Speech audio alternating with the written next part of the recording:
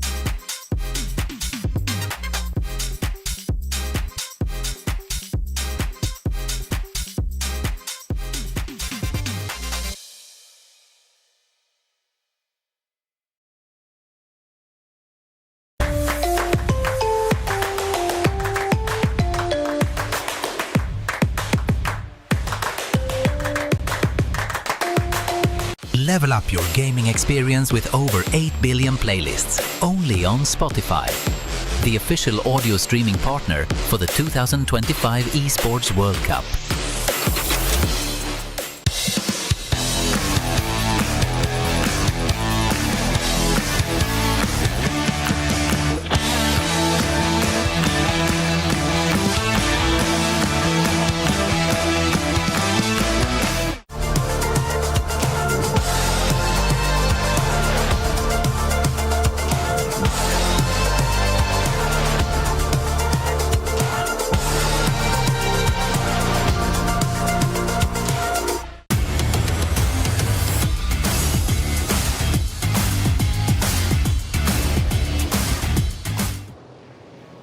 I'm on the concrete now.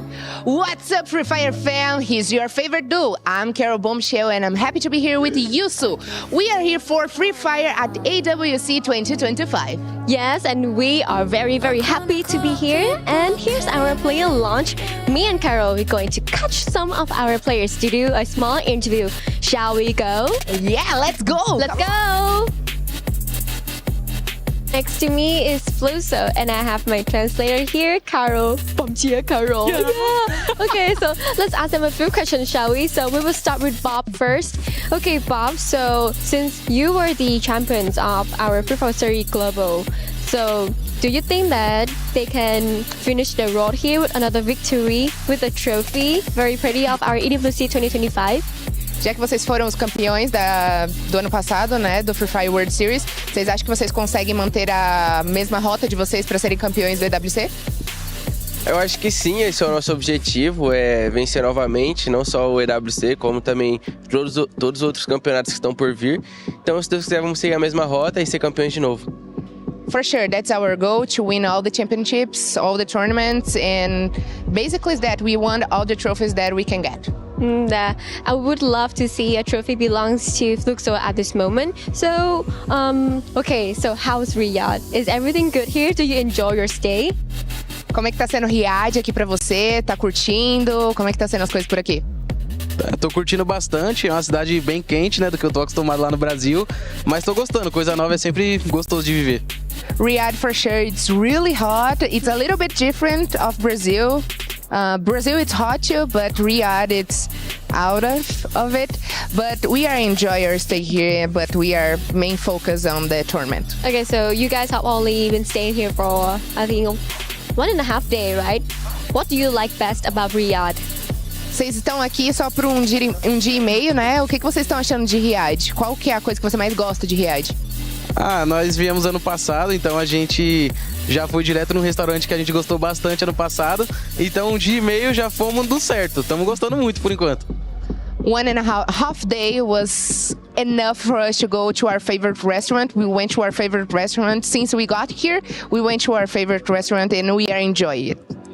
I love that everyone is enjoying the moment here in EWC 2025. And this is the end of our interview with Fluso. Thank you, Kara, so much. And now we're going to find another team and start a small conversation with them. Hi guys, look who I just found here. Cougar from Core Memory Team. His previous team was AAA. Welcome for Free Fire at AWC 2025. And I would like to know, how does it feel to come for Free Fire at AWC 2025 in a different team? รู้สึกยังไงบ้างที่ได้มาแข่งขันในครั้งนี้กับทีมใหม่ที่กำลังจะเกิดขึ้นครับก็รู้สึกว่าจะมาเอาแชมป์อีกครั้งหนึ่งครับที่ริยาดกับบ้านประเทศไทยhe said he want to bring the champion to Thailand and excited happy to big tournament EWC. Okay, it's not about the team, it's about Thailand. All right, who is the toughest team to face here at the AWC? อยากจะเจอทีมไหนเป็นพิเศษครับใน EWC ฟุกโซ Yeah, Fluxo from Brazil. Okay, he has said it. Fluxo team. Okay, I'm gonna leave you to finish to get ready for the day, and we will talk more later. And here is Cyro, our captain, and this is Crime, the best player from Onyx. So let's jump into our question, shall we? Cyro, how do you feel right now in Riyadh? Is it hot here? And how do you feel about Esports World Cup 2025? I think it's too hot in here. We're gonna bring the sunscreen, sunblock, and lip balm. Yeah. And I think I'm excited to be here because I want to become the champion again. I love that vibe. Since a new format, Champion Rush, I think Onyx is really confident with this. So, Crime, since you were the champion of Free Fire World Series C 2025 Spring, do you feel confident that you will become the champion in Esports World Cup 2025 again? Apakah lu percaya diri juara lagi di EWC? Aku percaya diri lah untuk juara lagi. Yes, he confident to be a champion again. Oh, I love that vibe. So, what have you prepared with your team so you can become the best yourself in EWC 2025? Persiapan di EWC. Persiapannya mungkin lebih baik dari sebelumnya aja sih. The prepare is better than before. And I think that Onyx is really, really ready for EWC 2025 because look at them, very confident, and with the championship from the previous tournament, I think they're all good. I'm Yunso and really happy to be with you guys. And now let's catch up later, shall we? Bye bye. Look who I just found here, Cougar from Core Memory Team. He's getting ready for the day, but do you guys remember last year he was a champion? Last year he was representing Team Falcons. Right now he's representing a different team. Let's talk to him about this, all right? Okay, how does it feel to come for Free Fire at AWC 2025 representing a different team? รู้สึกยังไงบ้างที่มาแข่งอีกครั้งหนึ่งแต่ว่าไม่ได้อยู่ทีมเดิมแล้วทีมใหม่แล้ว ก็รู้สึกว่าจะเอาแชมป์อีกครั้งหนึ่งครับในรายการนี้ He want to bring the champion for new team. Yeah. A second victory. Okay, that's good. And who will be the toughest team to face here at AWC 2025? อยากจะเจอทีมไหนเป็นพิเศษครับ ฟุกโซ่ครับ Oh, Fluxo team? Yes. All right, has said that. Okay, thank you so much. I'm gonna leave you to get ready for the day, and we will come back with you guys right after. Thank you. Free Fire at AWC 2025. Hello, can you introduce yourself and your team as well, please? So my name is Tasin Hossain Rudro and my in-game name is RHK Kutus and my team is from Bangladesh. Name is Team Redox. Okay, so is this your first time representing Bangladesh to our EWC 2025 this time? So we are not that much nervous, but it's our first time. We are gonna represent our country very slightly and we are gonna give a banger.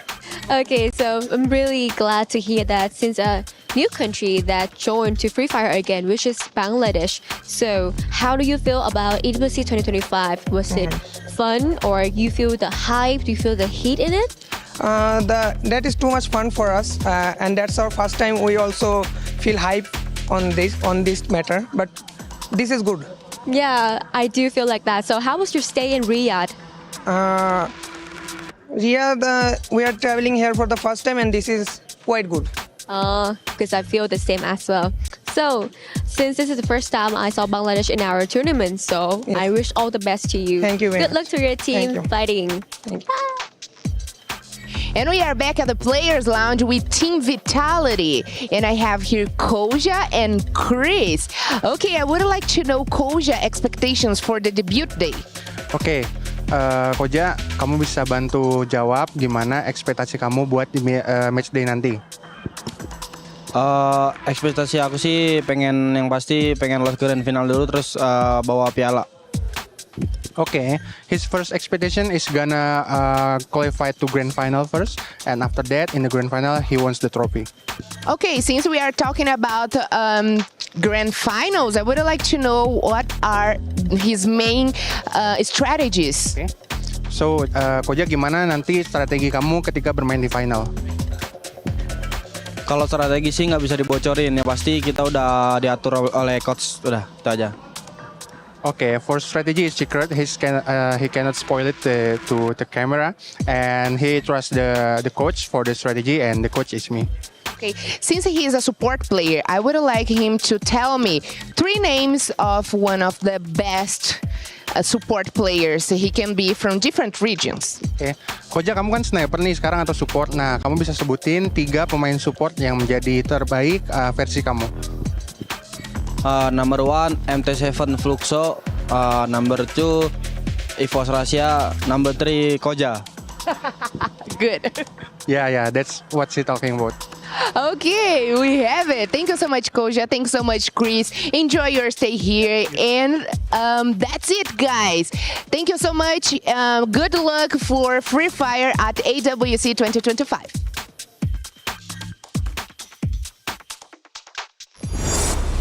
Welcome to the Esports World Cup, the pinnacle of esports competition, waged over 7 action-packed weeks, featuring the world's best players competing in the best games for a chance to take home a share of our life-changing prize pool. There's a ton of money on the line, so let's break it down. $44 million will be split across game championships, qualifiers, and achievements, with the remaining $27 million reserved for the best performing clubs across all tournaments in the Club Championship, where we'll crown the best esports club in the world. However, earning that title will be no easy feat. Throughout the Esports World Cup, clubs will earn points based on their placement in each title. At the end of the Esports World Cup, the top 24 clubs will earn a share of the $27 million, with the winner taking home a staggering $7 million, and of course, the title of Best Esports Club in the world. And it doesn't stop there. For these 7 weeks, Riyadh Boulevard transforms into the ultimate gaming festival, featuring everything from heart-pounding community tournaments and creator meet and greets to all-star show matches and live performances from global music icons. Bigger, bolder, and better than ever before, all kicking off with a jaw-dropping opening ceremony. Rise above and write their place in history? Watch it all here at the Esports World Cup.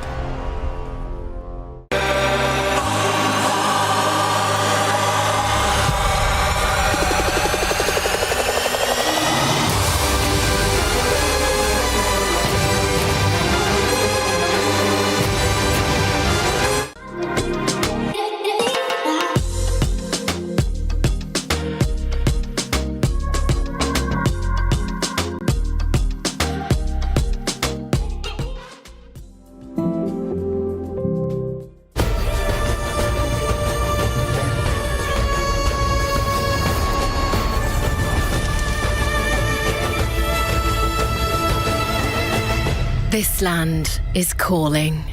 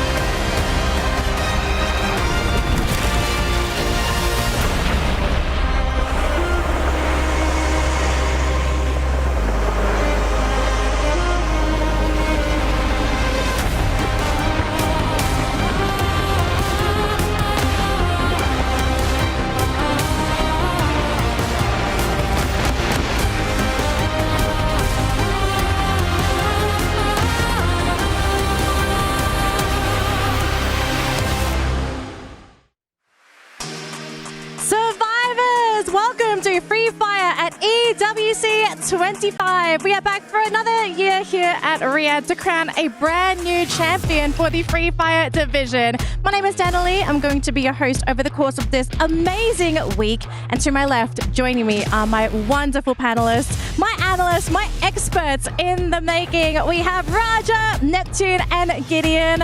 Welcome everyone to the broadcast. It's amazing having you all here and sharing your knowledge, not just with me, but all of our viewers at home. How are you all feeling today?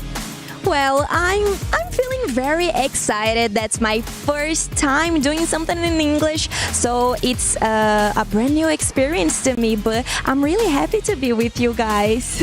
I'm really glad that you have, we have Raja here as well and everyone as well. And I'm being back in year 2. There's a lot of excitement being built up because half of the team from last year will be here as well. I don't know what I'm doing here. I was a replacement caster, and now I'm on the biggest stage of the world. I missed out on year number 1 of the EWC 2024, and now coming into EWC 2025, it is just a whole new experience. Well, I mean, you're here, Gideon, so clearly you bring something to the panel. But I'm so excited to have all 3 of you here today because I think we're going to have so much fun. We're going to have an amazing time watching Free Fire, and we're going to witness who's going to be our 2025 champion. Are we going to be seeing a repeat champion, or maybe are we going to be beginning a brand new legacy? Now, as we kick things off here at Riyadh, let's have a quick look at the format. Now, if you're unfamiliar as to how things work, here's a quick explainer so you're going to be right up there with us in knowing how the format's going to work. Check it out. The battle for Booyah begins. This is no ordinary final. 18 elite Free Fire squads enter the knockout stage, but only 12 will advance to the grand final. With $1 million on the line and $300,000 for the champion, every match is do or die. From the knockout stage, where 18 teams battled across 3 days, to the point rush stage, where the top 12 secured head start points for the final fight. Now it's time for the grand finals. Up to 10 matches. To win the championship, a team must reach 80 points and then win a match to seal the title. But there's a twist. 80 points, that's your key. But it doesn't open the door right away. You must hit the threshold before the match begins. Only then, in the next round, can a single Booyah make you a champion. Will someone reach the magic number and clutch the final Booyah, or will consistency rise above chaos? Get ready for the EWC Free Fire 2025 Grand Finals, July 20th, where champions aren't just made, they Booyah.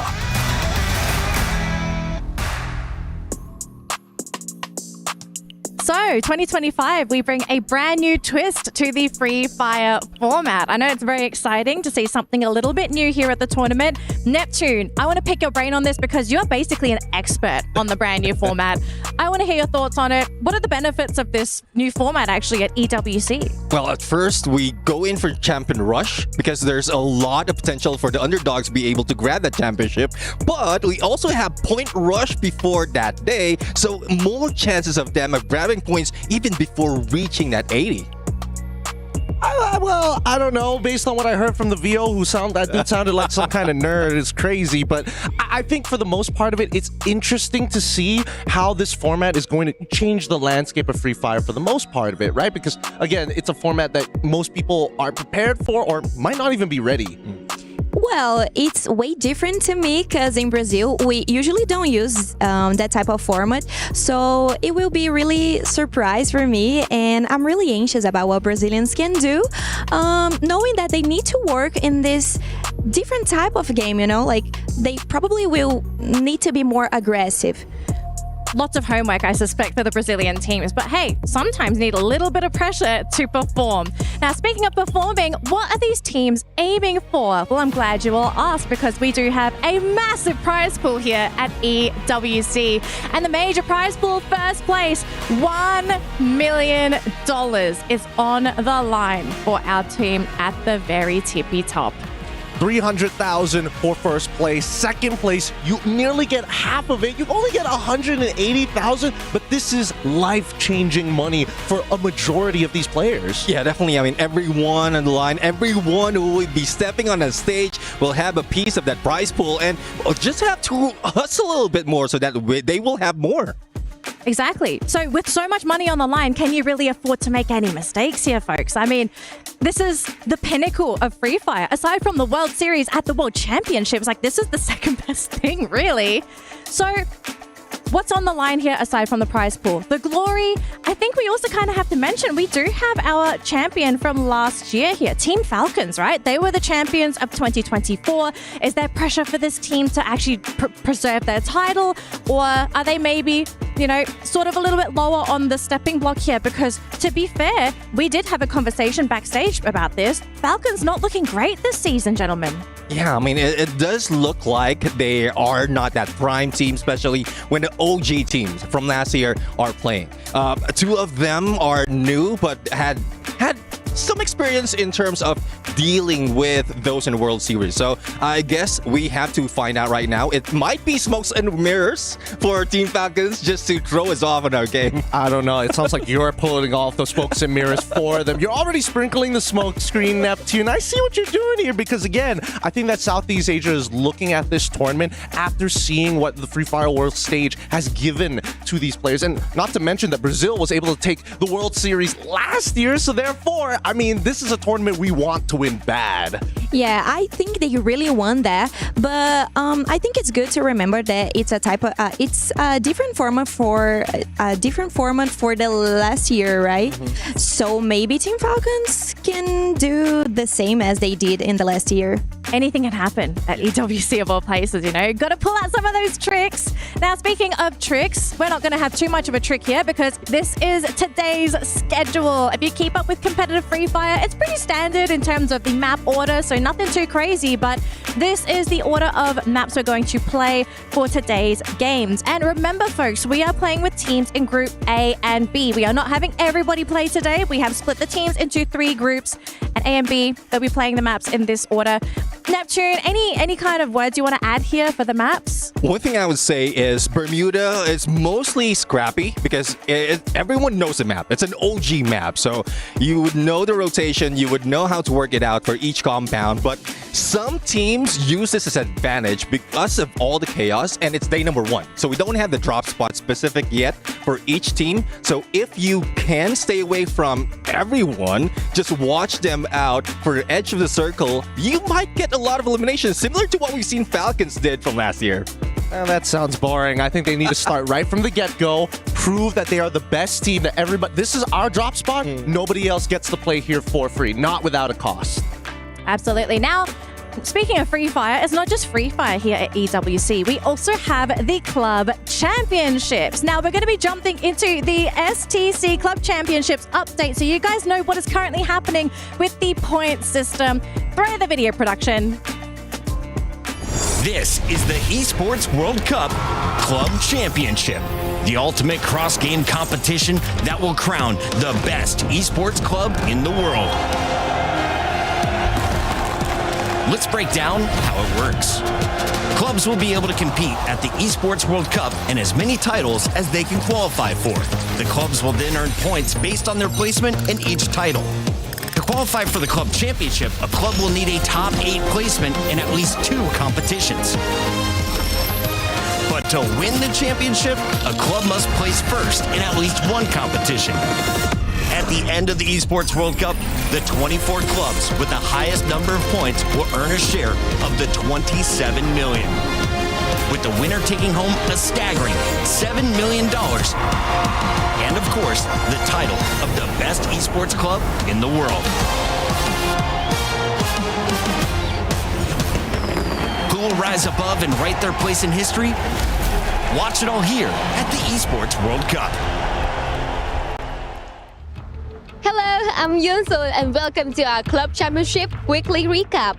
What a week one thrilling it has been across the Esports World Cup 2025. And last Friday, we saw Team Red Light emerge victorious in Brand Sports. Then, on Saturday, Detonation Focus Me Goat 1 claimed the inaugural Fatal Fury tournament title, going undefeated and denying Quaishou Gaming Shanghai his bid to become the first 2-time EWC champion. Sunday brought us to the conclusions of both Valorant and Apex Legends. In Valorant, Team Heretics secured their first 1,000 points in a club championship. While they have had a strong start, they are not yet eligible for the prize money, as they only have 1 top 8 placement so far. In Apex Legends, after an intense 9 games, VK Gaming were crowned the championship.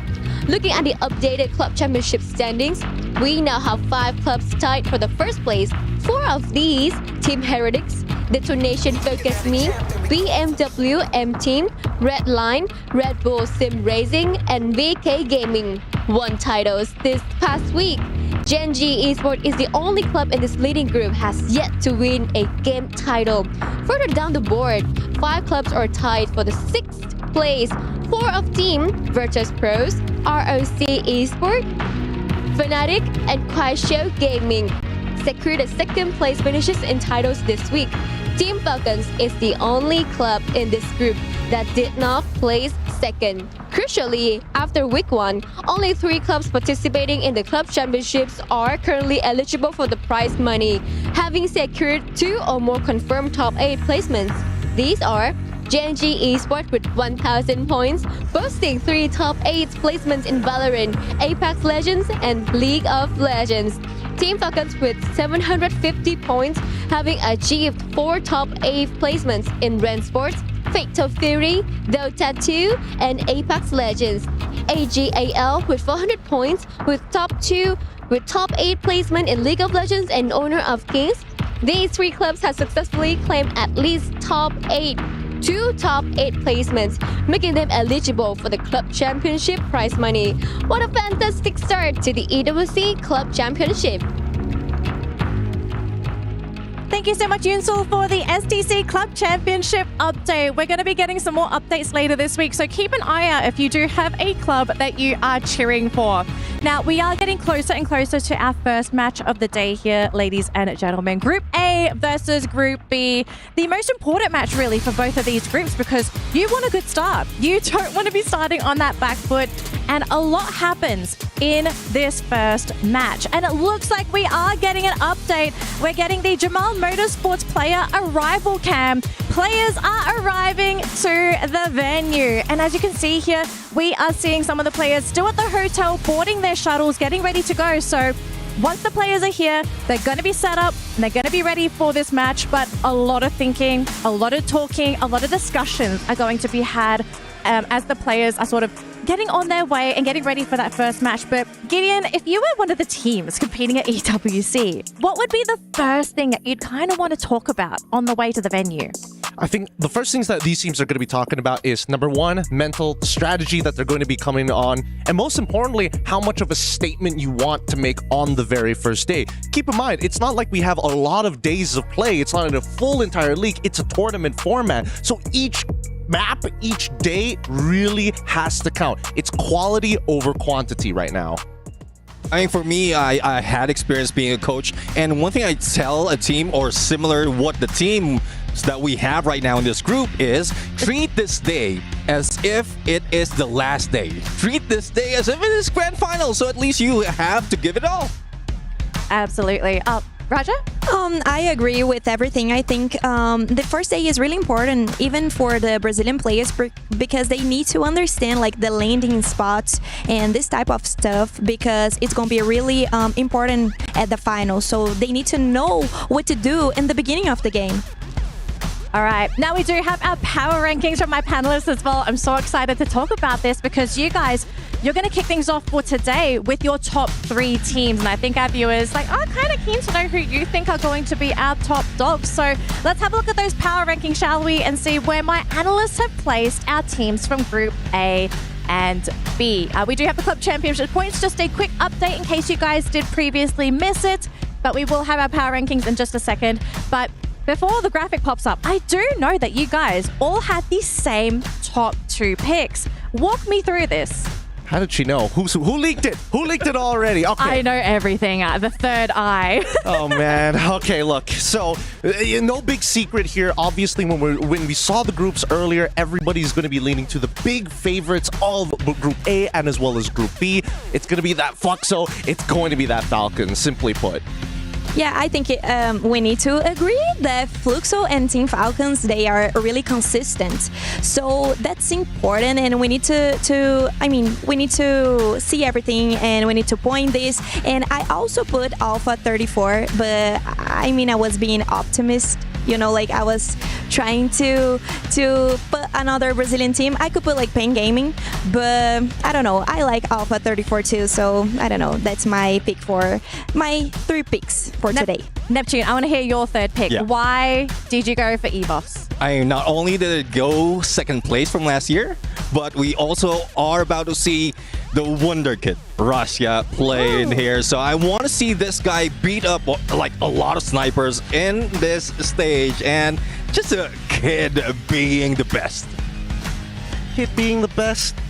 If we're talking about kids here, vitality. They have shown us something else, right? I mean, throughout their own regular season, especially when we're talking about Southeast Asia, they take an Indonesian style that has continued to develop and honestly proven to work, but they're adding their own little flavor on it. If they are looking to play for those final zones like most Indonesian teams are going to do, they are the most aggressive amongst them. They are the ones who are going to say, we are going to die on this hill, and we're going to fight you tooth and nail until we take it from you. I would agree with that. I mean, we've seen RRQ as well, not only from last year, but in their regional matches as well. So their adaptability is being taken by Team Vitality, and like this is the first time that they will be coming here. Compared to RRQ, they have seen all those struggles, all those mistakes, and I guess they have a counter for that. Yeah. I love hearing your thoughts and opinions there for the Aramco Power Ranking. So thank you, ladies and gentlemen, for sharing your top teams for groups A and B. But we do have an extra story here for you folks. The road to Riyadh for Team Fluxo. Let's see how their journey was to the EWC 25.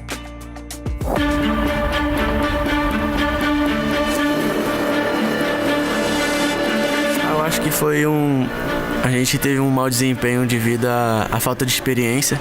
EWC, querendo ou não, é pouco período de campeonato, então a gente chegou aqui sem saber o que fazer. Backup shows up and 7 under pressure gets taken out. Esports still alive and kicking as Fluxo gets taken out in 7. They completely just collapsed.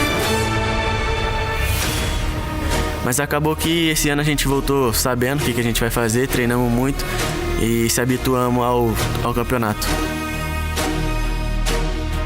Assim que acabou a EWC de 2024, a gente parou para conversar, porque justamente pelo mau desempenho que a gente teve, a gente não aceitava, porque nosso time somos um dos melhores do Brasil. Então meio que a gente sentou para conversar todo mundo, conversando para ver o que a gente ia melhorar, o que a gente ia treinar mais, e resolvemos mudar muita coisa para esse ano aí. Oh yeah! For our Brazilians, it is going to be Fluxo!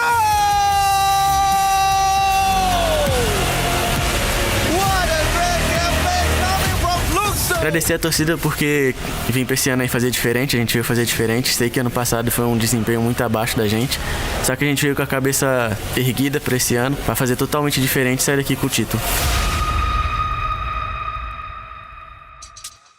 Sometimes you need to have those devastating lessons to really push you to that next level. And Raja, I know you're an expert of the Brazilian teams, especially Team Fluxo. Do you think they have what it takes to win EWC this year? I think they have like a good opportunity to show the Brazilian way to play. You know, like I know that Thai teams and Indonesian teams know how Brazilian plays, but I think they can do more and they can be like the champions of this championship, and I'm really excited to see them playing. And I would like to add that MT7, which was the playing that was talking to us, he got into Fluxo when he was like really young, so it's similar to when I got into Fluxo. So we having like such great moments together, and I saw MT7 winning a lot of championships. I'm kind of jealous because you get to experience those wins with him. I mean, yeah, it's really good. I like to support them. You know, I like to cheer for them, and probably I will do it a lot. I don't want to be judged by that. Sorry. You could be the lucky charm. We could be having the X Factor on the panel. And usually I am. Wow. Yeah. Okay. I'm challenging that statement. But let's continue because I'm getting news that we are getting very close to our first matchup, folks. So hang tight because we're almost ready to start game number 1 here. Let's continue our discussion because we do have another update for our Jamal Motorsports player camp because the players are at the venue. They are here. They are stepping and meeting their opponents for game number 1. So as they're sort of making their way to their booths, we got to talk about the underdogs. We've spoken about the top dogs to keep an eye out for, but there are certainly teams that we are currently not giving enough respect to. So starting with Gideon, who's a underdog that you are looking at for Group A and B? Well, I think one of the few underdogs that I'm going to be looking forward to and hoping that they're really going to make that big change is Core Memory. This team, I think, currently positioned in this patch, you're going to be playing around important POIs or points of interest along the map. And they're one of the few teams that don't mind just kind of sitting down, hunkering down and say, hey, we'll let the points come to us. We ain't chasing for it. Yeah, I mean, for me, I want to see more of Red Hawks. I mean, not only are they just like being introduced to international and Free Fire, but the first scene that they will be jumping in is Esports World Cup. So I would like to see how they handle the pressure and if they're up to it. Because there's a lot, when we were watching them, there's a lot of cheers coming from the Bangladesh team. Yeah. And changing a little from Brazil, I would like to add R7. I think it's such a great team, and it's from Latam, so I think they can do like such an amazing work, and that's like one of the best teams that Latam ever had in the whole history, like playing Free Fire. So I'm really excited to see how it goes. And let's talk about teams in Group A and B. Okay, we kind of had a bit of a discussion behind the scenes. No fighting, okay? We were discussing like adults. But A and B, okay, Neptune, I kind of heard you arguing with Gideon about the fact that, you know, one of the groups is a little bit better than the other one. Who between the two of you, who do you think is actually the stronger group and why? Yeah, I mean, judging from just from the like power rankings, we are seeing that Group B would be at this point day number 1, the group of death. So we'll see if they're going to bring it on, live up to that name, because there's a lot in here, even a returning team. So I would love to see that. Fluxo is part of Group B. They've been the global championship or the global champions. So I think they're going to bring it on. This is why we had the argument in the first place. Because Group B, Group of Death, yeah, sure, that's so obvious. But day 1 is where things are supposed to be a little shaky, a little more volatile, as some may like to call it. Group A, I think we have some table turners, table flippers that could really change up the space and force every other group to think of the game differently. Well, very exciting times here, folks, because we are about to ready to kick things off here for Free Fire at EWC 25. Whether you are here at the venue or if you are at home watching on one of our social media platforms, cheer for your team, send them your energy, because EWC is about to begin here for Free Fire. As we get ready for our opening ceremony, here's a quick recap on how everything works for our trophy. No competition is as ruthless as the Esports World Cup. Its trophy system is no exception. The Club Championship Trophy, awarded to the one club that rose above the rest and reigned supreme across all EWC games. The Game Trophy, when a competitor closes their eyes, it's all they see, and it's not complete until it's sealed with a champion's key. Every participant earns a key engraved with their name. That's their right to compete. This year, returning champions hold a key unlike any other. Only one can place their key into the Game Trophy and become an EWC champion. The frame of the champion's key is embedded into the totem, a stone marker of legacy displaying every champion of the year. The keys of the eliminated will be crushed. The champions select 3 broken keys as a personal token, a reminder of who they have humbled. Beneath the totem, a resin block holds the remaining keys, a graveyard of fallen contenders. Will your dreams be broken or your name carved in gold and stone? At EWC, nothing is granted, everything is earned.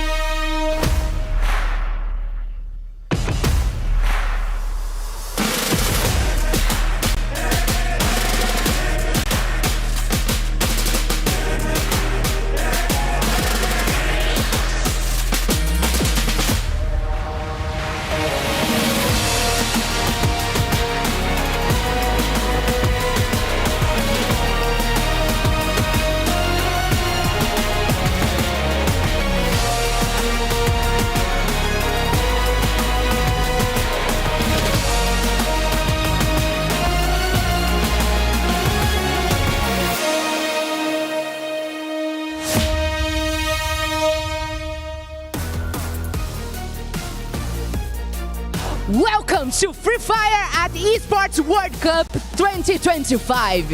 18 of the best teams have dropped into Riyadh. Champions from Brazil, Latin America, Southeast Asia, MEA, Europe, and beyond. Each fought their way here through these original battles, qualifiers, and point races. And now they are facing their biggest challenge yet. Their dreams are locked inside these keys. Those who fail will have their kills crushed and placed out to the graveyard at the totem. All these teams have chased one dream: the glory, the spotlight, and a share of $1 million prize pool. Over the next 5 days, they will fight, fall, and rise again. 12 squads will advance to the final and the grand finals. But only one will lift the beautiful trophy here, a symbol of resilience, dominance, and the Esports World Cup greatness. This is more than just a survival. This is legacy in the making. This is the moment to prove who can fight under pressure, lead under fire, and rise above. Let the battle begin! This is Free Fire at AWC 2025. Let's introduce our teams from groups A and B, starting with Red Hawks. Bangladesh bold entry, hot drops, hotter M.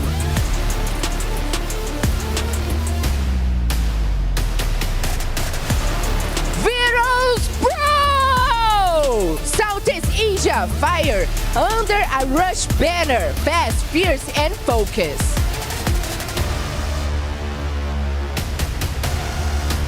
Core Memory Esports! Thailand's brand squad, smart moves, deadly plans.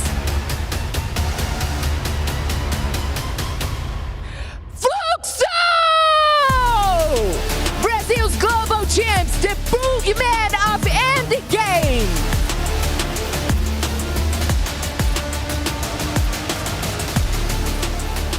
Hotshot Esports. Backstand's pride, sharp aim, big dreams.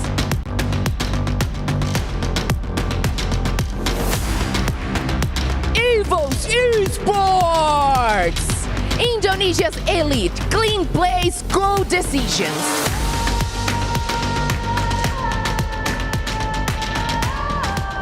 All Gamers Global. Thailand's Gales Masters, fearless in every close fight.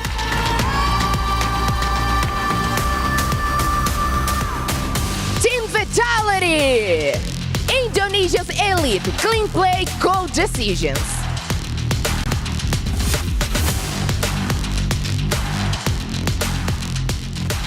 Vision System. Chile's cold finishers, slow to start, sharp to strike.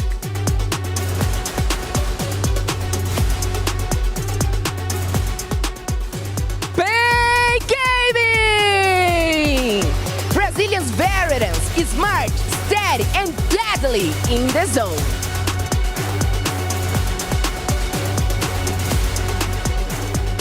Alpha 34.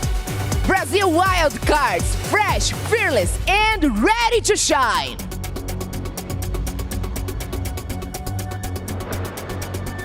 Team Falcons! Champions of the Club Championship, now defending their AWC crown with pride, the own and only.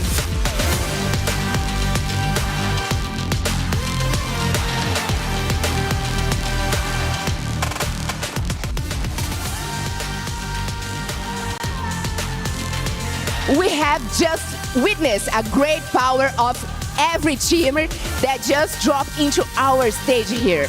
I'm Carol Bombshell, and I'm just fine to be here with you all today. And stay tuned for the kickoff of Free Fire at the Esports World Cup 2025. Let's go! One name. Team Falcons! One memory. Team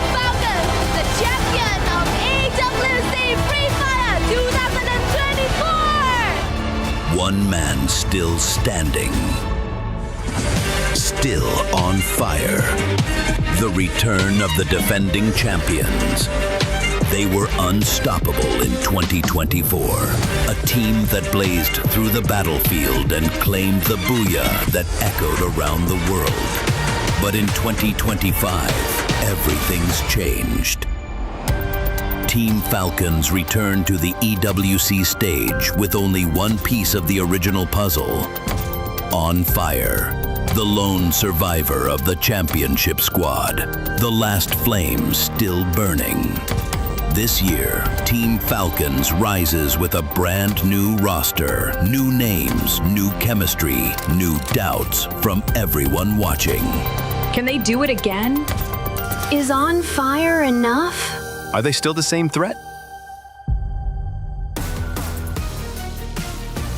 Ladies and gentlemen, boys and girls, survivors of all ages, you know what time it is, baby. Free Fire at EWC 25, gearing up for our very first game. And we start off at good old Bermuda. You're with your boys, the Mustachio and Husky. We are back to rock it again. Back to rock it again for the second year in a row. And so many things have to be said at the get-go. Worlds have collided, legacies have been renewed, and most importantly, new eras have been forged between 2024 and 2025. Multiple world champions, multiple new players, new faces, the rebranding of the Falcons' nest. But one thing remains the same, is the race to the championship. Absolutely, man. And of course, will the experience count in here today? Group A versus Group B. We have got 6 returning teams who have had some experience at the previous EWC 2024. Free Fire rocked it at that point, and of course Falcons, your reigning champions at this point of time. But after picking up the championship, Husky, they have not been looking so dangerous out there, a little bit too comfortable with the prize pool that they got. Yeah, absolutely. We even saw the video just now, the lone survivor of the restructuring of Team Falcons roster, On Fire, back still here with 2025, but interestingly enough, he is one of the few players that wasn't highlighted as much as the other ones, right? Like Peter, Coscu, and one more. But now he has to take on the mantle. A lot of void needed to be filled in, and that's why they brought in these new faces. Limit, for example, is a very good candidate, but can they do it on this big stage is the next question. From attack all around, right? Because that was one of the biggest faults of Team Falcon. They could get a really, really good close quarters combat done and dusted, but in those long-range engagements, they were just not getting the job done. Bringing Limit in, one of the best snipers in the world, could perhaps get it done this time around for them. But he's not the only sniper that we need to keep our eyes out for. We've got Fluxo in here, baby. We need to see exactly what MT7 has got in store for us. But what I'm afraid of is the fact that even the panelists brought this up, right? Brazil, they're not used to the grand finals format. We've got Champion Rush this time around. Yes, you can pick up those points. Yes, you can get those eliminations. But if you cannot get the booyah when it is most needed, you are not going to be the champion. We've seen plenty of examples. Buriram United Esports is the best case study that we had for C-Spring, where Onyx Olympus late to the party, late to qualify for the Champion Rush, and still won it all because BRU couldn't close out the game. And when we look at the Brazilian League, interestingly enough, they played with the old format for their spring season. Fluxo came in second, right? Second to loss, who won by just a mere single-digit point. They did practice with Champion Rush after that, and I think at least they've got a little bit of an idea of how it's going to work coming in the EWC. Yeah, absolutely, man. And of course, here at EWC 25, Free Fire has got a very unique format running this time around. One that has not been seen in any of the other leagues that we have had across countries, right? Because we've got Point Rush combined with Champion Rush. Now, this is going to be monumental because, yes, Champion Rush favors the underdogs who have the fight in them. But at the end of the day, you are going to be looking for those extra points on Point Rush. And usually it's the big dogs. It's those teams who can really hit hard, walking away with those extra points. So I guess the table is all evened out now. Yeah, we've had this conversation behind the scenes, and my stance is still the same from it was before. Consistency is key. What we've been talking about for 5 years straight finally comes back full circle. You have to be at the top of your game every single round. Absolutely. And of course, you got to hit that booyah when it is most definitely required. But ladies and gentlemen, boys and girls, we've got some hyped up video for you guys. Enjoy. We'll come back to you in a bit.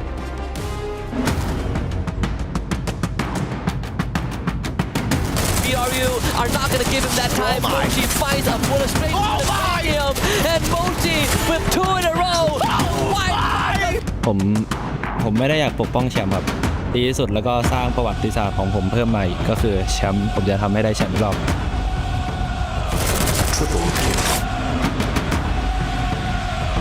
Nada, que se preparen, que vamos a ir con todo y daremos todo.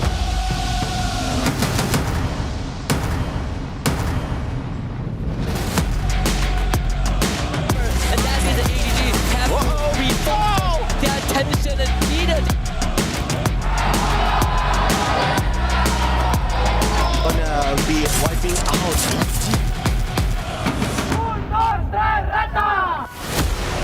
เขารอบได้ก็จะไปเอาแชมป์อีกครับเพราะปีที่แล้วก็คว้าแชมป์มาแล้วครับ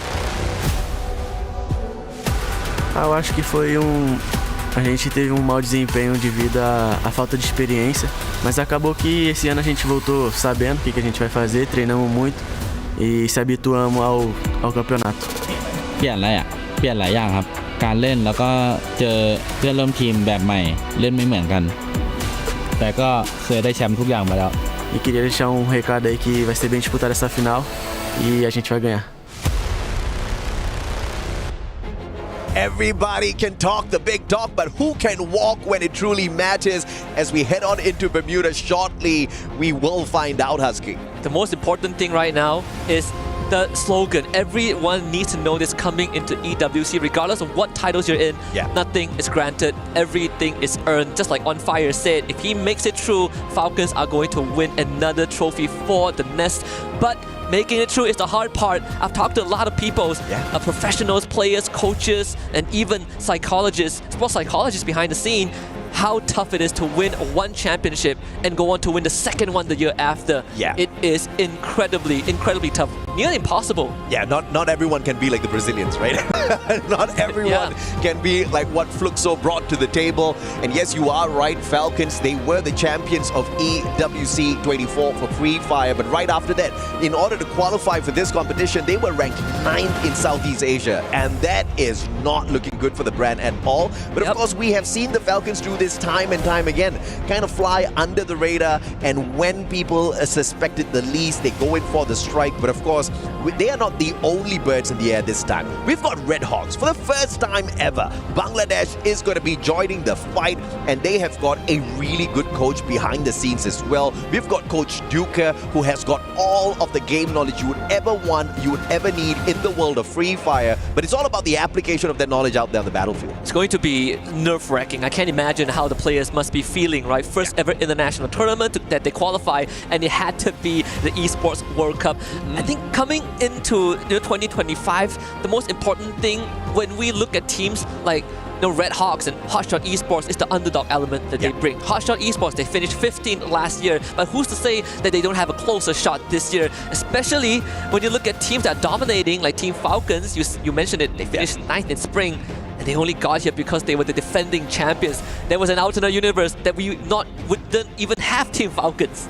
And that's insane, right? But you know, the 9th position is not what it's all about, because we did see Fluxo last year at Free Fire EWC 24. They walked away with the exact same rank, the 9th spot, and then they went on to the global finals to call themselves the world champions. Perhaps not the EWC world champions, but the global finals champions for the world of Free Fire as well. So game after game, competition after competition, it is all about what they go out there and they get done. It's not some sort of consistency that you can expect for them to carry on competition into competition, because yes, they may be good, but others are rising to the occasion as well.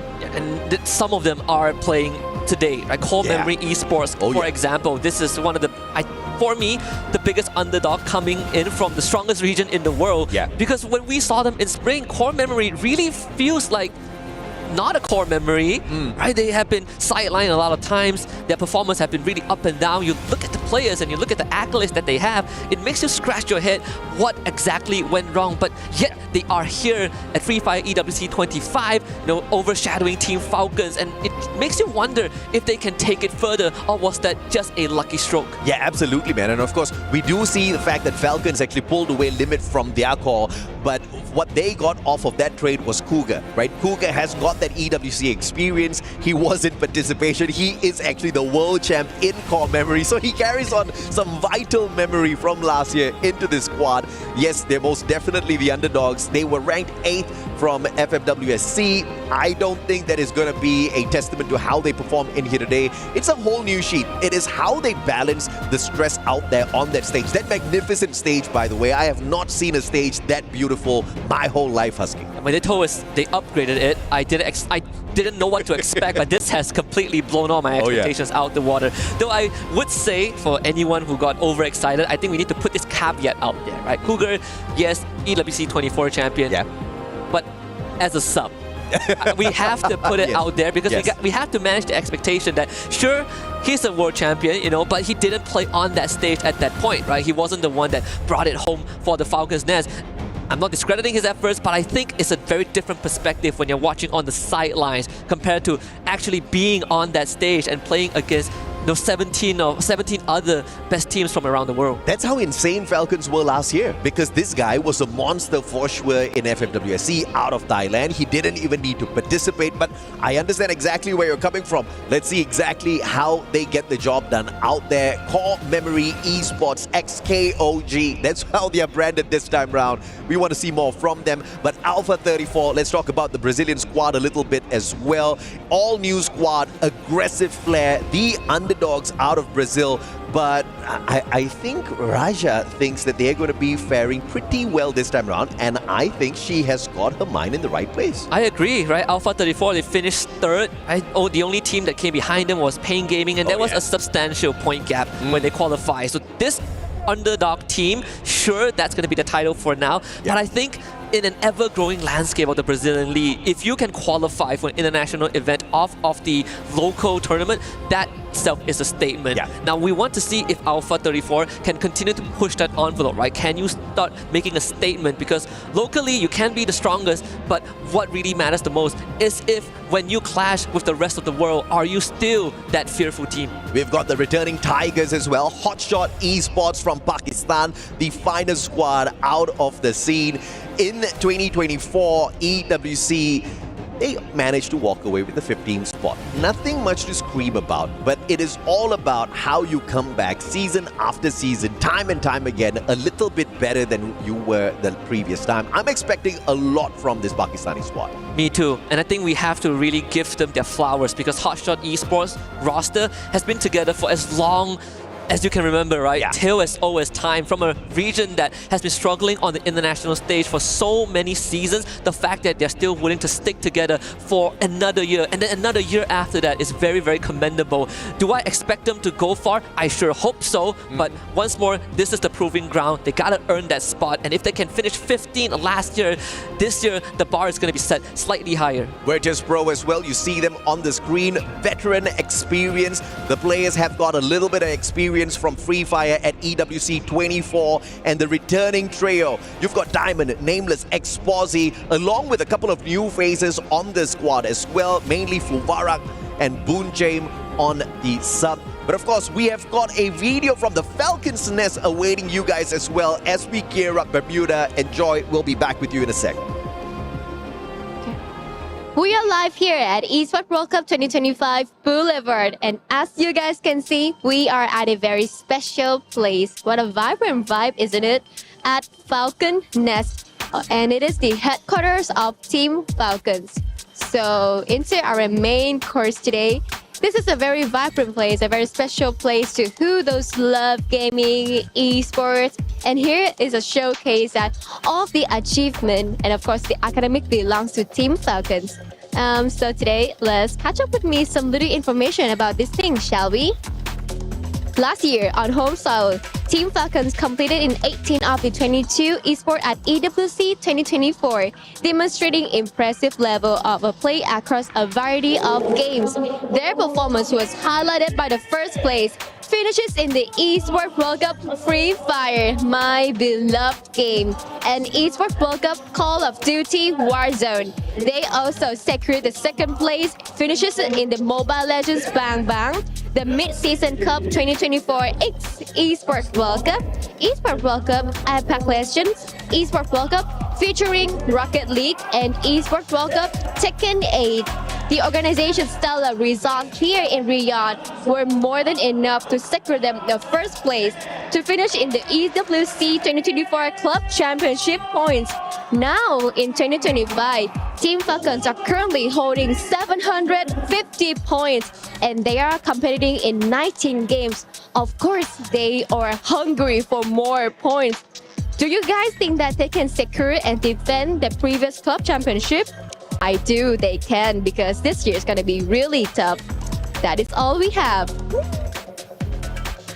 Well, will Falcons be the champions again? Will they walk away with the club championship? I think Yunsol had hit the nail right on the head. They are in so many titles, so many games, aiming for the top. The probability is really high.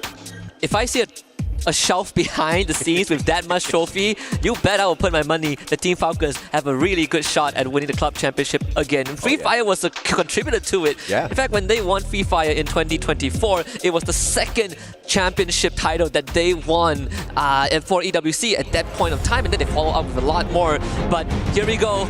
Without further ado, it's time to head into Bermuda for round number 1 between Group A and Group B. And I gotta say, a lot of these teams gotta start off strong. Yeah, absolutely. You see some eyes closed there. You see some prayers being made. Of course, no amount of divine intervention can help a squad when they hot drop another one and are a little starved for those weapons. Luck will most definitely come into play. There's no amount of homework you can do for day number 1 here at Free Fire at EWC 2025.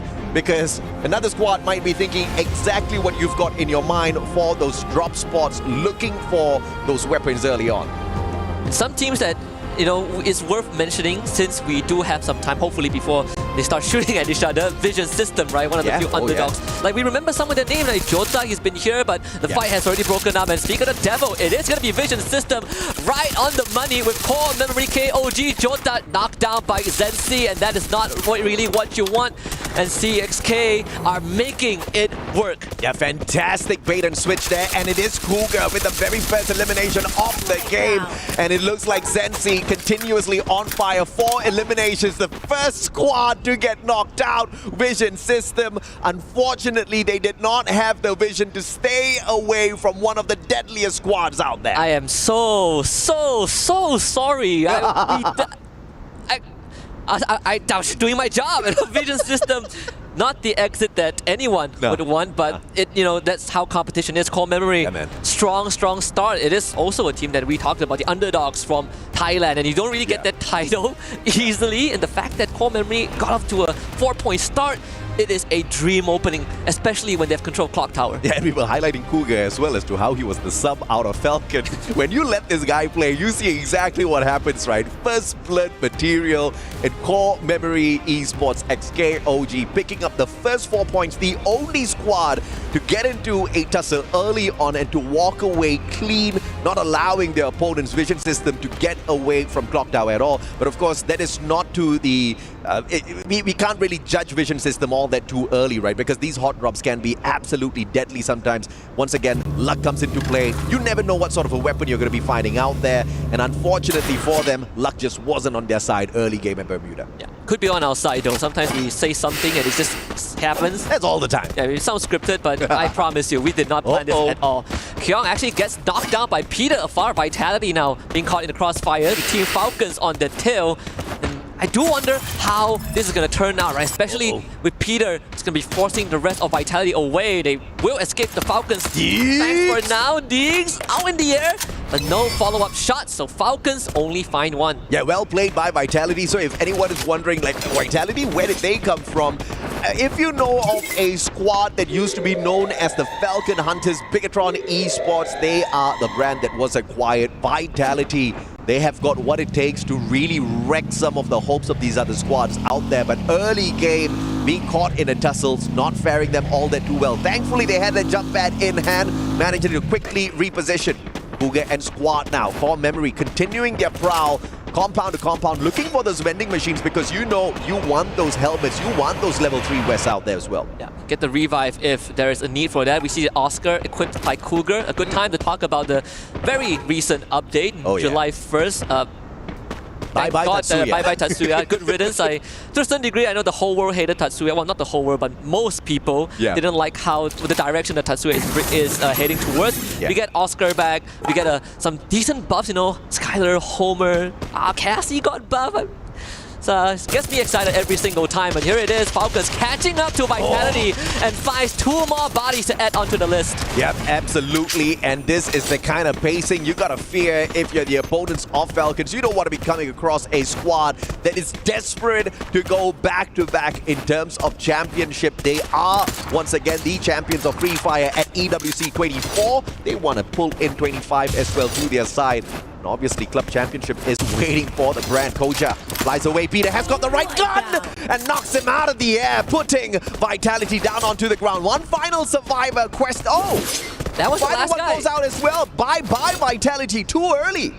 Really, really too early. So far, the points have been skewed towards 2 Thai teams, Core Memory and Team Falcons. We saw the earlier video talking that On Fire is the only quote-unquote survivor from last year, but we also saw Peter, right? It's time to do Peter justice because he also won with the team. And it's good to see that Peter is still got it. And we know Koskyu is behind the scenes as the analyst, and you know, one more to charge is definitely a bit heartbreaking, but another fight breaks out. Couple of Riptide Rhythms right towards Alpha 34, and Liz has no chance. Yeah, not even the time turner could save this guy, Lins. They pulled out the time turner right over the jump pad. Brilliant in terms of execution, but unfortunately, as they try to fly away, EVOS Esports just way too good with those long shots, especially when you've got this Wonder Kid Rasya on your squad. VSK in hand, he's playing on meta right now, walking in with the Skylar, Riptide Rhythm on the buff, but here comes Red Hawks and they are looking for the birds in the sky. Falcons dropping Kororo, the rest of their players a little bit too far away for the hunt. But Red Hawks with 3 eliminations already, I think they are off to a fantastic start. We know the psychology behind fear, and most people fear the unknown, and I think Red Hawks are the unknown right now. This Bangladeshi team out of nowhere, no one really knows who they are and what they can bring.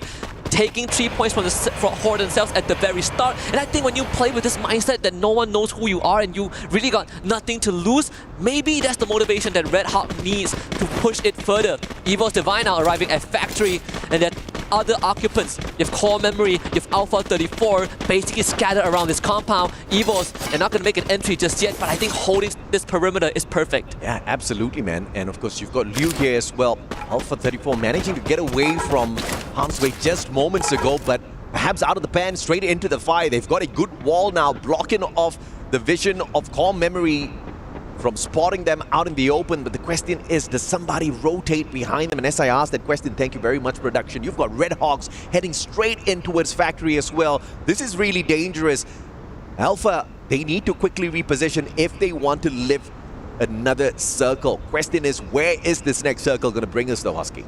Yeah, I hope we go towards Factory. That would be crazy. That would be a deviation that you don't see often, but I think we might be heading towards Factory, right? We saw the Dinoculars being used earlier on by Red Hawks. That's why they are so confident going to the compound. The earlier takedown on Team Falcons forced them to reset. That's why, look at this rotation. It is so late. They are scanning Shipyard as the circle closes in towards Factory.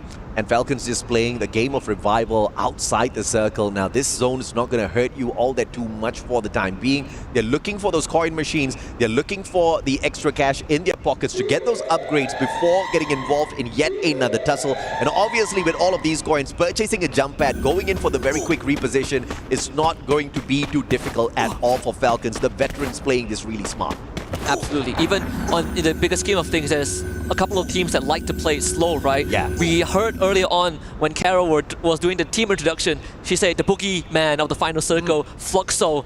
You see them on the map right now. They're coming in from the southern side towards Mars Electric. They're going to run into Red Hawks if they continue that trajectory. But Red Hawks also understand that they cannot hang around Mars Electric for too long, so they are going to make that rotation towards that western side. A fantastic read of the circle by both Red Hawks and Fluxo.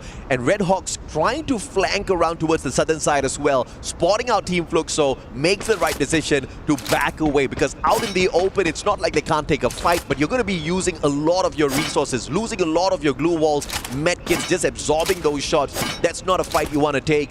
Very smart play from the Bangladeshi squad. Now, we even see them use another binoculars to scan out the same area that they came from. And Core Memory, they just got spotted out. Shots were fired, and this could cascade into a full-blown fight between at least 5 different squads at Factory. Oh yeah. AG.AL, one of the returning squads as well. Hailing from Thailand, we want to see more from them.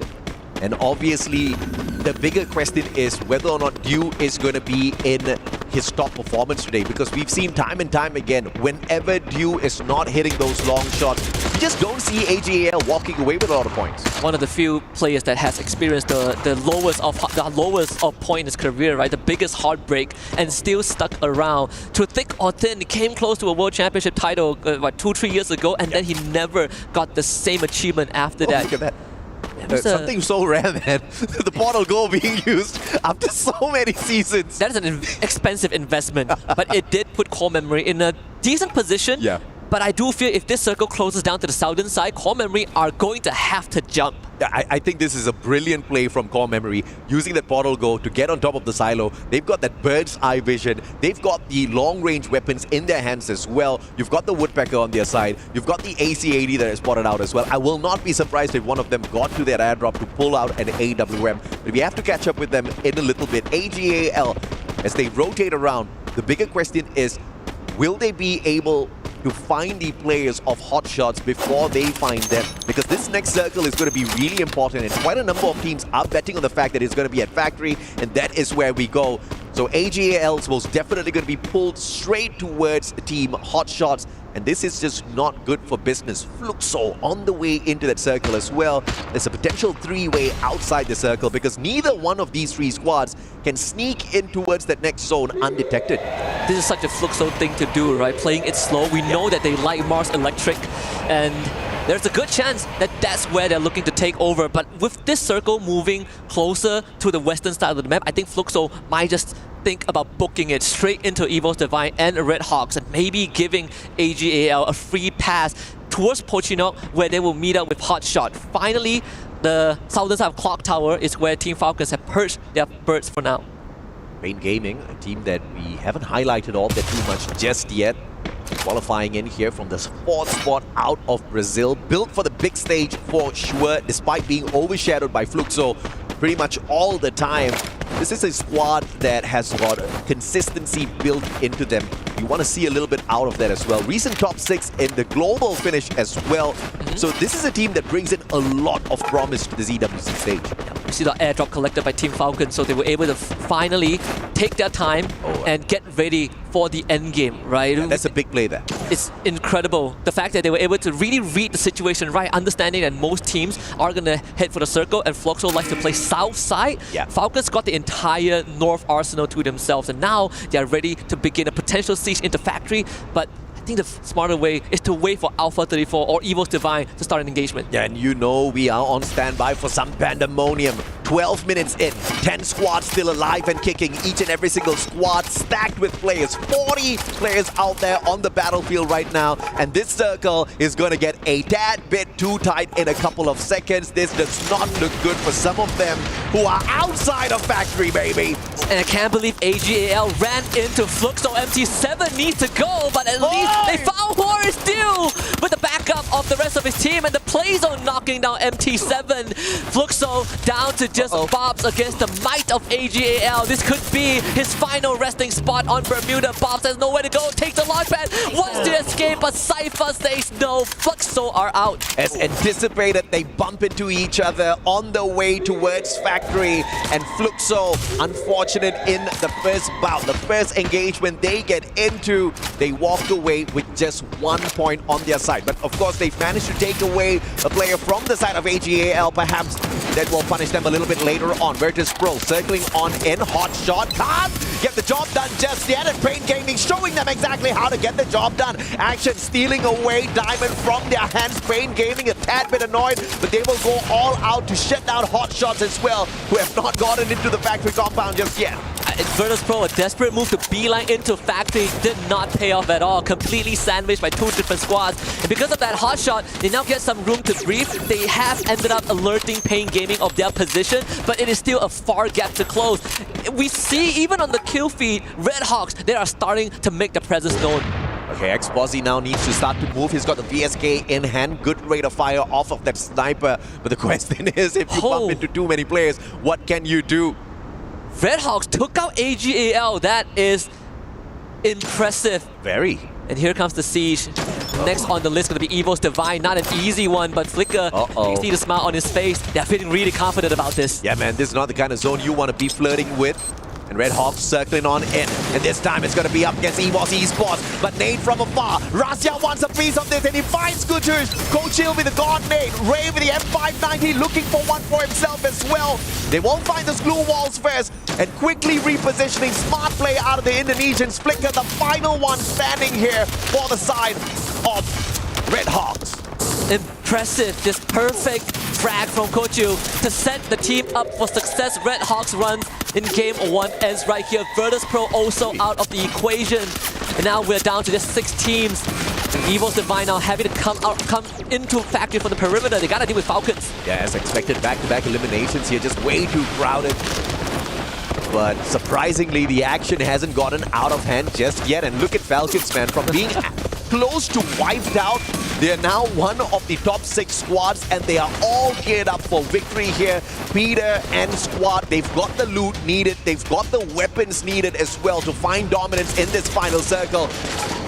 See exactly how they circle around as Core Memory Esports needs to now get out of this factory. That silo play early on is paying off. They get such a good position to work with, eliminating Hotshot Esports in the process. And we see now the battlefield is starting to light up. Team Falcons making their presence known, taking out the members of Pain Gaming and Alpha 34. The Brazilians completely vanquished. Yeah, 6 eliminations, make that 8 now for the side of Falcons. Core Memory Esports circles around, looking for a victim. They will find nothing except an empty part of this circle. Great position to hold on to. Falcons up against EWOS on the other hand. From the wall, those MGL shots are going to find the connection, but for the time being, there's a little bit of a peace treaty between the two. Core Memory is just going to let this play out on the northern side. There's nothing that they need to worry about except for a moving circle, which they will start to lean into. But for Evo's Divine, making it past this wall is going to be a mountainous task with Falcons guarding it. Oh, fantastic. As the circle now looking for the reposition. 3 squads left in here, all from Southeast Asia, 2 from Thailand, 1 from Indonesia. Who walks away with the very first booyah of the day? Kororo has got the weapon of doom, the M79 grenade launcher in hand, trying to lob those nades over the wall. And immediately as the Indonesians hear that, they back away from that wall, wanting nothing to do with his weapon. But the question is, can they play this circle without putting themselves in danger? The first team to rotate around usually is the first team to get punished. And the Riptide Rhythm breaking down the defenses of Core Memory. Ray wants a piece of this. Rosa in hand. Cougar just not the right weapon for a CQC and runs straight in with the Oscar. The Valiant Dash drops the players. And it is EWOS that crushes Core Memory. A Valiant Dash in vain. And Evo's Divine now stands toe-to-toe with Team Falcons. We've seen this play out last year in the final round of the Grand Finals. Deja vu for both teams, but both teams with a new face overall. And now Evo's Divine, they sort of know where Falcons are going to come in from. Rasya is going to be the key. First time the Valiant Dash making its appearance here at EWC, and it's such a solid play as well from the side of EVOS. On fire, has got the weapon of doom. M590 in hand, aim god, looking for one, but all he finds is the floor. Coach Shield finds the back of a player from the side of Falcons. Peter hanging on for his dear life alongside On Fire, and Falcons from champions of the previous year, EWC 24, to champions of Bermuda as we open up Free Fire at EWC 25. Just like what most people would expect, Team Falcons once more rings in the first ever opening win, setting another benchmark for the Free Fire EWC 25. But I gotta say, this final circle brings back so many core memories from last year. EVOS Divine once more came close, but the kryptonite have always been the Falcons. Your number 1 and number 2 squads from EWC 24 appearing in the final circle of the very first opener match.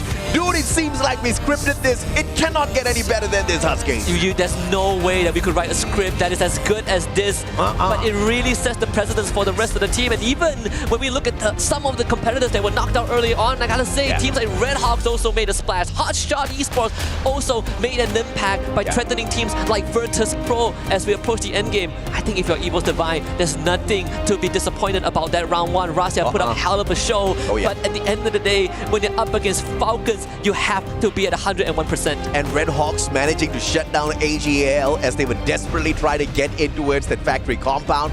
That was perfect. We wanted to see more from the squad out of Bangladesh, and we get to see exactly what they're worth. Red Hawks definitely in the top half of our leaderboard, as we're going to spot it in a little bit. But this was a phenomenal start of the day. We're going to be taking a quick short break, guys. When we come back, it's game number 2 at Purgatory, baby.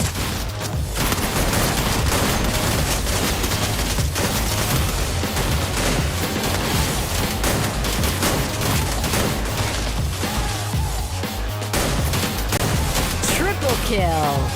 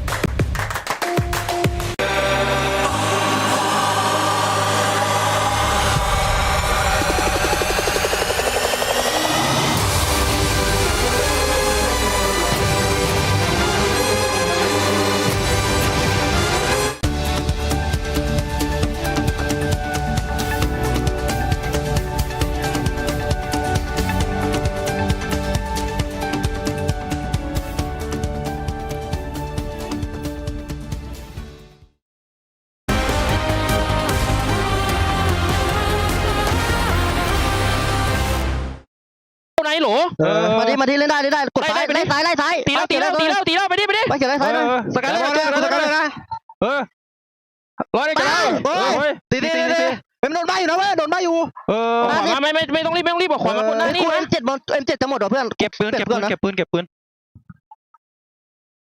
รอดูกูหน่อยหน้ากูเต็มเลยมึงรีบได้ปะได้อยู่4 ได้จ่อยวอลได้ปะรถระเบิด100ข้างในเนี่ยชิดกูมีออดก้านะเว้ยขวาเนี่ยกูมีเหมือนกันที่ฝั่งนั้นหรอขวาเนี่ยตัวเดียวเจนกดโดนนิ้วไว้ปัดกูโอ้ยเฮียโดนดาวสวยแต่ได้บ้านปีเตอร์มวยกูหน่อยดิเดี๋ยวกูเล่าพี่เตอร์เจนเอ้ย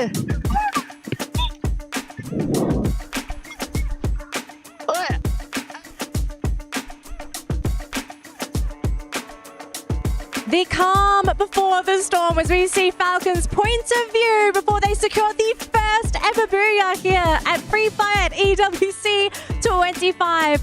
And one of the storylines for the team going into EWC was the fact that there was a lot of uncertainty. The roster had changed vastly. We only had On Fire left. And so people questioned whether Falcons were going to be able to bring it back. And I mean, I think this is enough proof in the pudding, gentlemen. Yeah, I mean, definitely. We were not expecting Peter to go back. Thus, like, it's only on fire that we only saw in that video. But Peter finally showed up. Finally, like, really ramp up the game of Team Falcons, and this is the result. I think for the most part of it, at least we see that on fire. As soon as they got that initial pick, I wish we had like an English Thai member a part of our group, because then we can understand what's going on with the comms. We saw them take it really slow, but that sudden pick onto Aim God just opens a lot of opportunity for the team to start flooding on in. Well, I felt them like really energetic, right? So I think it was like good words, maybe, but I would like to know too. Absolutely. Now here's the match rankings for our previous matchup. Team Falcons sitting on the top of the nest, because we did have the Falcons nest here in Riyadh, and already off to a great start. First game of the day, first on top of the leaderboard, securing a whopping number of points. Some other teams, though, not so great performances. I know, Raja, we had a quick discussion during that break just now. The Brazilian team's looking a little bit slow today. Yeah, I think it's because the AG team, the teams from Asia, they normally are more aggressive, and I think Fluxo is feeling something now that they just got wiped out really fast. So I think they need to improve more the game, like be more aggressive maybe, because as I'm saying, like right now, Thai teams and Indonesian teams, they are really fast. Like they wiped every squad like really fast, and I couldn't even like blink my eyes, and then everything just it's done. It's done. Yeah, right. Yeah. Gideon, yes. You mentioned to us just now on the panel during that break, lots of active skills being utilized this match. Yes, no. Again, after we saw the initial patch come on through, we're thinking that maybe Tatsuya is just, dead in the water, right? Is there any use for him still, especially unless, you are guaranteed to almost secure a kill? You must always go in as two. You must always look to try and find these eliminations fast and then start kind of snowballing out of control. But now I feel like the game has taken a more tactical approach, right?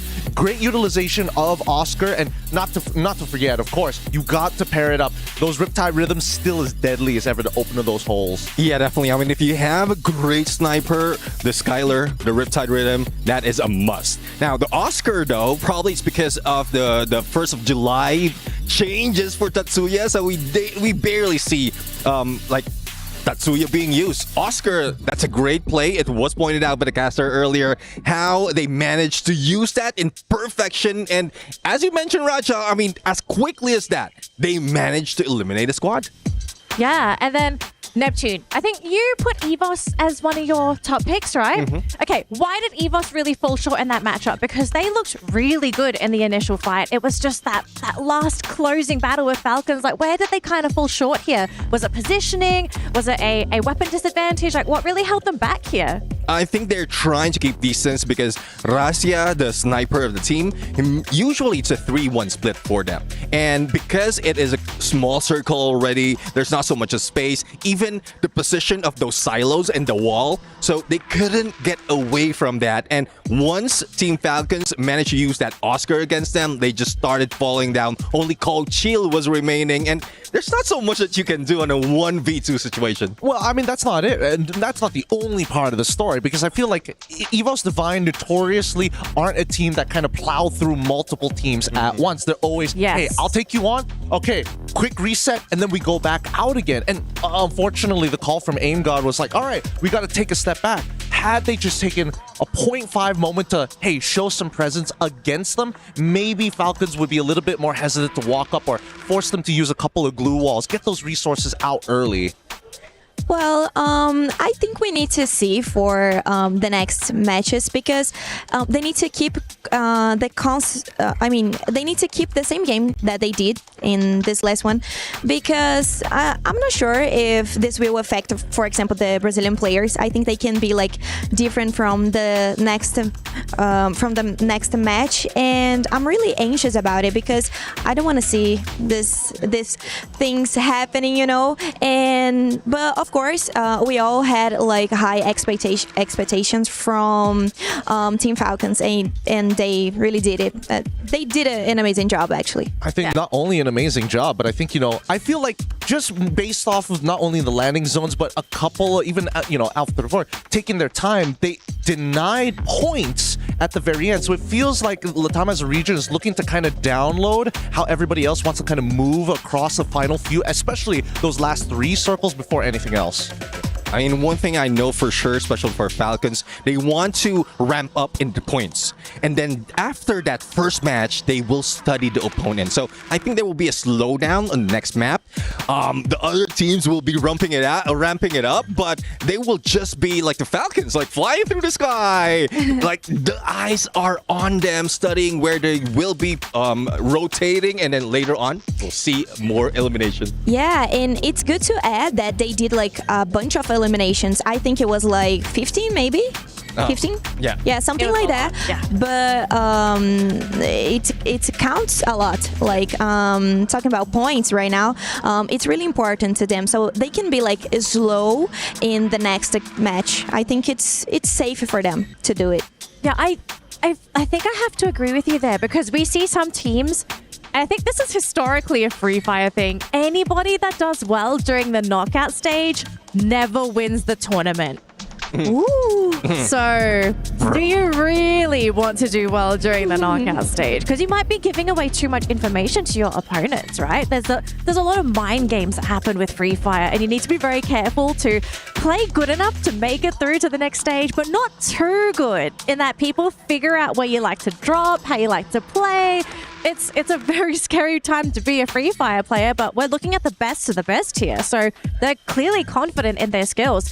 Raja, we are definitely going to have to keep an eye on the Brazilian teams, right? They're not happy with everything on Bermuda, but we're going on to Purgatory next. Is this a map that is a little bit more suited for the Brazilian teams? I think Brazilian teams appreciate this type of, the classic ones. So in my opinion, Bermuda and Purgatory, they are the most classic that we have in our Free Fire, so I think they can be really safe.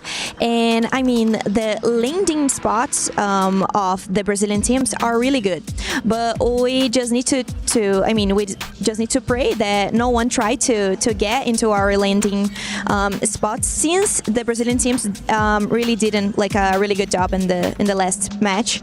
So I think it's good to consider, but it's difficult to say something about if they will be good or bad. But well, I actually heard a lot about teams from Asia is studying our game, so that's actually true. So probably Brazilian teams, they are like studying too the games of the Asian players. I can actually confirm on this, right? I think that even from last year's EWC, a lot of Southeast Asian teams were looking at how Brazil was ended up playing, because a lot of them were pretty shocked that most held their ground against them, and therefore now coming into the second year of EWC, they're like, no, this cannot happen again. Well, survivors, it looks like we are ready to jump into game number 2. Purgatory is our next map here for Free Fire at EWC 25. Throwing it over to our casters, Husky and AJ. Take it away for game number 2. Thank you very much, panel, and I am in absolute agreement with Haja. Consistency is key, but I am worried for the Brazilians a tad bit here, because we see with our little eye what you guys do not see just yet, but we will keep the surprise for you in a little bit. You're back with your boys, the Mustachio and Husky. What a fantastic Bermuda showdown that was, but of course in game number 2, Husky at Purgatory, neither heaven nor hell, these boys are about to be tested. Hell have now Fury, like a team that is hungry for the win, and I gotta say, coming into game number 2, especially when we look at Purgatory as a map, one of the classic like Raja mentioned, but also one of the biggest that we have. Yeah. And usually it would instill the habit of teams playing slower, making bigger rotations, right? And it might benefit teams like Fluxo, AG.AL, Team Falcons who have adopted that. As we hop into the map, we see the teams start to parachute out. VP is a team that loves Mode House, but for this map, Mode House is not a point of consideration, because the flight path is pretty unforgiving. Pretty deadly, brother. We are going south side. close to Central Fire Brigade and Lumbermill. You know who's happy? Yeah. Team Falcons. Yeah, Falcons. They love it. Absolutely. Fluxo, on the other hand, usually their drop spot at Mount Villa, they're going to try to potentially get there. Question is, because of this skewed flight path, do they get some uninvited visitors here as well? Because we do see Pain Gaming heading in roughly the same direction alongside Core Memory KOG as well. Fluxo, once again, going to be trying to play the edges of the circle. We'll catch up with them in a little bit because for the time being, look at how spread out Falcons is out there. This is insane. Falcons did their homeworks. Most of the time, if you take Lumbermill, you take Lumbermill. Yeah. But spreading out like this means that Team Falcons, they know exactly who they're going up against. Absolutely. Yeah. Virtus.pro, they are still booking it close to the Moat House area because that's where they feel comfortable with. We see Force being taken by Vitality. Usually they might make a rotation to Ski Lodge. At least that's how they've been doing it for most of the time. Earlier conflict at Brasilia, we see Red Hawks, we see Alpha 34, and we also see Evo's Divine. Evo's Divine coming out on top in this earlier engagement. AF only getting one, but one is not enough. Kochio actually throws his body at 1-7. He needs to clutch this up, but around him, it's not going to be easy. And he will be cleaned up. Evo's Divine off to a great start. And Alpha 34, unfortunate for them. They only pick up 2 points after shutting down a couple of players from the side of Evo's Esports. But of course, that doesn't continue. Hot shots though, hearing all of those gunshots slowly circling in towards the compound of EWOS. Question is, do they survive? In the meantime, we also have Vision System. They got taken out a tad bit too earlier on in Bermuda. Can they survive long enough up against Red Hawks? Kudush says no. The Mag 7 to the chest. Joda out of the equation already, and just like that, we see Vision System down in the dumps once again. Red Hawks once more. An explosive start to the round. 3 points. Vision System completely crippled, bruised, and battered. They have to somehow recover. Good news is that unlike round number 1, they still have one survivor. But when you look at this replay from Red Hawks and Najat, really just right on the money with the trigger finger. Every single shot just coming through. Evo's Divine as well. Even off screen, we see Bobs taking a number for himself. Yeah, and you know, a little bit unfortunate here for Vision System because we did see Shix getting aimed a tad bit earlier on. So Red Hawks know exactly where their opponents are. And the Bangladeshi squad is making a conscious choice to not go in here for the chase. Vitality, on the other hand, in a little bit of a pickle. They fly straight into AG.AL. Those grenades doing heavy, massive damage alongside the FGL, but Koja stepping in at the wrong time, facing the M590 down onto the ground. Instant pickup thanks to the Tiva, but Kyong now put down onto the ground, and Vitality losing too many players back to back. Yeah, Cypher is low, but not low enough to be knocked down. Vitality wants revenge, but AG.AL is not gonna make it easy. They gotta work for it every step of the way. Koja getting knocked down once more by Chinoy as the numbers of Vitality dwindle. Diggs is number 4, and AG.AL deny a revenge. Oh, fantastic play by AG.AL. They were the receivers in that battle. It was Vitality that came flying up straight against them, and a great opener from Cypher with that M590. But now hot shot up against EWOS, and unfortunately for EWOS, they are meeting their end very, very quickly because it was a double player reset earlier on. Hotshot just got 3 points off of them. Good stuff for Hotshot. Taking out stragglers first in the long run will benefit you. And I think teams who are more experienced, right? We talk about the SEA and the Brazilian teams that are willing to give away bodies for info because they will get that revive afterwards. But for teams like Hotshot, like Red Hawks, these points matter a lot. Oh yeah. We see Pain Gaming and Alpha 34 at each other's throat. Noda X gets knocked down but instantly gets brought back up to his feet. Revive for Evo's Divine once more. Unfortunately for Goose, is a bit isolated. Yeah, Pain Gaming has got the advantage here up against Vision System. Can they get away? Pain Gaming, their debut at EWC alongside a couple of boys from the side of Vision System. Some of them do have a little bit of experience here at EWC 24. And because of the lack of numbers here, they are going to be in a little bit of a downside. Good time to pull down in the nick of time, but Gus steps out on the wrong side of it, gets nailed down to the ground. Peter, wrong gun for the situation, but thankfully they've got the numbers for backup. Maxi gets taken out, brought right back in. Pain Gaming with 3 points, and they have finally quelled the aggression from Vision system, and Jigs unfortunately will just have to stay hidden. But early on, we saw a kill order put out on him by Virtus.pro, and they are hunting for that elimination. And they're just right behind him. Unfortunately, I don't think Jigs is going to be surviving for any longer now. They'll have to catch up with him in a little bit. Fluxo, 2 points early game, flirting with the edge of the circle, heading straight in towards Maxi. They spot him out, butches in alongside MT7. That AWM, you ain't gonna get away that easy. Maxi gets snuffed out. And once again, Vision system on the back foot.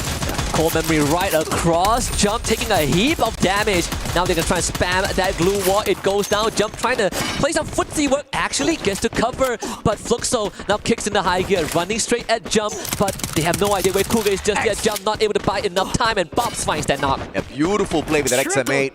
Gets the headshot, puts Jump down on the ground instantaneously. Core Memory XKOG, they've got the numbers overall for the survival, but Cougar is in hot soup right now. Surrounded by the players of Fluxo, he's about to meet his end in a little bit. EWOS continuing their onslaught up against Hotshots, down in numbers. Rasia, does he have the snipe in hand? Has got the plasma gun, but nothing up against Action Squad.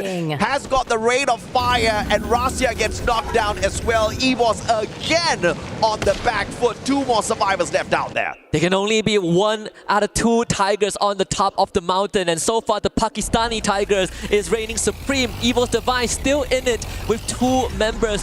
Very, very crippled in terms of manpower as we are heading deeper into the mid-game. 7 minutes. Evil still has some time to bring the members back and restructure, but it has to happen quickly. Virtus.pro not really hunting much out there, looking for those coins, still outside the blue zone, just tanking a tad bit of damage. This one's not going to hurt that too much just yet, but in 18 seconds they will feel the pain. But getting into the circle and a double Arbon scan right in front of them as well. Those Dinoculars used well to find the rotation, but unfortunate for them, their Dinoculars didn't scan anyone, but players are rotating in towards their compound a tad bit later. They're about to be in for a surprise. Exposy on that high ground. AWM VSK in hand. A double snipe setup for one of the most dangerous snipers, Motovia. Riptide Rhythm breaking down his defenses, and Ray from the back takes advantage. And Ray should know that there's more than just Pain Gaming, because more than just Virtus.pro. Pain Gaming is right around the corner. This rotation with Team Falcon is also coming in from the southern side as we get a bit of a ceasefire on the northern part of the map. Airdrop collected once more, 8 minutes into the game. Sitting speed up, Ray. Can he navigate this? 3 different teams, 3 different players. Diamond going in here for the hunt. A124 pop. Whoa! No chance! Woodpecker around the corner. Barely needed to use his M590, wasn't in shooting range, and no problem whatsoever. This is one of the deadliest tactics that the Thai squads bring onto the table. Everyone's a flex player. They've got the range for shot all along. I think Aim God is Evil's Divine's last chance, because Kochu, he really wants to book it for the vending machine, but he's about to get surrounded by AG.AL and Virtus.pro. We're going to check in on them in a little bit, because Fluxo now with 6 points are already doing so much better compared to Game 1 as they start to make that deep rotation towards the circle, but they're going to cut through the southern island. I'm actually surprised nobody chose to hot drop Fluxo at Mount Villa, even though the flight path was leading everyone right there. Team's kind of playing it safe, and it is to the benefit of the Brazilian champions. They are most definitely looking to dominate out there once again. Driving straight in towards Core Memory, hopping out of their vehicle a tad bit too early here. Don's all alone, but some warning shots fired straight at them for him to rotate back in. But unfortunately for Don, man has got no backup. Jump and Zenzi are on the other island. Like you said, backup is not going to come easy. There is a huge distance to cover. They actually put down the launch pad. Let's see what the call is going to be. Bobs will just order them to go towards the rest of Core Memory. Bobs realizing it too late. They got to back off as Don springs into action. As the sleeper agent activates, Zenzi finds punches in. Fluxo right into the fire, and they are out. They had the right intention, the right idea. What they did not expect was for the rest of the Core Memory players to be on the opposite island. Shot them out of the sky like little ducks flying around.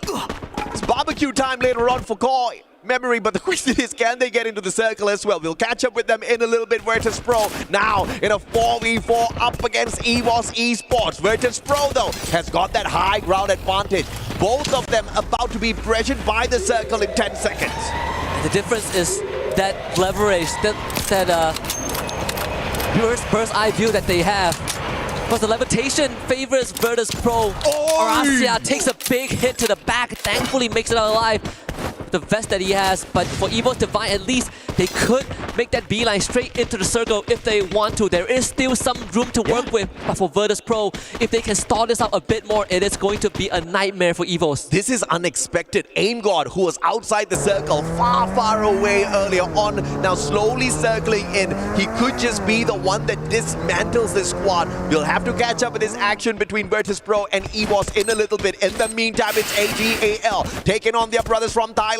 Falcons, no eliminations just yet, playing the slower game this time round. A lot of nades commitment. Sci-Fi is about to get flushed out. Multiple ice grenades and even fragments showing his face. Sci-Fi needs to relocate and spend a couple of glue walls to make it happen. He is the first contact, but Chinoy gets blasted back on the fire. That is not within the playbook of AG.AL, and now they get thrown into shambles. Falcons surrounding Sci-Fi from all angles. He needs to somehow hold on. Yeah, Sci-Fi desperately holding on. M590 is the right weapon in his hand. Has got the inhaler as well to top his life back up just a little bit, and as he tries to burst himself out of there, Dew finds him, puts him on the ground.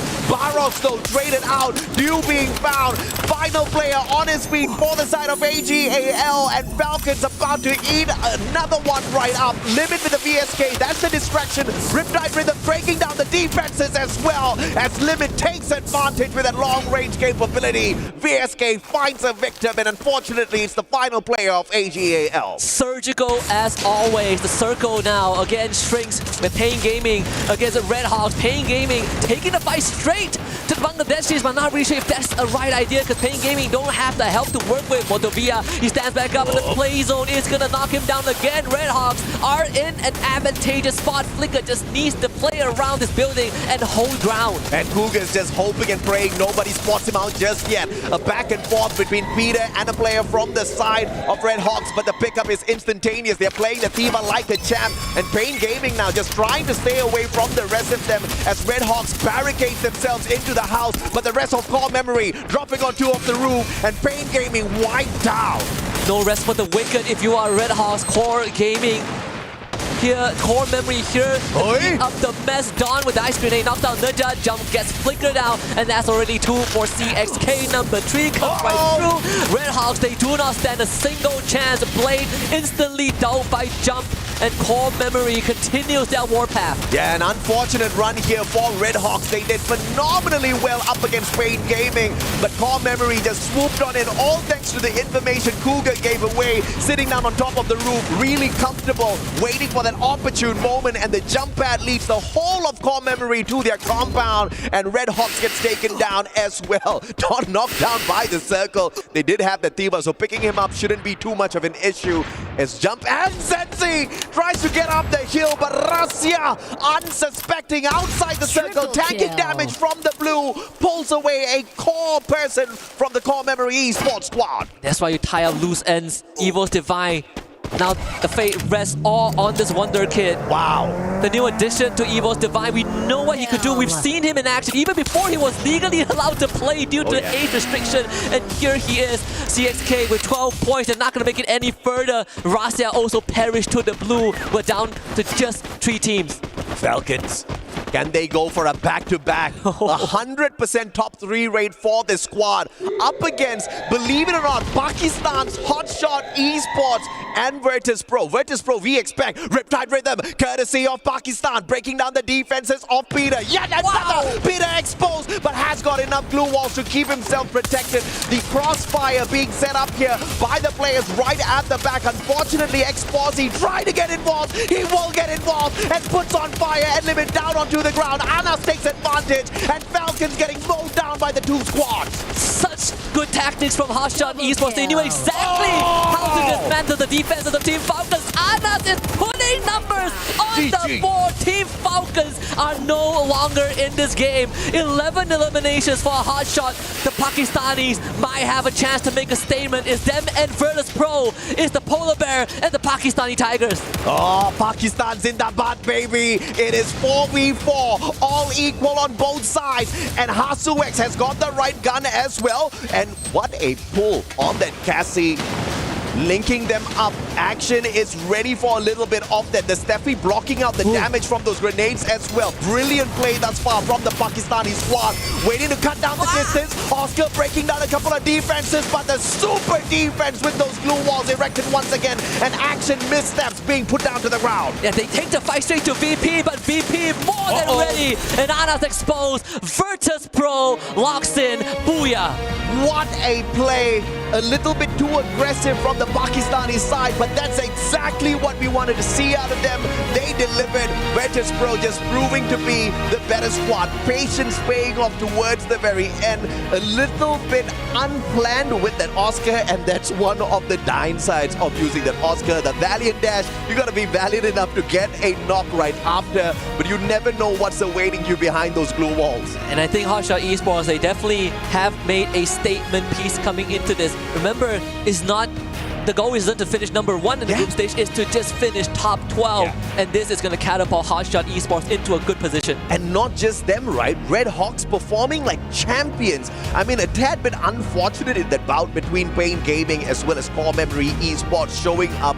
And, you know, once again, brilliant play by Guga as the guy that scouts out the situation, but had the wisdom to shut his mouth and not get involved. Waits for the backup, calls for the backup from the rest of the team members. They used a jump pad, landing on the roof, wiping out Pain Gaming from the back, and like champions, took the fight straight up to Red Hawks. And unfortunately, the Bangladeshi squad could not do much up against the barrage of grenades that found them in that house.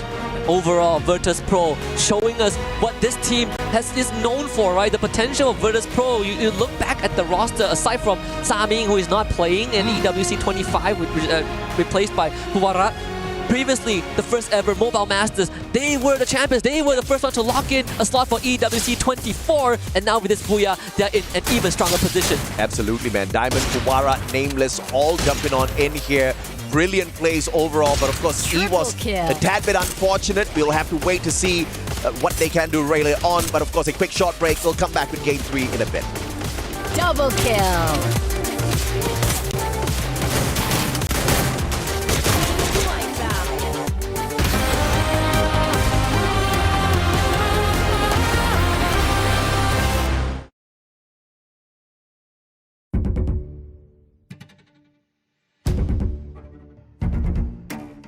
ก็จะปรับการเล่นให้เข้ากับทีมมากครับไม่ได้อยากเล่นให้ตัวเองโดดเด่นครับแค่ทีมได้แชมป์ก็ดีใจมากเลยก็ปีนี้เพิ่มผมมาในรับก็อยากได้แชมป์อีกรอบหนึ่งครับรักษาแชมป์ตำแหน่งผมจะเป็นตำแหน่งสไนเปอร์ครับตำแหน่งที่โคบอยู่หลังที่สุดและก็เป็นตำแหน่งที่สำคัญที่สุดด้วย This is amazing. You cannot catch the man. In fact, he just wiped out a whole squad alone.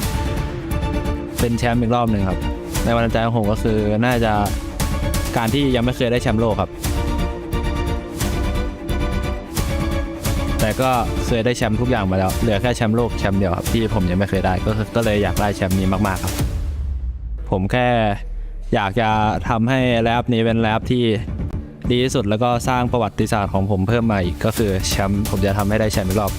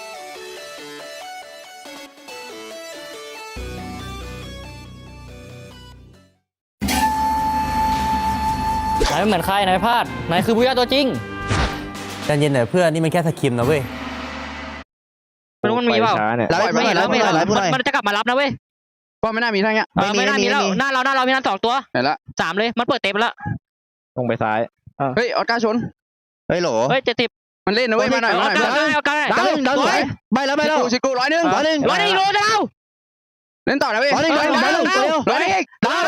ขวากูลากเป็นไปสวย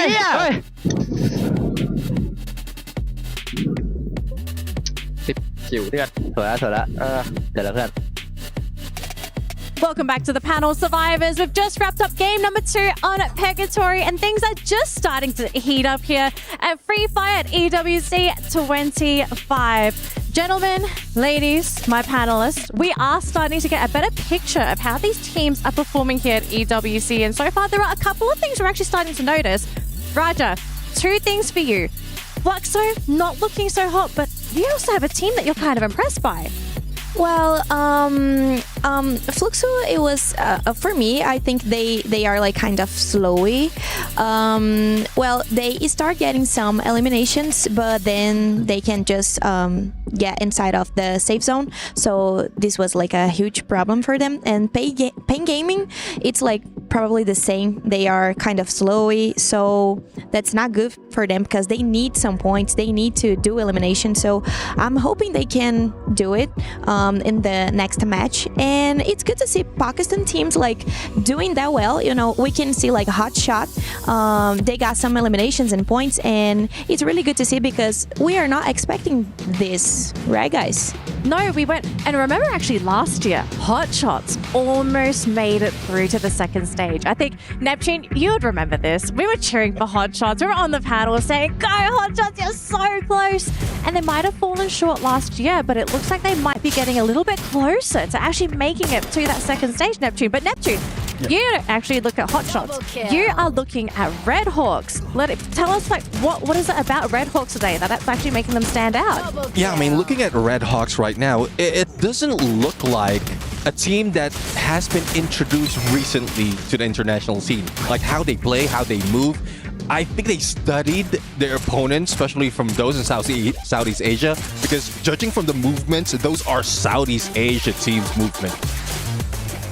Well, I want to say that it's Southeast Asian, but I want to see them prove themselves one more time, right? One more map. If they can get another second place, if not find a booyah, then I'll have to agree with you. No choice. But I'm just sad that because teams like this, you're expecting them, when they hot drop, when they start getting into fight, Red Hawks also included in this conversation, they're actually winning out their drops.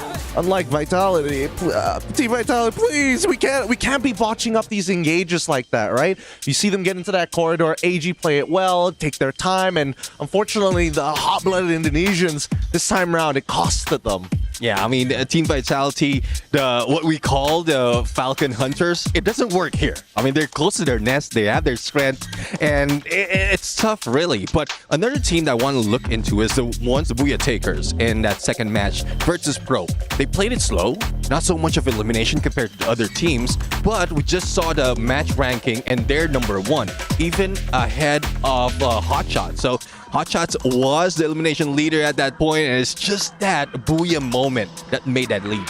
I feel like I think at least for me, the rotations are really good. And also the ring did pull in their favor. I'm not gonna lie. They had high ground for a majority of the game. But I think at this point, right, a lot of teams are starting to figure out, okay, sure, you may lose a couple of engagements here. Our mechanics can be a little bit better. But any mistakes from this point onwards, you're gonna need to, call a doctor to fix it up.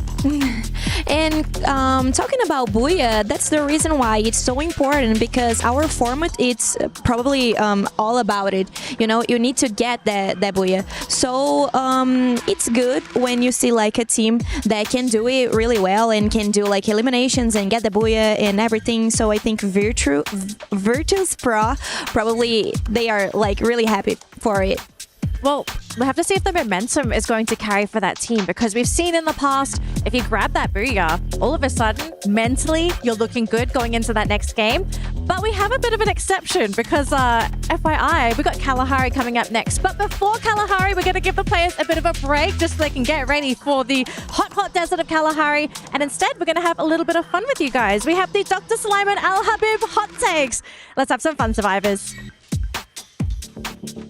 What's up, everybody? We're back with some more content here at Esports World Cup 2025. You're back with me, Gideon. This time, we are going to go for some hot takes with none other than Hot Shot Esports. Hey, don't worry, boys. You don't have to be so nervous about it because it's time for some hot takes.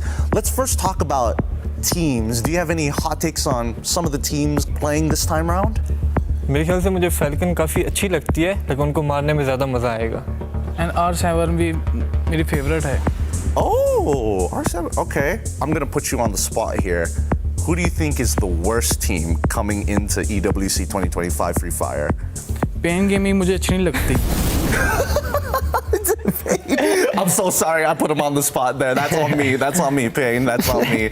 Okay, but let's talk about meta now, right? Do you have any thoughts on the meta? What are some of your hot takes for it? I don't like this meta because of some teams like मतलब मेरे ख्याल से अगर 120 point कर जाती है एक team और दूसरी 80 पे अगर पहुंचती है और वो कर लेती तो सामने वाले की तो मेहनत ही था जो इतनी टाइम मतलब इतनी गेम्स उसने खेली हैं उसे ट्राई नहीं तो एक भुइया की वजह से पूरी चैंपियनशिप चले जाना है इससे कोई बुरी फीलिंग नहीं हो सकती So it's like very unfair. Yeah. Oh, but then wouldn't it feel like really good to not have that, even though you didn't do well during the point rush, but you just smash it at the very end?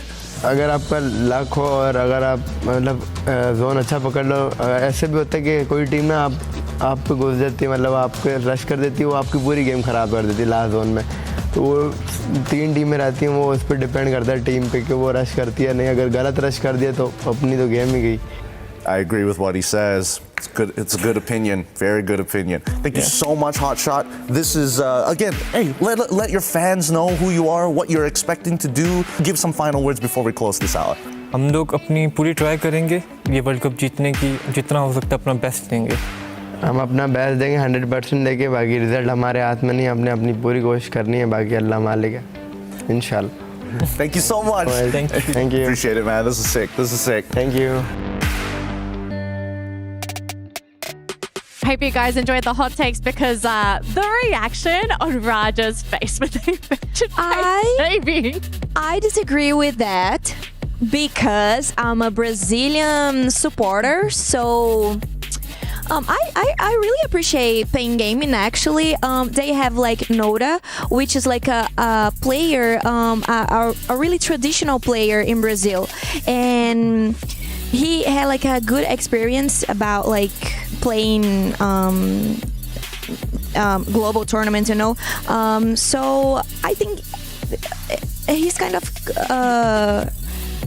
confident about it. So I wouldn't like worry about Pain Gaming. I think they can do like a really good job. And they have a Peter also, which is a really good rusher too. And well, I'm excited to see them playing. As well, they are not playing so good right now. She smiled it. I could see it. It's just the rage behind her eyes. She's like, oh boy, just wait. They're coming for you. They're coming.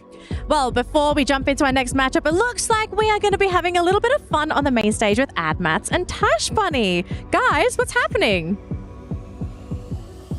A lot of things are happening, Danily. Yeah. The first 2 maps are incredible, explosive starts. But for me personally, the 2 teams you look out for, is Hot Shot and Red Hawks. What about you? Yeah, they have been one of the greenhorns in our tournament, especially from Bangladesh. Red Hawks have been having good games. Game number 1, even though they didn't get the booyah, but damn, being at number 7 for the first game is an achievement. And continuing to the second game, they just dominate the teams. However, sadly, could not get that top 3 spot, but still managed to take out Pain Gaming, almost taking out Team Falcons and more.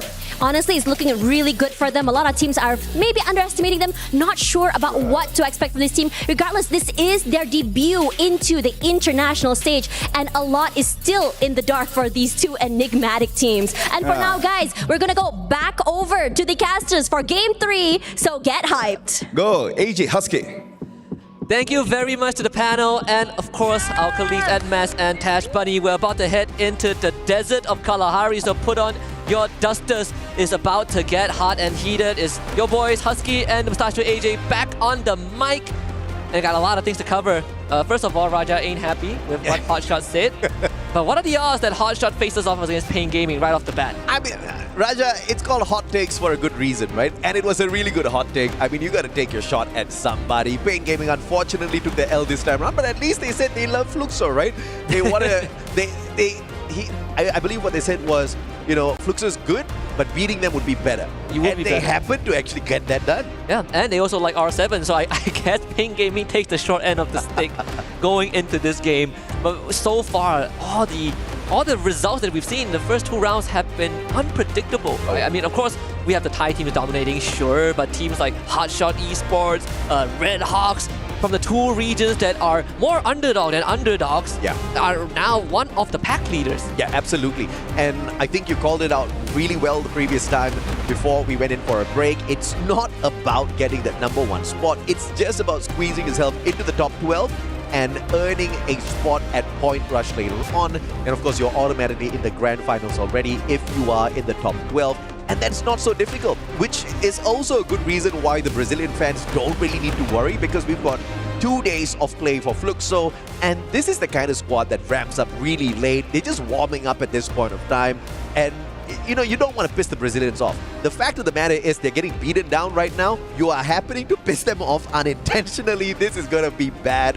These lobbies are just going to get more and more chaotic as we get into the competition. Yeah, and it's also a good time to remind everyone that 3 out of the 4 players from Fluxo are 2-time world champions. Oh yeah, right? yeah. Aside from MT7, you know, the first one was Yago, but overall this team is not a team to be trifled with. Sure, they've had heartbreaking losses. They've came in second multiple times, be it in local regional tournaments or even, you know, Tier 2, Tier 3 community tournaments, but it is still a brand that has resonated with Brazilian Free Fire ever since the first gen, the year 0 when Corinthians won the first ever world championship. Fluxo is a very good successor to that era.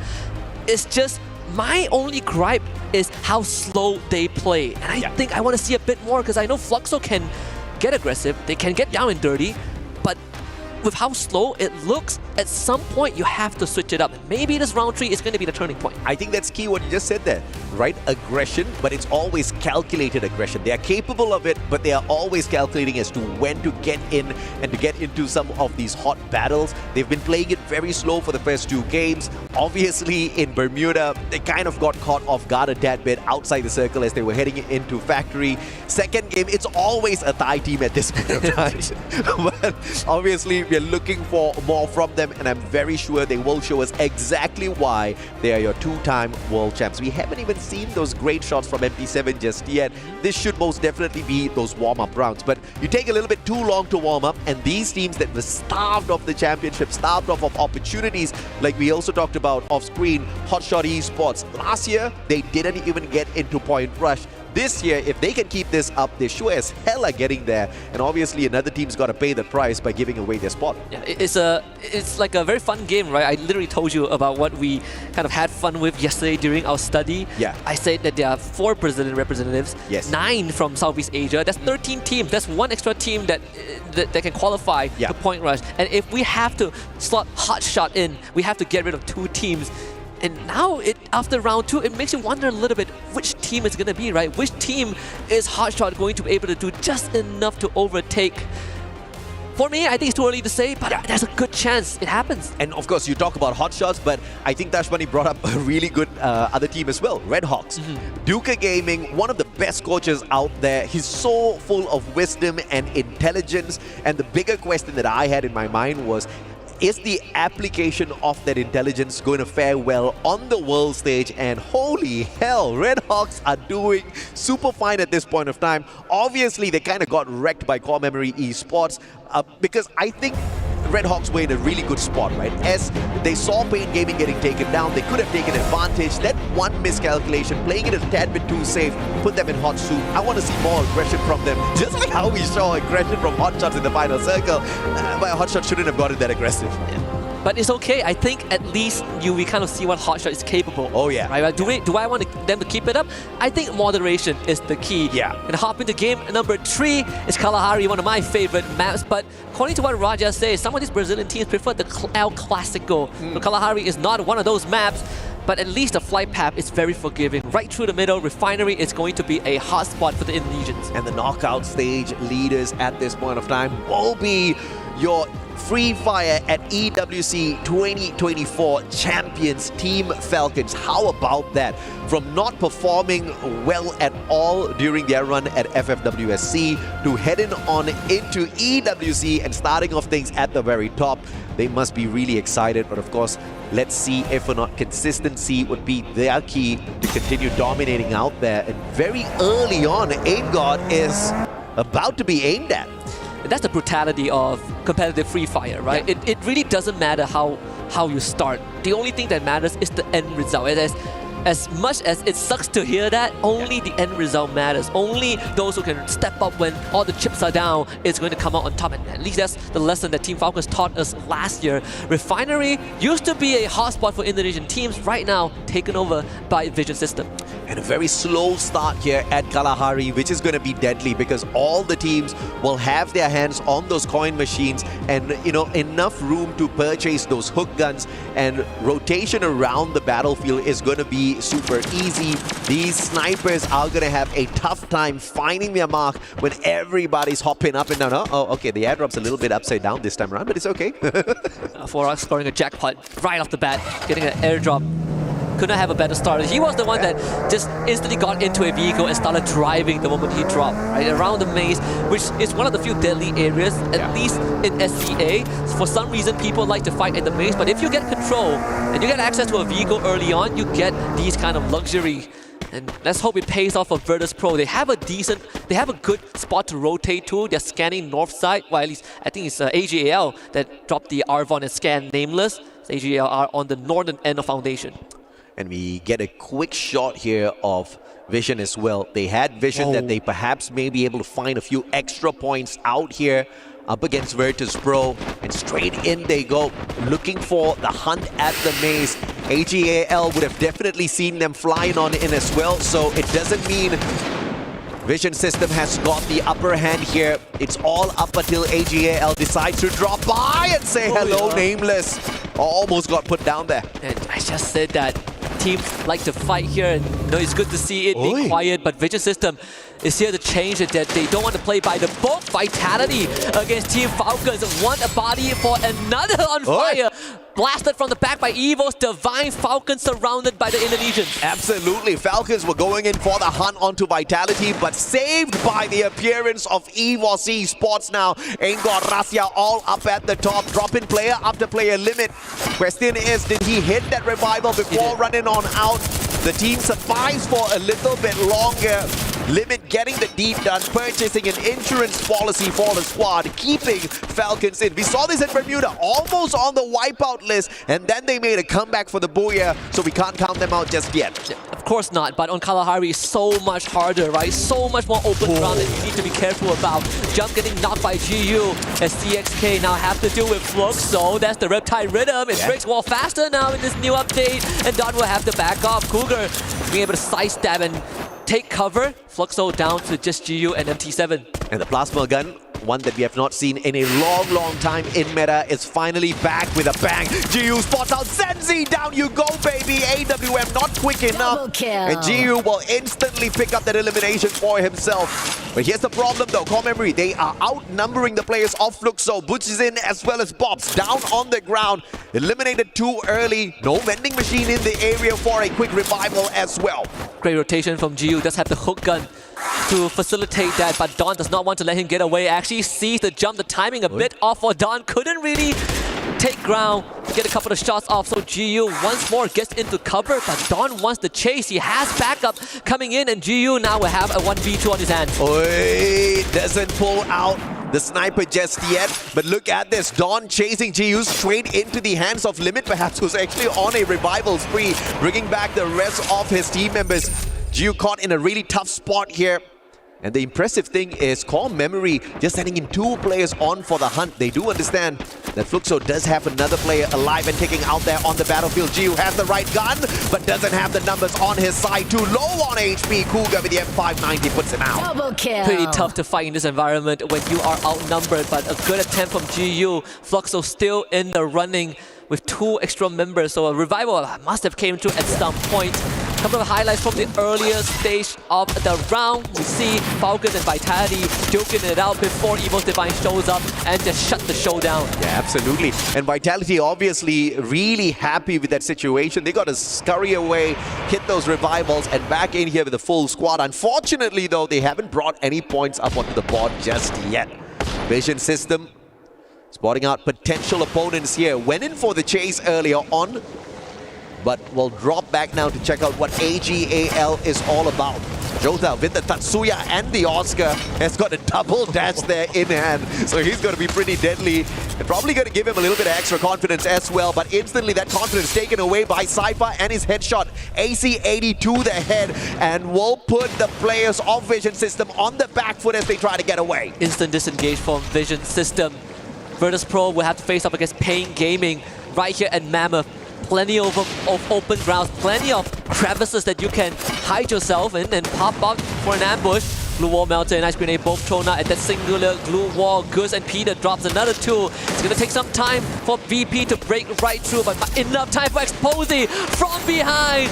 Finds the penetration, and VP are looking for a cleanup, but Noda X and Motovia are fighting back valiantly. Pain Gaming not willing to go down without dealing a couple of blows on their own, but Peter goes right down. Fuarang is in the red zone, and Pain Gaming prevails. And that Riptide rhythm breaking down anything that they had to defend themselves up against the shots of Pain Gaming. They sure as hell brought the pain down onto Virtus.pro. Instantly snuffing out their hopes very early on here. This may just be that comeback map for the Brazilian squad. Danny hit the nail on the head on the panel, right? Yeah. Teams that get Booyah finds confidence and then they blow out the next round. VP being cursed by that, but Pain Gaming really stepping it up. They might have heard what Hotshot said during the clip. Cypher finds a freebie on the Maxi, and that's the last vestige of Vision System out in 11th. Well, thank God Hotshot didn't take the Booyah then. They still have an opportunity to pick up a few more points out there. AG.AL on the hunt. Vision System, they were the aggressive ones initially. AG.AL didn't even play the third party. They just bided their time, waiting for that opportunity. And it all started off with that AC-80 by Cypher. Vision System out early once again. I know we have a lot of disagreements about Kalahari, but I think one thing we can agree on is that a slow Kalahari game is the scariest game of all. Oh yeah. With so much open area. We're seeing Dinocleus being pulled out. Couple of knocks on the kill feed. Ray finding Cypher. Rotation from Team Falcons, finding some safe haven. Here comes Evil's Divine, who have recollected their footstep and retraced it straight to AG.AL and finds 6 points, but they're on the hunt for more. Deal in the red has a revival point, but there's no time for any static movement, so Evil's Divine will keep on chasing. Oh, but EVO's in trouble though. Pain Gaming rotating towards their compound at the very same time, and EVO's a tad bit too busy on the hunt here, looking for the final player on the side of AG.AL. Gochil will be able to spot him, misses the first shot, and the jump pad allows him to survive a little bit longer, just a slightly bit. And Pain Gaming, on the other hand, pulling the brakes instantaneously, not wanting to drop by this compound too early. EVO's Divine finding Chinoy, but the revival for AG.AL was pretty phenomenal at that vending machine, so he got his job done. Pain Gaming found a better bounty than dealing with EVO's Divine. Is the revived member, the freshly returned members of AG.AL. And that's free pickings for Pain Gaming if they can find them around Mammoth. Core Memory going for an extremely late rotation, just passing through Stone Rage to the southern side of the map. They're going to reach the sub in just a little bit where Fluxo is holding ground, but you can see that Pain Gaming, they've already found a couple of numbers on AG.AL. Yeah. Core Memory in the fastest vehicle they can find out there on the deserts of Kalahari. Probably won't give them much. Will protect them from some of the elevation as they drop off these cliffs. And Pain Gaming, on the other hand, 6 eliminations strong. A beautiful start for this Brazilian squad this time round, with Motovia and Gus finally finding that high-octane action on their side. and they are not on the losing end for the time being. And I think chaos is about to befall all of us here, Husky. Only 2 teams out of the equation so far, and this is not a huge map at all. No, it's like a volcano about to erupt, right? You can see, you can already feel the tectonic plates, the friction. They're about to slide off each other's equilibrium, and when that happens, the eruption is going to be uncontrollable. We are seeing Core Memory, AG.AL, and Fluxo collide at the sub. That could kind of narrow down some of the numbers on this map. Bob's finding Chinoi. So Fluxo getting a couple of eliminations under their belt as well. Bob's with the first grenade elimination on this map. Well, Core Memory has got the advantage here. Fluxo out in the open. Cougar spotted him out already. But as they take damage from the circle, question is when they go in for that strike. Good double glue wall erected instantaneously. Bob saving the squad with the defense. And now the grenade laid. Oh, wow! And what a god nade by Bobs! And that instantaneously dismantles the squad of Core Memory. They can't get away just yet. What a 3-pointer from this man. 2 back-to-back grenades. The triple jump and MT7.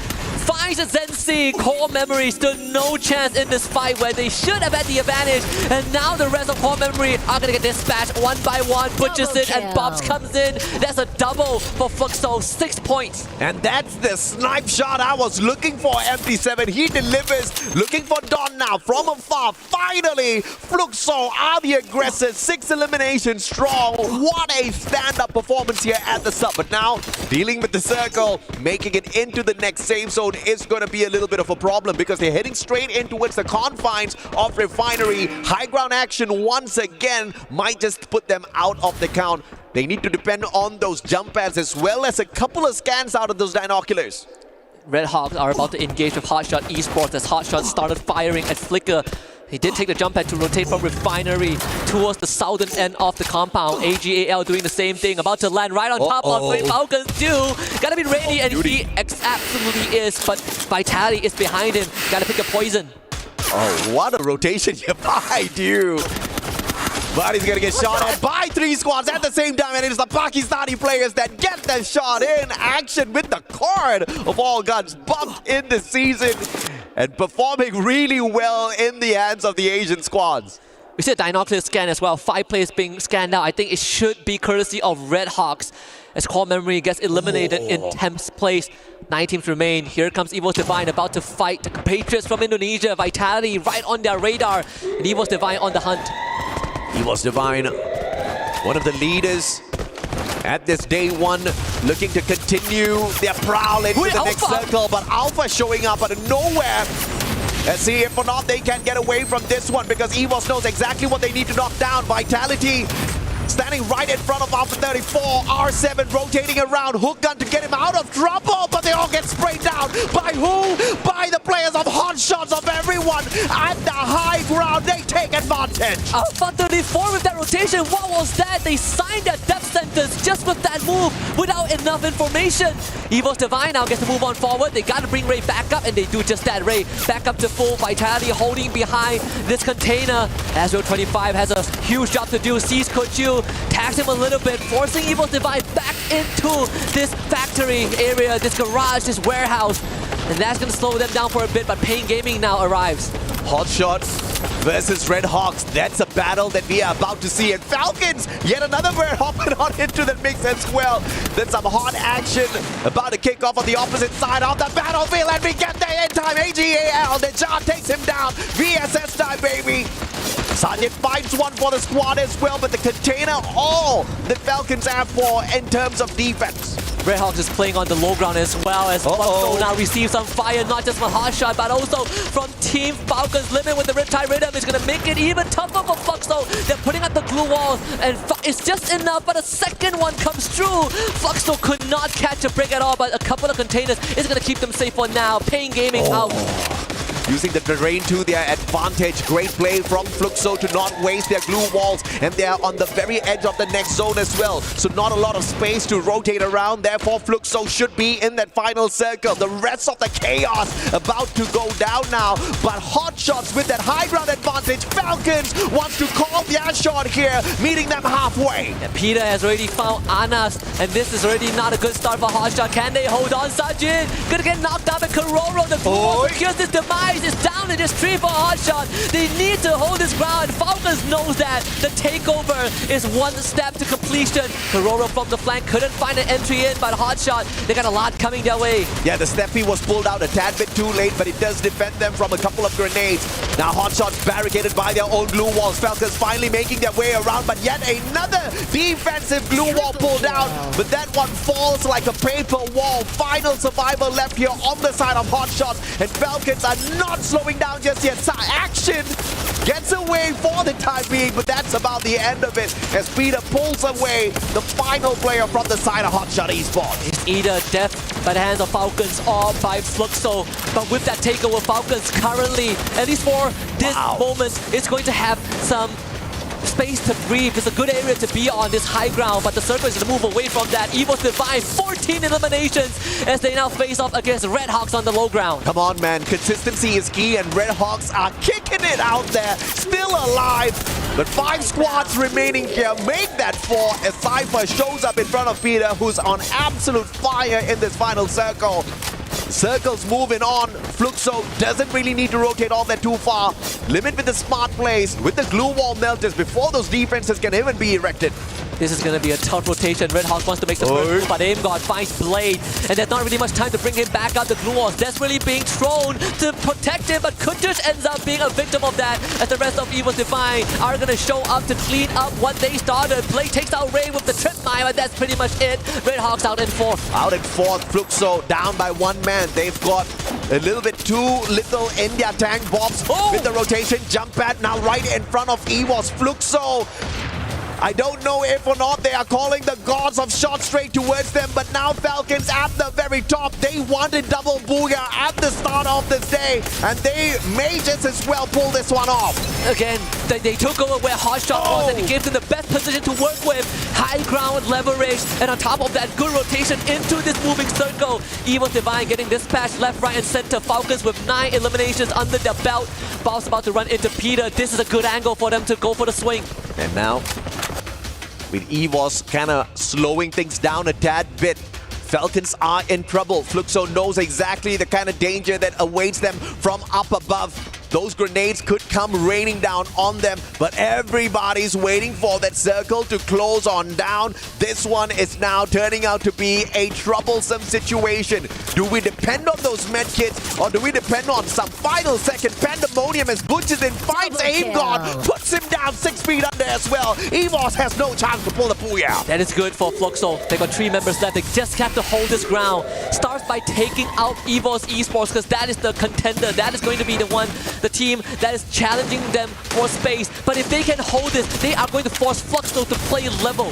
Yeah, it ain't over till it's over. Fluxo, a slow start indeed, but Peter, M592 the head, puts down bombs. Your MVP from the global stage, and without him, this one gets a tad bit more difficult. Pushes it down as well. Gio, the final survivor, taken out of the equation, and the one and only Falcons, your champions of Free Fire EWC 24, showing that they can rise up to the top when they want to. 2 booyahs in 3 rounds. Falcons built to withstand hardship, built to withstand altitude, and built to withstand the deserts of Kalahari. Another clean round, great understanding of rotation. Hotshot Esports was the key, and Falcons swoop in on that. Brother, in Bermuda and in Kalahari, history repeats. They almost got wiped out. 1 single survivor. The comeback is holy hell real with the Falcons here. It's just the Riyadh buff. They know how to absorb that extra energy from the sun. I tell you, we need to figure out how they're doing this. I don't know.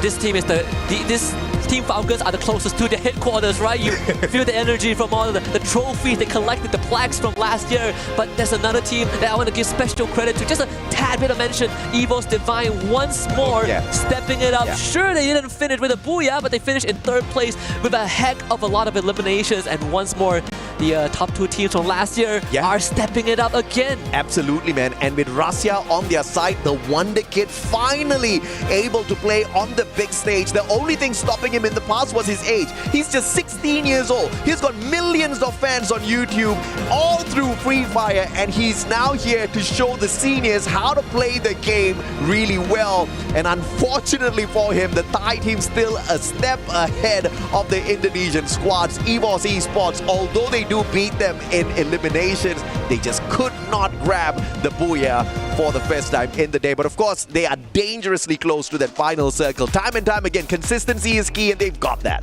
Yeah. It's the best definition of your worst enemy is yourself. Fluxo stepping it up in round number 3, right? We needed to see them really pick up the pace, but thankfully in round number 3, not just Fluxo, Pain Gaming also showing us that Brazilians are not to be trifled with. Yeah, the cold start kind of sucked a little bit, but now the engine have warmed up, they're able to start shifting gears, and Fluxo being able to hold their ground for so long is mad impressive. Yeah, man, Haja tried to trick all of us. They were like, she's like, you know, the Brazilians won't do all that too well on this map. They were rocking it, right? And Fluxo getting into that final circle shows us the fight in them. But of course, we have got the stage. Let's bring up the interview with the winners. Wow, what we have seen so far. Double booyah for Team Falcons, and of course some incredible Free Fire matches. So right now let's talk to Peter from Team Falcons. Last year he won AWC with his previous team, but also with Team Falcons. And right now let's throw him some questions. I have him here, his translator, and we're gonna do this communication between us. Okay, first question. What was the talk or strategy that helped you start the day so strong and end up at the top of the standing so far? ก็สำหรับคำถามแรกนะครับอยากจะถามว่ามีแผนอะไรบ้างครับที่เตรียมมาก่อนหน้านี้ทำให้การ performance ของทีมเนี่ยอยู่บนท็อปของตารางเลยครับตั้งแต่เปิดตัดแข่งมาก็แผนไม่มีอะไรมากครับก็แค่ยิงให้เขารู้จักครับว่าเราก็ไม่ได้มาแบบเป็นหมูให้เขาเชื่อครับ So there's no plan at all. We are here just like to hunt everyone down one by one and show them like what we got. Wow. Okay, that's a good answer. I like that, Peter. And the second question is, you are the defending champions, the reigning champions of AWC 24. How much pressure is there to repeat this title this year? ก็ในปีที่แล้วเราเป็นถึงขั้นแชมป์นะครับของ EWC 2024 นะครับและในปีนี้เนี่ยเรากลับมาอีกครั้งเพื่อเป็นทำหน้าที่ป้องกันแชมป์นะครับผมแล้วก็พยายามที่จะได้แชมป์ในสมัยที่2อยากทราบว่ามีความกดดันอะไรบ้างไหมครับก็ไม่ได้กดดันอะไรมากครับก็แค่เราก็เล่นตามสไตล์ของเราครับถ้าป้องกันแชมป์ก็จะป้องกันแชมป์ไม่ได้ครับ Actually there's no pressure at all for him or like for anyone in the teams. We are here just like to defend the champs. Okay. No pressure, hunter other teams. We have heard enough from Team Falcons. And let's wait what else we are gonna watch for the next matches. But right now, it's time for a quick break. So let's watch more Free Fire actions in a couple minutes.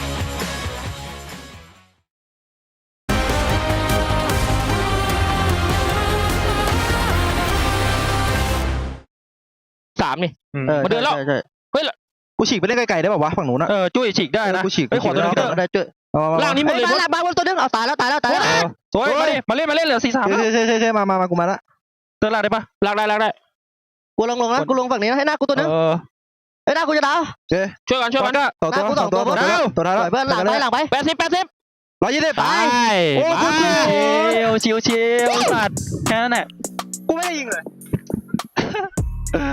What an incredible comeback coming from Team Falcons. They were almost eliminated at the beginning of the game. They managed to come back and they even got revenge on their arch nemesis, EVOS Divine. They were so close to getting rid of the Kryptonite, the team that's causing the most issues, but unfortunately, again, just falling short.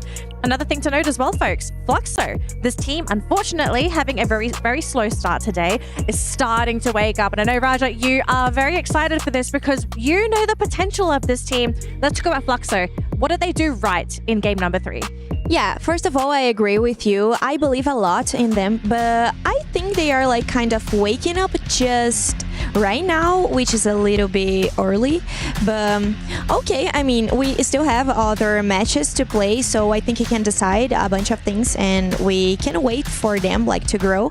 But I'm really happy at all with this match from Fluxo. At least Alpha 34, it's not clocking to them. I don't know why. I don't know what's going on with them because they have like I mean, they have good players. I actually don't know what's going on. Neptune, I know you have something that you're really wanting to bring up on the panel. Yeah, definitely. I mean, other than Team Falcons taking 100% in the top 3 rate, because, yeah, they don't show up on the board when it comes to second map, but they're still in their top 3. Now, another team is Red Hawks. Again, I couldn't emphasize it. New to the tournament, international tournament, but they are rocking it this time. I mean, that's not the only team who's rocking it just as hot. Hot shot! These, again, both of these teams coming into this tournament, yes, one is more veteran, the other is looking to kind of make their name here at EWC itself. It's great to see that these youngins are full of energy and are moving in with a lot of momentum in this game. But speaking of gas and momentum, we're noticing that a lot of the squads who are getting bowed out early on generally are, I don't know, even Vitality getting a little overhyped. Core Memory as well, especially since they've consistently faced up against Fluxo in the past 2 maps already. I think it's really between the 2 of these teams to predetermine who makes it into top 3, if not top 4. Yeah, maybe a factor as well, it was Kalahari. This is kind of a different map compared to all the other maps in Free Fire, so fundamentally it can be a little bit confusing for some of these teams, and I mean, if you can specialize in Kalahari, you are good. Now, our overall rankings. Can you guess who is at the top? The king of EWC. It is Team Falcons sitting in first place. Our champions of 2024 already off to a fantastically strong start and followed by their arch nemesis, EVOS Divine. Look, EVOS have played great, but I kind of wonder, what is it doing to your psyche to know that you are just being beaten by the team that basically stole your dreams last year? Yeah, I mean, it's tough really for the side of EVOS Divine. It is seems like in day number 1 they want to go for a repeat, but I know there's a little bit slowdown that will be happening later on because judging from the scores, elimination wise, they have more compared to Team Falcon, so they just have to play with more elimination they can bring it on, and then consistency in the placement. I think, at least for me, you might as well start off hot today. You need to make that statement, right? Again, we heard in the interview itself that Falcon's like, we're hunting for people. That is our goal. We want to put a red target on our backs because then it's just easier for us to hunt you. We don't have to go out of our way. You'll come to us. I just want to add that it's good to see EVOS playing better because at the global finals they weren't doing like an amazing job. I don't know if it's the right squad that is playing right now, like the same team, but well, they weren't like really good at the global finals. But right now they are doing an amazing job. I can say it. I mean, they look great, right? They're getting so many eliminations. Their kills look very clean, right? It's very well planned out. It's very strategic. It's not I think we sometimes see teams when they get very desperate for those eliminations, it looks a little sloppy. They just kind of go like, YOLO, just shoot anything that moves, and sometimes you get lucky. That's not what EVOS is doing. Very calculated, very calm. They're hunting for players, but they're doing it in a way where they don't really get caught out. It's just they're hunting players, but can you also get the placement points to overtake Falcons? I think they need something to just... What's the issue? Like, what do we feel like is holding EVOS back from beating Falcons? Do we think maybe Falcons, they're just strategically better? I think that Aim God he is smart. He's extremely smart with the way that he coordinates with the rest of his team, but you can't have all the factors in play. That very last map in Kalahari, I think it could have been possibly for them to have a 4v4 as squad v squad, just start clash squatting with Falcons if they didn't get picked off by Fluxo, right? So that's one of those key factors here every single time you go into that top 3 end circle scenario. Yeah, and seems like EVOS Divine plays well on a 3-1 split, especially with Russia under play. I did mention that earlier on Bermuda. That is one of their downfall. If they focus more on Russia, like the distance gameplay that they have, then they might be losing up on the 4v4s.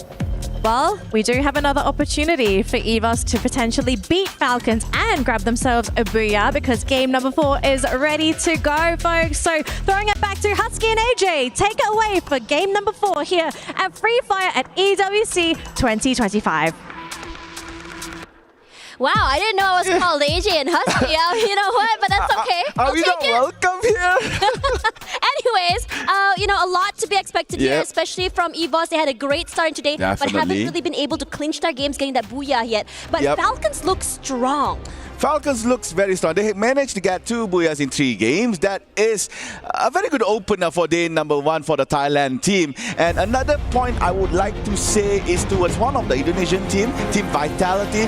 They have yet to shine. They had a very terrible game number 1, alongside again on game number 2. A slight improvement on game number 3, but sadly not strong enough for them to gain points to be in that top 12 for the point rush stage. Yeah, I think Gideon brought this up on desk as well. I mean, this is a shorter format. You don't really have that luxury, that time to really warm up, find your momentum. It's go hard, go big, or go home, hit the ground running. And Falcons is showing us that with that new roster, that's coming in this year. There's a lot to be expected from them, given the fact that there's only 2 players left from the last season, with 2, brand new players, and they want to be able to live up to their name. There you go, 63 points for Falcons with 31 eliminations. We are now on game number 4 here in Alpine.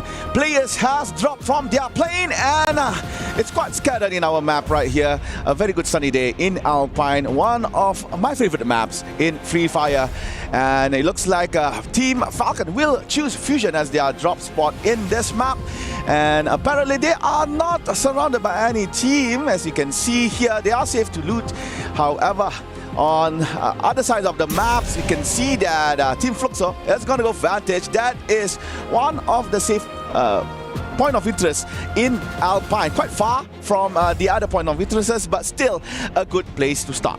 Interestingly enough, I mean, today has been really big tempo. I mean, even before AG and Husky could even do their first introductions to the game, we already saw a big fight happening here. But anyways, most eliminations coming in from Rasha, Keroro, and Action. You know what's interesting? I think we were hearing a lot about Rasha for many years now. The only thing that's stopping him was just his age, right? And, this is his first international debut, if I'm not mistaken. Not the first international debut. He did debut this year, yeah? Yeah, for EWC, yes. For EWC, yes. And what's really interesting about him is the fact that he is fearless. I mean, first EWC doesn't matter. I hit the ground running, I shoot heads, and I completely eliminate everyone. Yeah, when we were 16, we were just focusing on school. And he's here in Riyadh playing for a $1 million prize pool. So that is something very remarkable. And ladies and gentlemen, it looks like in the early stages of the game, not much is happening. However, Docs, it looks like Vision System PSA has eyes locked towards a hot shot. But apparently, Hot Shot made a very nice pathing inside Docs, trying to actually avoid a VSE. And as you know, early elimination, early fights, it's not something that you would like to face on, especially if you're on the end of the other end of the stick. Yeah, I think some of these teams like VSC, Vitality, were struggling in the beginning of today as well. But now Red Hawks are going super aggressive. They're just going ham right now. They're just trying to find that space to just go into this area, trying their best to break these blue walls, finds nothing quite yet. But Flicker should fall next as the rest of the team just hunker down forward, tries to collapse. But no one's really baiting it. Oh, Core Memo is actually... Puga already getting that one pick off here, and for the rest of the team, they're saying, okay, we are done. One knockout is enough, and I don't think we should actually pursue this. They don't want to rush the issue. Yeah, the reason why they are falling back is because Core Memory KOG is actually right behind their tail. And it is a good decision from both Team Red Hawks and also Team Pain to actually just fall back to avoid any kind of predicament. Sorry, not Pain, Alpha. However, you can see that CRM pushing forward towards the Brazilian. That is painful. And Lins, nice shots, taking down Cougar. Time to go for a second one, but trying to secure the point first. However, Lins could not fight, but jump has been jumped by Motovea. That was a nice woodpecker shot from the Brazilian. They are really great at just holding down holding the ground. They're not gonna back off. Jump falls. But they're not done quite yet. The rest of the team now on fire. Zenz will be the next one to go down. Quickly eliminated. No mercy. All kills. Motovea shining bright here in Snowfall with 3K on his name with that one woodpecker. However, Core Memory has second life, so you can see that Don managed to revive all that is fallen from his team. So yeah, for Pain Gaming, a very good start. They have been very shaky for the past few games, but game number 4, they are clearly in a good spot. Try for the angle. See whether or not he can just really launch himself onto these players here. Don alone. Motovea, he is going super aggressive, getting another pickup already. This guy is a monster. He's just taking names, getting kills left, right, and center. You can really tell that this game, he's very hot right now. He's very aggressive. The momentum definitely in his hands. He feels good. But as for Don, he's just hiding for his life, hoping that these two players do not find him. They might eventually do as they quickly make their way to him, but his teammates are rallying, slowly taking up space. Don or Dondu, a member from King of Gamers, transfers in towards Core Memory.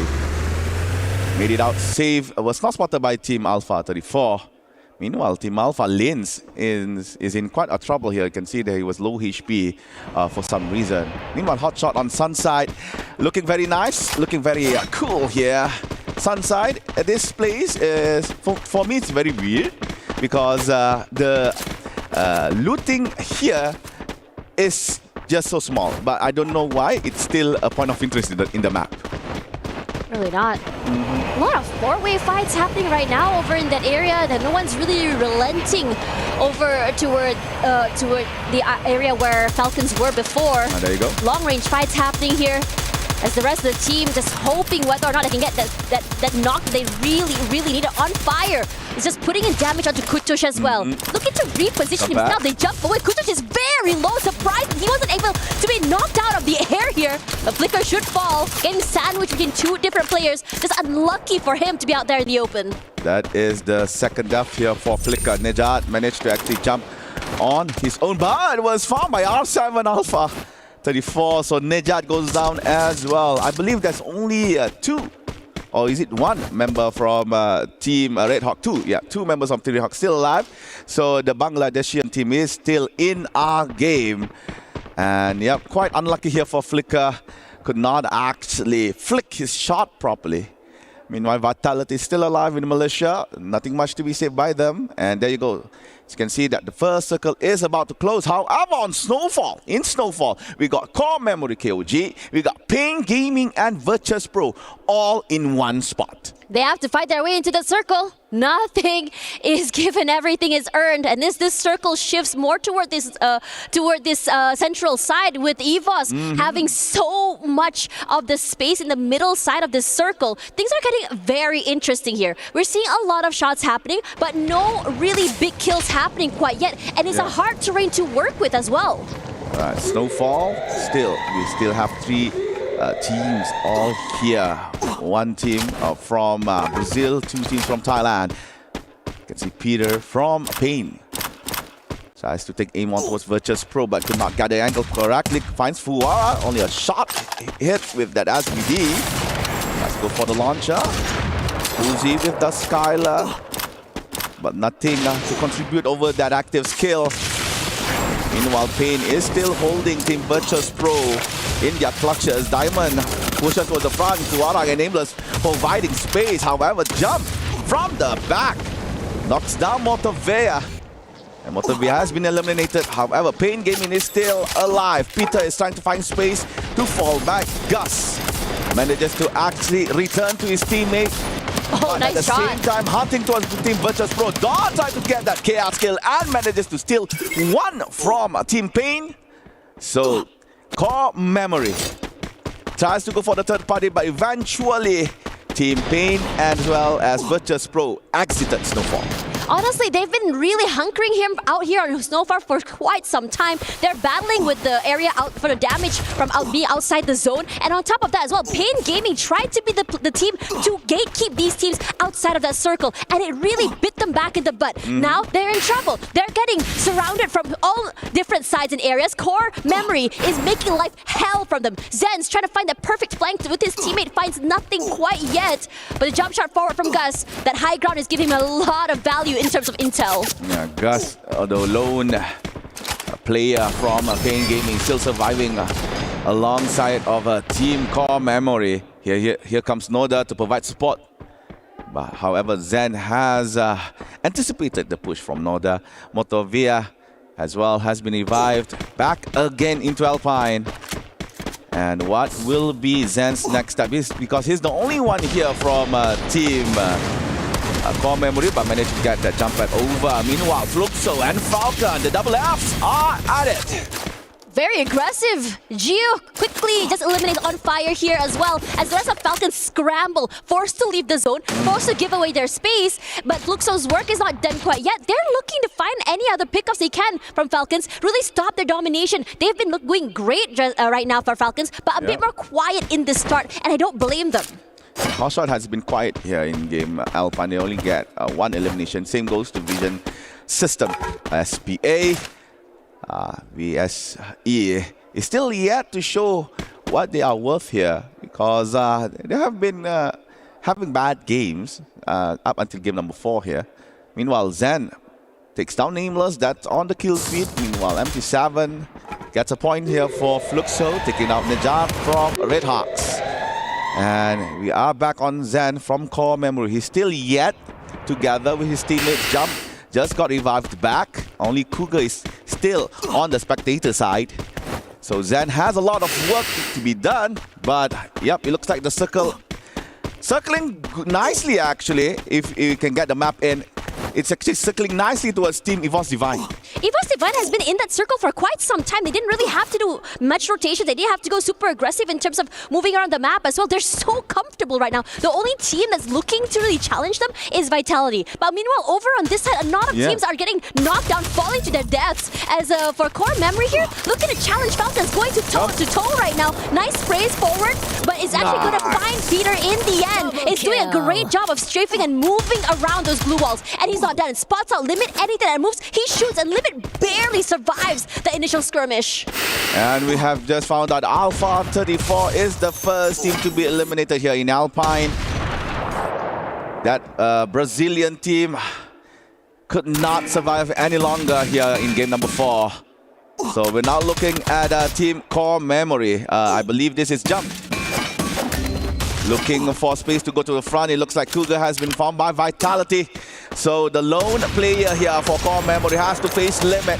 Limit is one of the best snipers in Thailand, I say as well, maybe in Free Fire. However, Limit knows where his limit is, has to fall back, does not want to play with the circle, and at the same time, Red Hawks is no more at number 11. Unfortunate for Red Hawks, they had such a great streak earlier, not able to hold on right now as well. This circle, I would say, is quite complicated to work with. I mean, for a while now, it did favor EVOS, and now it's pulling toward Vitality. If anything, right now, I saw Core Memory, a team that I think did quite a significant impact, also knocked down as well. But for the Keroro, he's running for his life. For Pain Gaming, they're on the hunt right now. Where the heck is this Keroro frog here? He falls. Forak is the one to steal him away, but Rasha will be the one to steal that point. Pain, yeah, they have 7 eliminations, and they're going on the map like just knocking on death's door. Fluxo somehow on the other edge is going bonkers. What the heck happened there?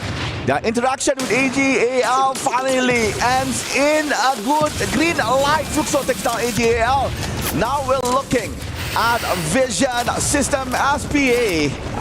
Tries to take a good strike onto a Hotshot, but Hotshot defending their fort quite well here, forcing Vision to actually fall back. However, Vision manages to actually conquer the first floor, awaiting Hotshot from below. A lot of things are happening here onto the eastern side circle. It's not going to be easy as well. The top side of this building completely covered as well. Just trying to really, I would say, box the players in the bottom side of the compound. Finds nothing quite yet. But Hotshot's gonna get a bit more active and adventurous. Gonna try and peek outside. All right. Pre-fires are good right now. Rushing up forward here. The rest of the team in trouble. But this may be their problem right now because Noda will be the one to get knocked down. He fell down to his death. But action goes huge. Aggressive. Everyone just collapsing. But the zone is going through. Everything looking dire. Everyone looks desperate right now. Excellent blue wall placement by Hotshot, trapping Vision inside. Now Jota has to force to go outside. Andrak still on the floor. Maxi running low on HP, has been knocked by the play zone. Now Jota is the only one left here for Vision. And I believe he could not survive. Yep, Jota has been eliminated. There goes Team Vision. Now EVOS fighting against Vitality. Brother versus brother. And it looks like EVOS might shine bright here, taking down Vitality. And now we are down to 7, maybe 6 soon. And EVOS murdering Vitality. Only Dick still alive outside of the tent, but Fluxo wants blood. Fluxo wants into that fight. Fluxo is going aggressive. They didn't even allow for the teams to even get that breathing space. And Dix is doing a great job of waiting on the outside, allowing Fluxo to take this fight. Wara falls somehow. Falcons managed to find him in the end. But for EVOS Divine, they're not out of the blue yet. Rasha doing great. Big opening onto Gio as well. He's done too. And he's playing with those micro angles above the glue wall to perfection. And what looks like a very dire situation looks to be something that is in their control. They're not done quite yet. Hotshot is still alive. Hotshot might repeat this. They got second place on map number 2. They really want this booyah. It's only Fluxo, EVOS and also Hotshot left on the top 3 placement here. Hotshot has to fall back, not looking good in terms of position. Meanwhile, Fluxo waiting for that third party. Rasha dumps it. Nice shot on towards action with the AWM bomb. FD7 stole that kill. Aim guard goes down towards FD7. Kochi gets towards Hasu, but FD7 pushes forward, disturbing what EVOS is doing right now. Rasha has to fall back. It's dangerous for them to be outside. They have to gather. They have to reset and heal. But the circle is moving. Yeah, this is a rough circle. And Hotshot's doing a great job of just delaying that rotation quite yet, allowing for these two big teams to fight. Kochil moving away for his life. Sajid trying to become the guy who changes the trajectory of this match. And Fluxo falls. EVOS, Esports, this is the time to shine! And revive Sajid! A booyah for EVOS Divine! Denied over and over, but finally, they clinch it. After a devastating loss on game number 2, despite having 17 elimination on game number 3. Now game number 4, EVOS finally reserved the slot in that Booyah rankings. It's looking great right now because in terms of eliminations, they were definitely one of the highest. They're aggressive. They're a team that is so proactive in terms of movement and also getting that space in that circle. This is a team that is surgical and knows what they want. They prioritize a lot. I think for them personally, they love taking up space first. That prime area circle means that they're able to really abuse all the other teams trying to get into the area. The White Tigers celebrate their first ever Booyah here in EWC 2025. And Russia with the AWM, that is something to be praised of. And with that, I believe EVOS would be on top of the overall table. Could be very exciting. I mean, looking at the fact that Falcons, looked very strong earlier today, but the readjustments coming in from many teams, I think everyone's starting to get really hot. The momentum is definitely there. But for now, let's have a look at the highlights before we go back to the panel. So Fluxo started off quite okay, but towards the end, they could not manage to actually close the game properly. Falcon Limit tries his best to hold on as long as he could, but sadly, Falcons could not do so. But however, that is game number 4, ladies and gentlemen. We're about to go to break, so don't go anywhere. We will be right back right after this.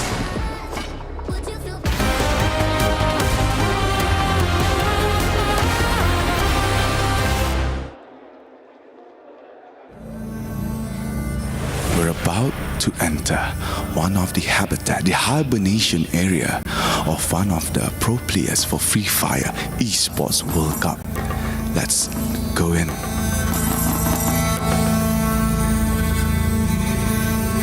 Looks like they are not here. What a beautiful nest. Well kept, I can say. So we can know that one of the players for Free Fire is a very neat freak. You can see that the nest is very clean, very straight. This is maybe the observation area where they could observe the kingdom of stone here in Riyadh. What a magnificent view. The creme de la creme, the survival area of the habitat, the pantry. Our pro players cook their meal. So quite civilized, I could say. And a fridge, I do not dare to open. We might not know what unknown beholds behind this fridge. We're gonna move over into the player lounge to see the players truly take a break in their natural habitat. Come on. We gotta be very careful to not distract the players from truly taking a long break. Keep in mind, competition is always going to be tough, mentally taxing. So therefore, with only the best that can be provided for them, they won't take anything lower than suboptimal. Coffee, caffeine, everything a player needs to keep them energized, tough, and most importantly, mentally sharp, especially when they're in the game. Here, we're by the snack station. We've got our workers hard at work making sure that they are filling it up every moment. If it's empty, how are these players going to refuel themselves to keep themselves at the top of their game? The Esports World Cup ain't skipping out on nothing. Come on over. They're not around. At least we know that players, especially at the peak of their competition, when they're done with the games that they want to play, they still are challenging themselves mentally. One of the most important sides, whether you're a mobile gamer, a PC gamer, or even console player, everything is provided here for the player lounge for all of their needs to make sure that the competitive level always stays at its highest peak. Look over here, we've got our PC segments, 2 rows of PCs. We've also got one of our hosts over there trying to be part of this, trying to be part of the player habitat. It's crazy. No, we can't disturb them. No, come back. And right here, we've got the broadcast playing for each of the games. Free Fire is going to be coming on real soon, but we don't care about this right now. We're going to have to take our time here and be very, very careful and very, very sneaky. And with that being said, thank you guys for watching. I got to get out of here. I'm in grave danger. I think the players have caught on to what I'm doing. I got to go. No animals, nor players, nor hosts were harmed during the shooting of this video.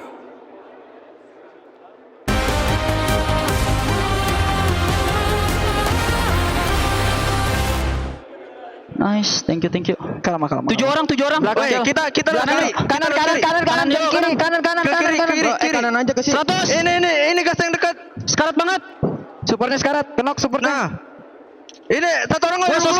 Gas aja. Nah, satu lagi. Woi, kalem boys. Biarin si bocil gentot anjing bangsat. Be confident boy. Let's go boy. EVOS Divine are tired. They don't want second place. They want first place. And what did they get? They score their very first Booyah. Team looking really happy, especially through their player cams, as well as their communication. They knew they were very, very close. And obviously the hard work, it did finally pay off. But is it going to be enough to keep the mentality for this team? We've got a lot of things to talk about here, folks, because that game, it wasn't just a simple case of EVOS going crazy, getting all the eliminations and just winning the game. There were a lot of other things that we had to talk about. Firstly, Neptune, I want to start with you because we had an interesting conversation whilst watching that game about Falcons. We've noticed a trend, which we are now going to be calling the Falcons exit strategy.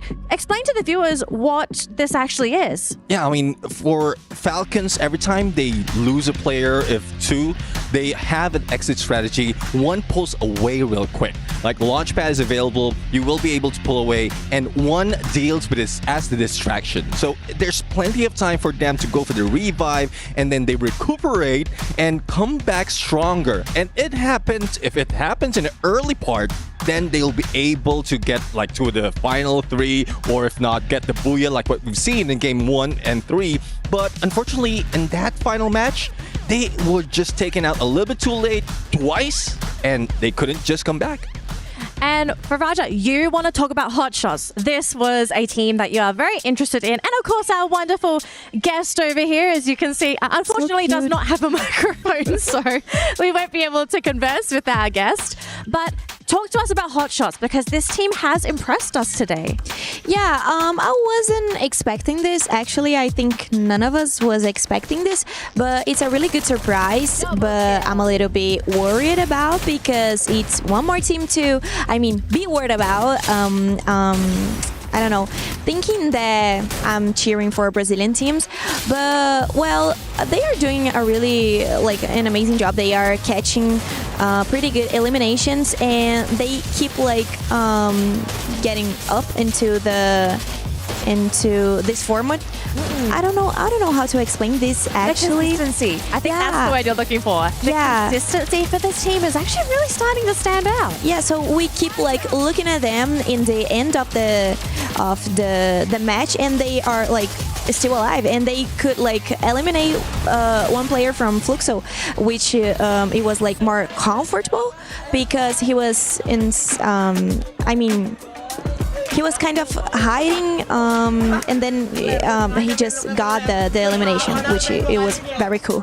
It was a very smart hiding spot though, right? Neptune, you saw it's on the low ground, and when you're prone, sometimes it's hard to see players there. And if you see another team hiding behind a glue wall, you're gonna go after them first, aren't you? You're not gonna run around and look for the person on the ground. Unless, exactly.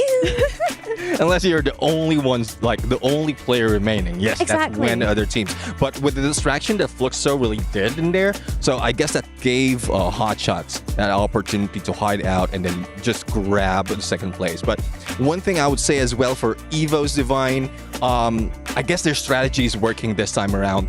We saw, and we discussed this even while the matches were playing, that the split that they're doing, the 3-1 split, yes, it's favorable from the beginning somewhat towards the end, but if it's the final battle, 4v4, it wouldn't work. But this time, they slowed it down. They know how to deal with each player, and they just stuck together compared to Rasia just going along and being chased by the rest of the team. Yeah, and Raja, I think we also talked about this a little bit behind the scenes, where EVOS, they played slower this game, right? They started the day very fast, lots of eliminations in the early game and even into the mid game. But for this round, they didn't look for eliminations until what, the 4th or 5th circle, which is really late for EVOS, but it worked out for them. Yeah, they kept in the top 3. Yeah, so I don't know. They have kind of different strategies, but it keeps working for them for some reason. They are having a really good day. In my opinion, it's one of the best teams. Of course, we can watch we can see this at the overall ranking. So EVOS appears in the first place. They deserve to be up there. They worked incredibly hard. They've secured basically top points almost for the entire day. The only reason Falcons fell down was because this was the one round they kind of fumbled the ball, Neptune. Yeah, I mean, we also talked after the previous match wherein Team Falcons is leading because of placement point, but elimination-wise, it's EVO's Divine. And now, since they were surviving a little bit longer, Team Falcons was struggling, so they can still continue on and getting all those elimination and sticking together. 4-man strong, definitely a Booyah would help them. That jump up to number 1. Well, I mean, do Falcons really care as well? I mean, you don't really need to sit in number 1 because it's just the knockout stage. Yeah. So, moving on, because we are getting ready for our next game, ladies and gentlemen. We're going to give the players a bit of a quick break, but we do have, I believe, the SNB head-to-head, because that's where Gideon is. That's why he's not here. Hey, Gideon, show us the head-to-head.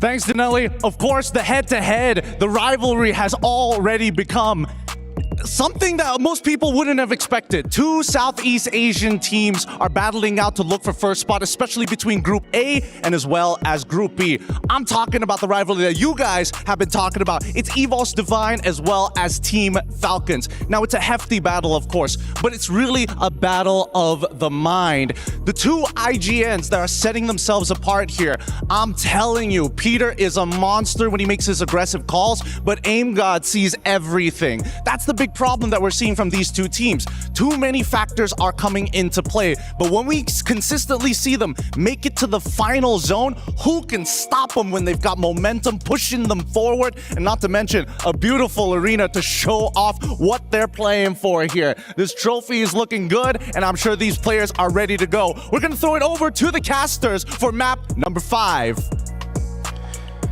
Alright, going into game number 5, it's gonna be Nexterra. And yep, as said by our panelists, as said by Gideon as well, EVOS is looking very strong on the first plate with 78 points. Highest elimination among all with 43. And another honorable mention I would say is towards Team Hotshot. We don't see them usually on the first page, but this time around, Hotshot improved significantly. I mean, AJ had already highlighted them in that first map about how, you know, how the coach is a brilliant coach, how he's able to really lead the team forward. They really want to be able to make up for past mistakes before as well, you know, coming into this tournament. And for them, you know, going hard, going hot now to be able to launch them forward to the top 12 is the goal. And from there, they're hoping to ride that high into that grand finals, granted, because also, you know, we also have that Champions Rush, a change in format for this year's EWC. Alright, here is some last words, some prayers from our EVOS Divine team from Indonesia. They really wish to maintain on that first place, would actually secure them the slot towards the point rush stage. And yep, again, it's not about being first place here on the group stage, it's about surviving to be on the top 12. Yeah, you want to make it to the top 12 as well. And I think that also has those challenges because you don't want to get knocked out very early. EVOS Divine is great. I mean, I think the panel, you know, brought up something very interesting. Raja especially mentioned that for EVOS Divine, them changing up the pace in map number 4 from a more aggressive, fast approach and now finally a slower one, getting active on, you know, circle 4 and 5 for the previous map. You know, it paid off for them as well, but regardless, it's still high in terms of eliminations as well, which is why they're able to overcome Falcons. Falcons, they rely a lot on those placement points. They don't get super active super early unless really provoked. And I think that for EVOS Divine, they're understanding that value you get from the points you get from those kills, from those eliminations, really, you know, putting them on top of those placement points as well to really launch themselves forward. They have quite a sizable, not super sizable, but enough points to just really, you know, maintain that lead a bit more. Yeah. If this trend continues today, EVOS will be so far in the lead and teams are going to have so much trouble stopping them. Someone needs to slow them down. Yeah, someone really needs to slow them down. Meanwhile, I would like to talk about the Brazilian teams. Yeah, Team Alpha 34, Team Fluxo, and Pain Gaming. They are not doing very well here on day number 1. Maybe Fluxo, we could Fluxo is looking. praise. No, they're looking great right now. They were Yeah. slower in the beginning of the day, but after that they found their momentum. It was a Rubik's cube for them to be playing on the international stage. You're playing outside of Brazil. It's a whole different ballpark when you play with players from Southeast Asia as well. And they finally figured it out. They're looking great. Not quite there yet in terms of a booyah, but they're starting to build that momentum, and that is something super important to watch out for. Yeah, in contrast, Alpha 34 and Team Pain, they are struggling. We can see their struggles from game number 1 to game number 4, trying to fight against Team Falcons, trying to fight against Team Core Memory. Alpha could not actually get that duel against Team Hotshot. So if they could not find that particular strategy to fight against the Asian teams, Alpha 34 and Pain Gaming would have, as said by the team name, a hell of a pain time.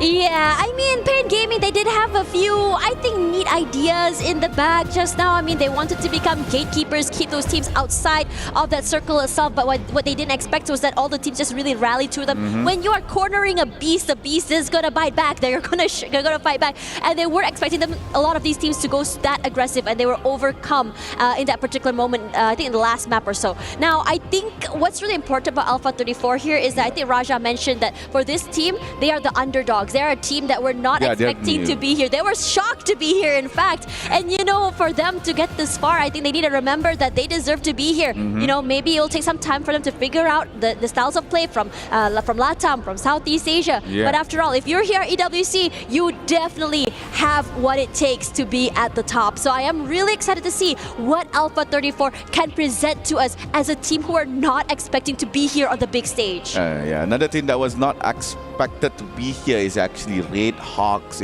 They didn't see much from Red Hawks on game number 4.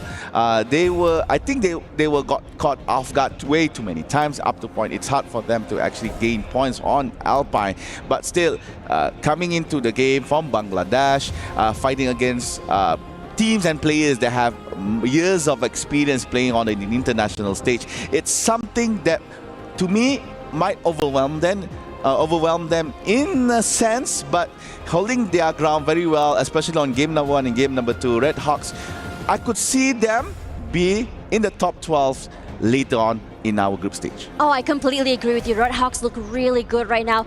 They started off strong, I think, in day number 1. I'm really hoping that they're not a day 1 wonder here, because that's usually the case, right? You get chalked off guard on day number 1. You see all these teams really shine, then suddenly you get outstratted, outshot on day 2 as more teams start to get into that momentum, get into that groove as well. But Red Hawks look good. They've been, like you said, they've been able to hold their ground. But right now, the problem is whether or not they can hold on to that momentum, because if they're getting knocked, I wouldn't say they're getting knocked early. It's toward the middle of the pack. I wouldn't say it's terrible per se, but you did make a big point here. This is a team that is debuting on the international stage. This is a team that, you know, barely has played with in the international level. This must be very, very new to them. The different pacing, the different styles of play. They need to adapt, and so far they've been doing great at doing that. Yes, that is true. Meanwhile, for the other team, especially for the Melata teams, I'm yet to see them shine, especially Vision System SPA. We've seen time and time again, they try to go for that early game fights. They try to go try to take early game points, but apparently it's way too many times Vision System could not fight the opposing team, be it from Asia, be it from Brazil itself. They still struggle in all 4 games. Meanwhile, for the other Thailand teams, Core Memory has shown us a few moments where they are looking very strong. But however, once the game turns or goes into a mid-game, they fall off real bad. I mean, the mid-game can be quite chaotic. It's a situation where a lot of rotations are happening. They need to be able to win these fights. But regardless out of all of that, EVOS Divine has been doing really good when it comes to their fights. You know, we saw them box into a tent, and you would have thought other teams would just collapse into them. What do? They counter back with their own blue walls, playing those micro angles, finding a nice low ground angle to just really shoot on top of the terrain as well. And then quickly the team just breaks out and just collapses. And I think it's great communication coming from this team, and they know exactly how these executions are going to go. All right, we are still getting ready into our game. Okay, what's your take for team Vitality. Vitality? Yeah. Oh, they are. After game number 4.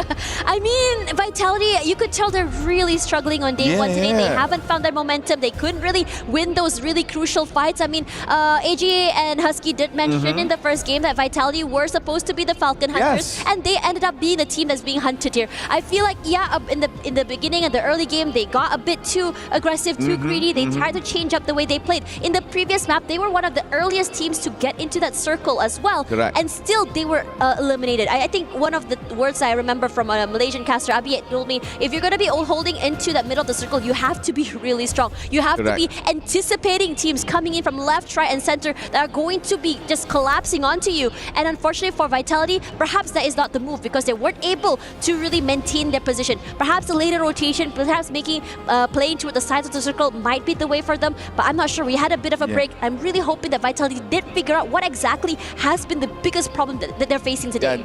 The reason I'm pointing this out because Vitality is not a new team here.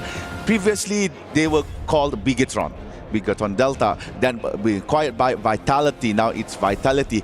This roster is a very experienced roster. They have played on international stage, on Southeast Asia stage so many times. So every time when I see Vitality falls off, I question myself, what happened to them? Because I assume that due to the existence of EVOS in their bout, they might want to, step up their game. We got EVOS here. We don't want to be in their shadow. Vitality, let's go up. But apparently, for all the 4 games that they have played, nothing can be said about them. Just maybe one good game on number 7 on the 3rd game, but after that, Vitality struggles to get points. I believe they are currently on number 10 with 18 points, and that is not something you see from Vitality actually. I mean, the great thing about Free Fire is that anything can happen. You can have one really good game and just immediately get launched all the way to the top side of the scoreboard. Granted that the lead has not been super huge, and that's fine. I think this is a day one problem. Day one is a day that I feel and I still believe is the icebreaker day. A lot of teams are still struggling to get to know each other, understanding what the drop spots are, understanding how rotations are going to go, and understanding the different metas that are coming into this game. I know that, with the conversation with Danily, right, about how the metas are, through so many different regions. Not many can adapt real quick. Some of the teams that have been adapting today has been EVOS, Core Memory to an extent as well. And Falcons are doing really good at that as well. But, for the rest of the teams that are still struggling, honestly, day one is where I would say that's fine. I mean, you can really take your time to really figure things out. After the day ends, you can go back, VOD review, figure out what went wrong. Was it a breakdown in a miscommunication? Was it the comps that were just not working out? Did we have to work on how our execution is? Was it our rotations? That is where things you have to really talk to each other to figure out. Regardless, I think while we wait for the teams to ready themselves, let's go back to the studio to have a chat with the panel. Let's go. Thank you so much, Tash and Admats. Yes, folks, thank you so much for being patient. We are still trying to get into that game, but bear with us because you can have a little bit of fun with us on the panel. Gideon, welcome back. You were looking a little cute before, just... Oh, thanks. A little yellow maybe, but... Of course, only natural is my favorite color. But we are getting ready to jump into this next game, but we do have things that we can still kind of address, right? I think we still have that top race for top 2. We have EVOS and Falcons fighting up there. We have Fluxo still trying to make their comeback as well. We have Hotshots started to come in, guns blazing, and really being a dark horse. Are there any other teams that we kind of want to highlight that have the potential to maybe sneak on through towards the upper end of that rankings here? Neptune? Yeah, I mean, Hotshots, I'm pretty sure Hotshots want to be overtaken by Pain. They're very, very close, and Raja would approve of that, especially with that statement that has been thrown earlier. So I'm looking forward to that. Well, I need to translate to the Brazilian players because I'm not really sure if they can understand what the player from Hotshot just said, but I will translate to them and then maybe we can start a real fight. Oh, so they don't know they got insulted. Okay. I don't know if they will approve it because I know some of the players and they are not that kind of... Sometimes they are kind of angry, you know. Oh, okay. So they need a little bit of heat. I mean, Gideon, you were telling us just now in the casters area that the stage is freezing. Yes, it is very, very cold. But at least from the players' perspective, as the breaks were going by, you can see that the players are going in and out. Some of them are wearing jackets. They are prepared. But then you can tell those who are really eager, those who are like sitting, playing with their chair a little bit, sometimes playing with their fan, no jacket, no nothing, and you can see it in their eyes. There's heat there. There's fuel behind them. There's a lot of gas as well. These teams are extremely motivated to try and outperform themselves throughout each of the individual maps. But I think, you know, I feel bad because I feel like I've started a controversy and I was in the center of it all. Like, what have I done? What have I done here? It's okay. If we get any complaints later, we'll just redirect them to someone else. It's all right, Gideon. Don't worry. We got you. But Neptune, though, as we jump into game number 5, what are we kind of expecting moving forward? Is it really just going to continue to be this race that we're seeing at the top of the leaderboard? Or do you actually feel like some of these teams that are a little bit slow to start, they might wake up? Because we do see this sometimes. Teams just not having a great morning, but it's like after 4 games, it's like, all right, we're ready to go. I mean, that's the usual pattern that we see in the other teams. It's only a few teams that really take advantage of the chaos in the beginning, especially in day number 1, like what we've seen Falcons do.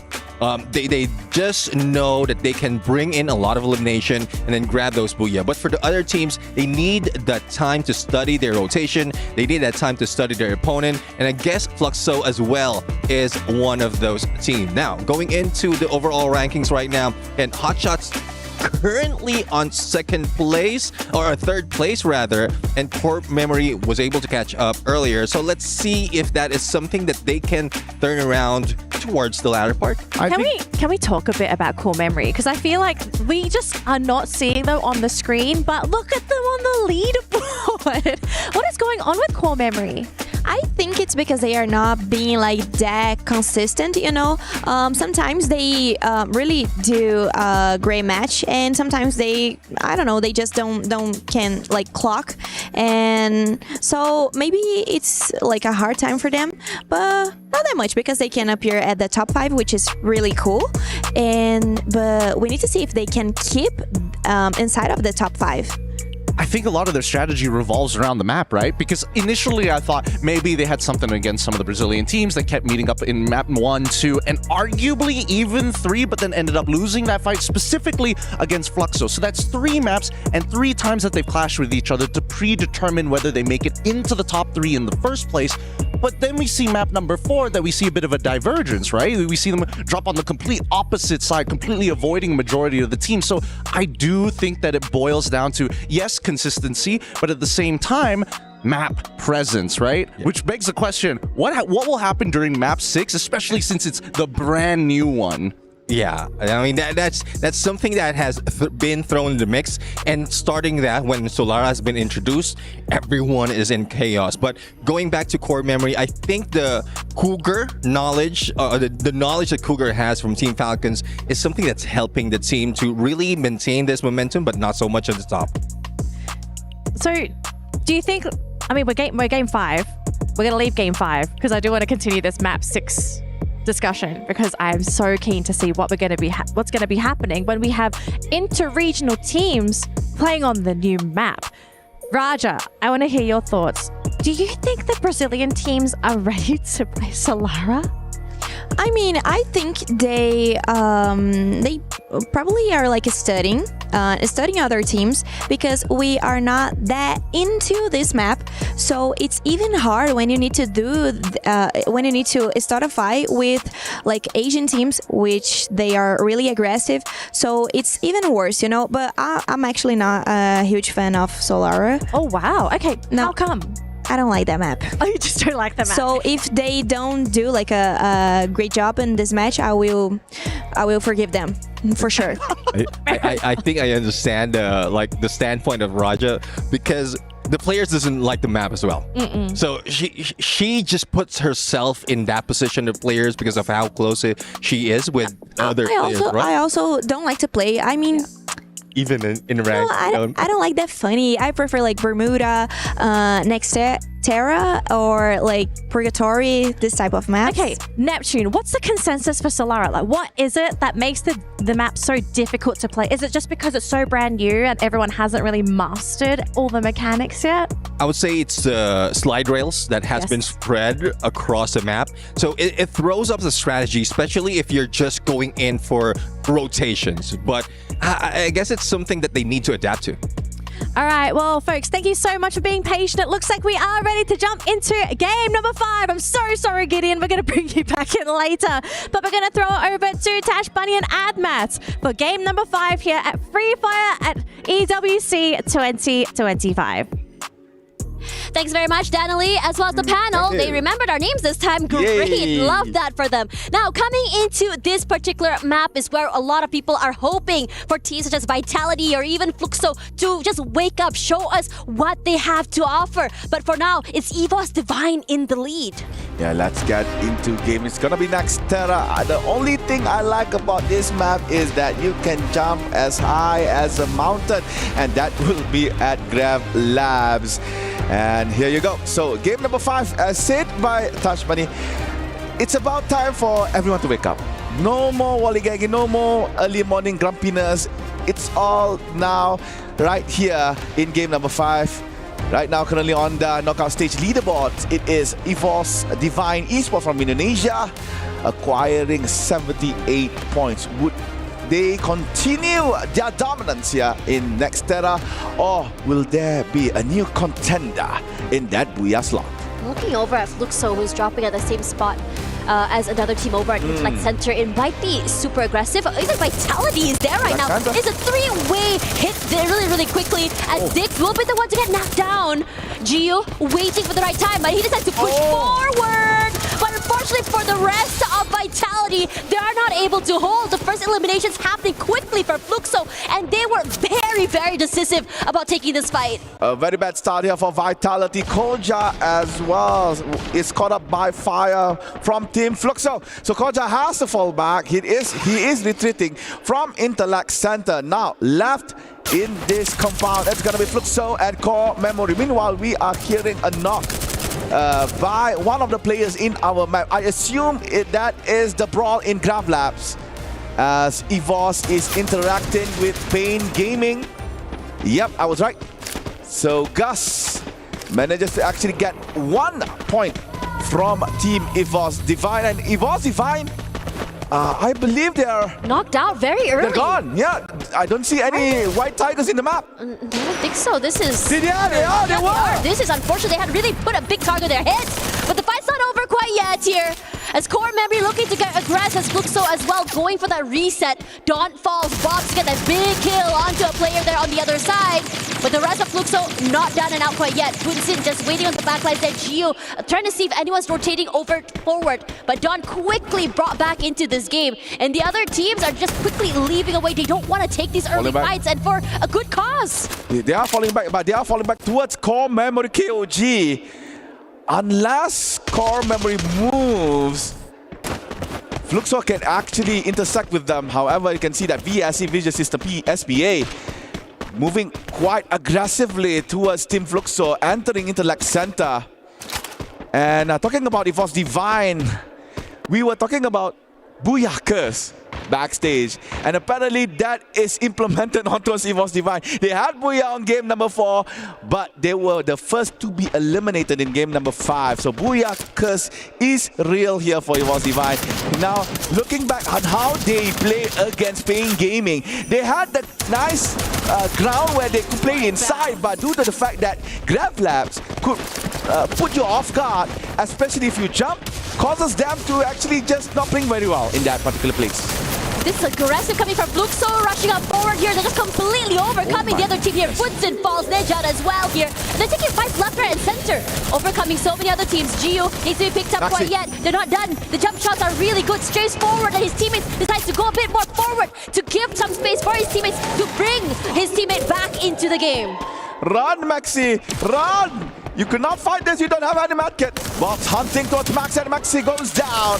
And then there's only one member of VSE left. He managed to actually fall back away from Team Fluxo. And game number 5, Nexterra, Fluxo is on fire. Yeah, they really needed that, just really wake themselves up. And for VSE, this is so unfortunate. They haven't had the hottest of starts. And it looks like this trend is not stopping anytime soon here. And it's looking really insane because Hotshots, this is a great high angle they can play with as well. Korja, they have access to this crate. They can pick up whatever weapons they need. And interestingly enough, everything has started to slow down. Airdrop collected. Yeah, has to wait inside the circle to unlock the lock on that drop. Meanwhile, Hasu actually has a very good vantage point. Meanwhile, VSE has been eliminated right after Divorce Divine. So again, a very not a good day one here for that Latin American team. Meanwhile, Hasu has been spotted by Diamond. Nice shot with that AEC. So right now, Hotshot, they lost that vantage point guard. Now they have to fall back, and they are falling back with the jump pad, but they will not be let go. Exposé hunt them down, pushing forward, trying to fight against action.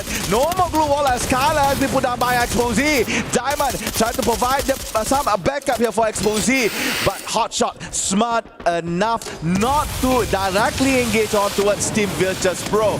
And now Virtus.pro getting towards Team Hotshot. They're trying to go for the second floor. Diamond's on second floor, but action and Anas now on the ground. Anas, red color as his HP transform as well as action. Hotshot hunted down for so long, and VP managed to only get 3. And Sergeant is still surviving. They are falling back. They want Sergeant now. Chase him down if you could. Hotshots are now already back into the game. They had the idea, they had the high ground, they had the position. It's just that they just overstayed their welcome here. Sergeant all alone, he's so low right now, running for his life, zigzagging forward, barely alive. Gets time to go for the reset for the time being, and he's gonna prep that nade, hoping it's actually gonna hit onto someone at all, but his teammates are not close enough to fight him. He's gonna have to go for this 1v4, and this is a great play for him to be able to isolate these fights all alone. But the amount of bodies thrown at him were just too much, and Virtus.pro finally get the last piece of that puzzle. Yeah, Sajid was lucky enough to revive all 3 other members that was hunted by Team Virtus.pro, but sadly Sajid could not survive. Meanwhile, Red Hawks is now no more in Nexterra, placed at number 10. We were praising Red Hawks quite heavily here on day number 1, but sadly, coming to game number 5, players are realizing how Red Hawks are playing. They are realizing how Bangladeshi Free Fire is being played. So they are slowly getting a little bit down here as we go progress in day number 1. And we are showing here, ladies and gentlemen, the top players here for highest damage. Rasha, the Wonder Kid, is there. And as you can see on the right side, Circle has completed for the first one. Second one will be right around Boxing Gym Deka Square Mud side. So this is a favorable Circle, especially towards Alpha 34. Just so many things happening. This circle is not necessarily the easiest either. It's all the way on the other side of the map. A lot of heavy rotations coming through here. The first team to really quickly get here is going to be Vitality. And I think that Vitality is looking good right now. They're taking their time. Yeah, they lost that initial fight, but they're doing well surviving. They're taking their time. They're slowing it down. And I think it's good that they're able to realize that taking these early fights is just something that's not beneficial to them. But for Core Memory, I think they had a whiff of where Vitality is. They're looking to try and find them out, but the amount of pressure coming from Vitality manages to push them away for the time being. Alright, so Core Memory trying to find a place for them to cap it out. As you can see from the minimap, Team Alpha 34 has put a bounty on towards Team Vitality. Meanwhile, AG.AL Barros was caught by Pain Gaming. Motavea got that point kill for the Brazilian team. And AG.AL, you can see only Dew is left here, and Dew is being chased by Gus. Gus has an SVD. Dew really needs to find space, to find time to revive the other members, but Pain Game is not letting it go. They are pushing forward. I can hear the Ferrari, the fast car coming in. Peter trying to find Dew inside Graveland, but Dew is way ahead away from Team Pain Gaming. If you hear that car, what are you going to do? You're going to skedaddle away, obviously. That's a terrifying sound. Pain Gaming, this is great for them as well. I think they had a pretty rough start today. They weren't able to find the momentum. They weren't winning those really crucial fights. But now they are the ones currently on top. They're looking hot right now. They're not looking to really take these fights. They are really testing the waters on how far they can chase, but they're not really looking to pursue. You go into a compound, they're saying, okay, the lack of information means that we don't push into the compound. We don't want to engage into a CQC and isolated fights, which means that we can stay intact as a 4 all the way till the end. But now for Falcons here, they have 5 eliminations already. A bit more of a quieter game, but I think throughout the entirety of the day, we have already come to a conclusion that Falcons love to get more of those placement points and survivability compared to these early fights, and I think this pacing still suits them, as expected. Yeah. This is the way the Thailand team plays actually. There's that early game slow pace, then gradually it becomes faster and faster. Hot shot, trying to get a hot shot on towards Team Falcons, but Amas was retaliated back by Limit, so that is a knock from Team Hotshot. So Falcons is now controlling back Rastown. Limit is still guarding for Team Falcons as they are trying to get into the new circle, and Hotshot made the right decision not to continue to suppress fire, fall back, find another way to get into the zone. Yeah, but Falcon suspects that they might be around, so they're lingering a bit longer here, forcing for Hotshots to go for a longer rotation. They cross, they might be spotted out by Kiroro, even Virtus.pro. They might be in trouble. And speaking of trouble, Chinoy knocked them already so quickly. They're looking hot right now. Big opening onto Chinoy. They want to look and just try chase for the rest, but they haven't found anything quite yet, but it should be easy access to the circle for them. You want to know something interesting? Yeah. We have played for 5 games, and in all 5 games, Fluxo always interacted with AG.AL. The first 2 games, Fluxo didn't win. But the previous game number 4 and 5, right now, it looks like they are winning very well. Game 3, 4 and 5. So we can say that Fluxo finally knows how to take down AG.AL. Took some time. Yeah. Need a few maps to really figure things out here. And Diamond is just unrelenting. It's putting a lot of pressure to the other members of Hotshots. And I have to say, this team has been quite unlucky this map. You manage to get into the circle, you run into another area of a hold, You try to rotate to another area, you run into another team. And I would really like to see them take this fight. I know they are a little bit more on the back foot when it comes to these aggressions, but I want them to really challenge these teams. Don't let them bully them away. And I think for AG.AL here, nice shot into a player of Fluxo, but not really enough to really just take out the whole team. So AG.AL managed to actually get a small revenge onto Team Fluxo, but Gio can simply be revived soon for as long as Team Fluxo managed to find a vending machine. As the circle closes, teams and players are coming into the new zone. The ones that is still outside is, as you can see, Fluxo. That's still AG.AL, Team Hotshot, and also Pain Gaming. But I'm not so sure about Hotshot. They're not looking very hot here, as they are being gatekept by Team Virtus.pro. This is nice, honestly, because Virtus.pro is using this compound like a little shield and also a safe house, keeping the players of Hotshots at bay. They're not able to break inside, and even then, the rest of Virtus.pro don't want to take this fight. It's a bit too early for them. They don't want to go for a 4v4. They want to go for these long-range fights, these pickoffs, and that's why they're looking to just go further into the circle, put a lot of space between them and Hotshots. Right, a few shots once towards Fuwarak. Virtus.pro continues to widen the gap between them and also Hotshot. The new zone has been updated. It looks like Falcons and Vitality is already inside. And as you can see from the north side of this camera, from the north side of our view, you can see Fluxo is fighting against Team Vitality. Kyong is now on the floor, but due to nice blue wall placing, Kyong managed to be revived back. Meanwhile, Fluxo still on 3 members. Opt to go for the first floor, maybe not disturbing Vitality on top. Wait for the next zone to close out. Just biding their time here, they're boxed in.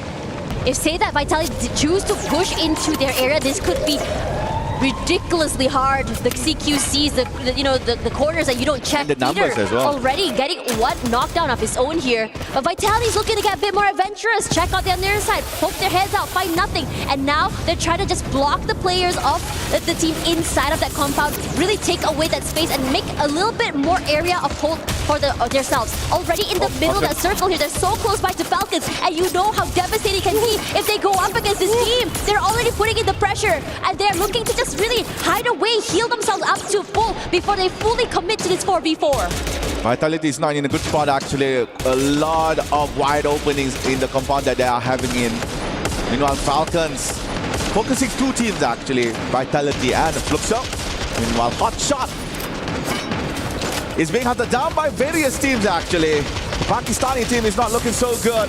Only Hasu left. Meanwhile, AG.AL is actually facing the same fate here. Could not make any move. Meanwhile, Pain Gaming jumped in. They are now aggressively pushing towards Team Falcons. Peter has to come back into the compound. Virtus.pro has been eliminated on 9th place. Noda eliminated all of the glue walls here from Team Falcons. Still outside. Finally, Noda is in. Tries to go at the shot, but could not do so. Could not find members of Team Falcons. But Kiroro is down by Motovea. And Gus looking very low here. Has to stop for a while to find time for medkits. Meanwhile, Alpha 34 is coming in to join the party here between Pain and also Team Falcons. Limit is cornered in this compound. Could not go anywhere. Falcon is looking desperate right now to still survive in this chaotic space. There's not a lot of space to work with right now, but Vitality somehow gets theirs. And now AG.AL eliminated already at 7th, and now Vitality as well is going to be coming up on top here. We were waiting for this team to wake up. We were waiting for this team to get a bit more aggressive, to be a bit more, to show a bit more of what they have to offer here. As Falcons stuck in a corner, Peter left alone. Not the easiest thing for him to do to bring his team back into the game. Inhalers up, yeah, but it's only a matter of time before the glue walls fall, before he gets completely chunked down by Pain Gaming. And Pain Gaming, even Motovea is the last man standing here. He's alone, but here comes Core Memory. Cougar knocked down already, trying to steal away this space away from Vitality. But Vitality gets his. Peter falls. Don steals away the kill. And Falcons this time around, they're not able to clinch that booyah. 5th place for them. But the fight, this compound, hotly contested. Finally, we see Vitality shine. Right after my comment, which is very good. So Vitality finally open their eyes. All right, this time around, let's do our best. Let's show them that Vitality is still alive in EWC. But right now, we are left with only 4 teams. Core Memory KOG, guarding outside the vicinity of Vitality, but at the same time, being careful of Team Fluxo, which is right behind that white bus. Core Memory trying to widen their position. Meanwhile, Vitality still waiting for that moment to come up from their compound, waiting outside for Memory and also Fluxo. Meanwhile, Motovea for Pain Gaming is just watching all of this happening slowly. So good that Core Memory is managed to actually widen their plane of view so they could catch anyone that is coming outside. Yeah, Core Memory is doing great. They're out there in the open, gives them a lot more space to work with as well. But they're looking at challenge. They want these points because the players of Vitality cannot move. They have the glue walls, they have the space, but Don has other things in mind. He's trying to be very sneaky right now. He shows himself out there. He throws in the nade. It hits 2. Motovea falls. Koja's looking great right now, but Don's been spotted. He's all alone, but somehow his movements are just too much to deal with. And now Core Memory looking to chop them down. No, they're falling because Vitality is looking to change the trajectory. Fluxo falls. Vice putting in all that pressure onto Bunsen, and Bunsen gets taken away. Fluxo with only 1 player left. Oh, Koja is now down. Vitality bringing the pride of Indonesia. Pushing towards Team Core Memory KOG. Zed gets by, but Dix goes down to Prox. Oh no! Core Memory Zed is now on the floor. Holds the line denied by Koja. Now Koja has time to revive both Dix and Far East. It's gonna be 3v1. Will it be Fluxo for the 1v3 clash, or will it be Vitality Redemption Arc after 4 devastating games? Right now pushing forward towards Prox. Prox is now fighting against Diva. Koja from behind, and they got Prox. Booyah for Vitality!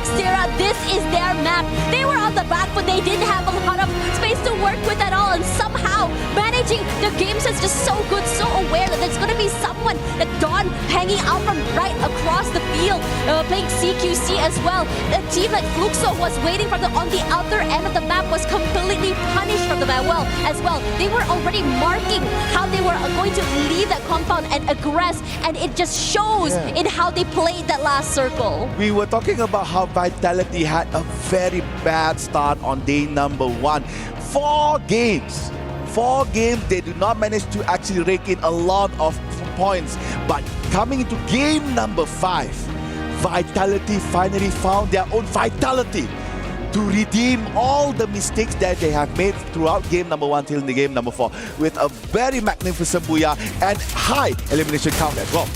Yeah, but for now we're gonna go for a quick break, and after this, more Free Fire EWC coming at you. Quadra kill.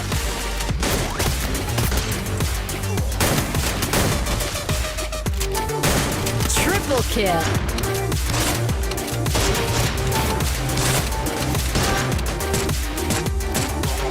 Double kill.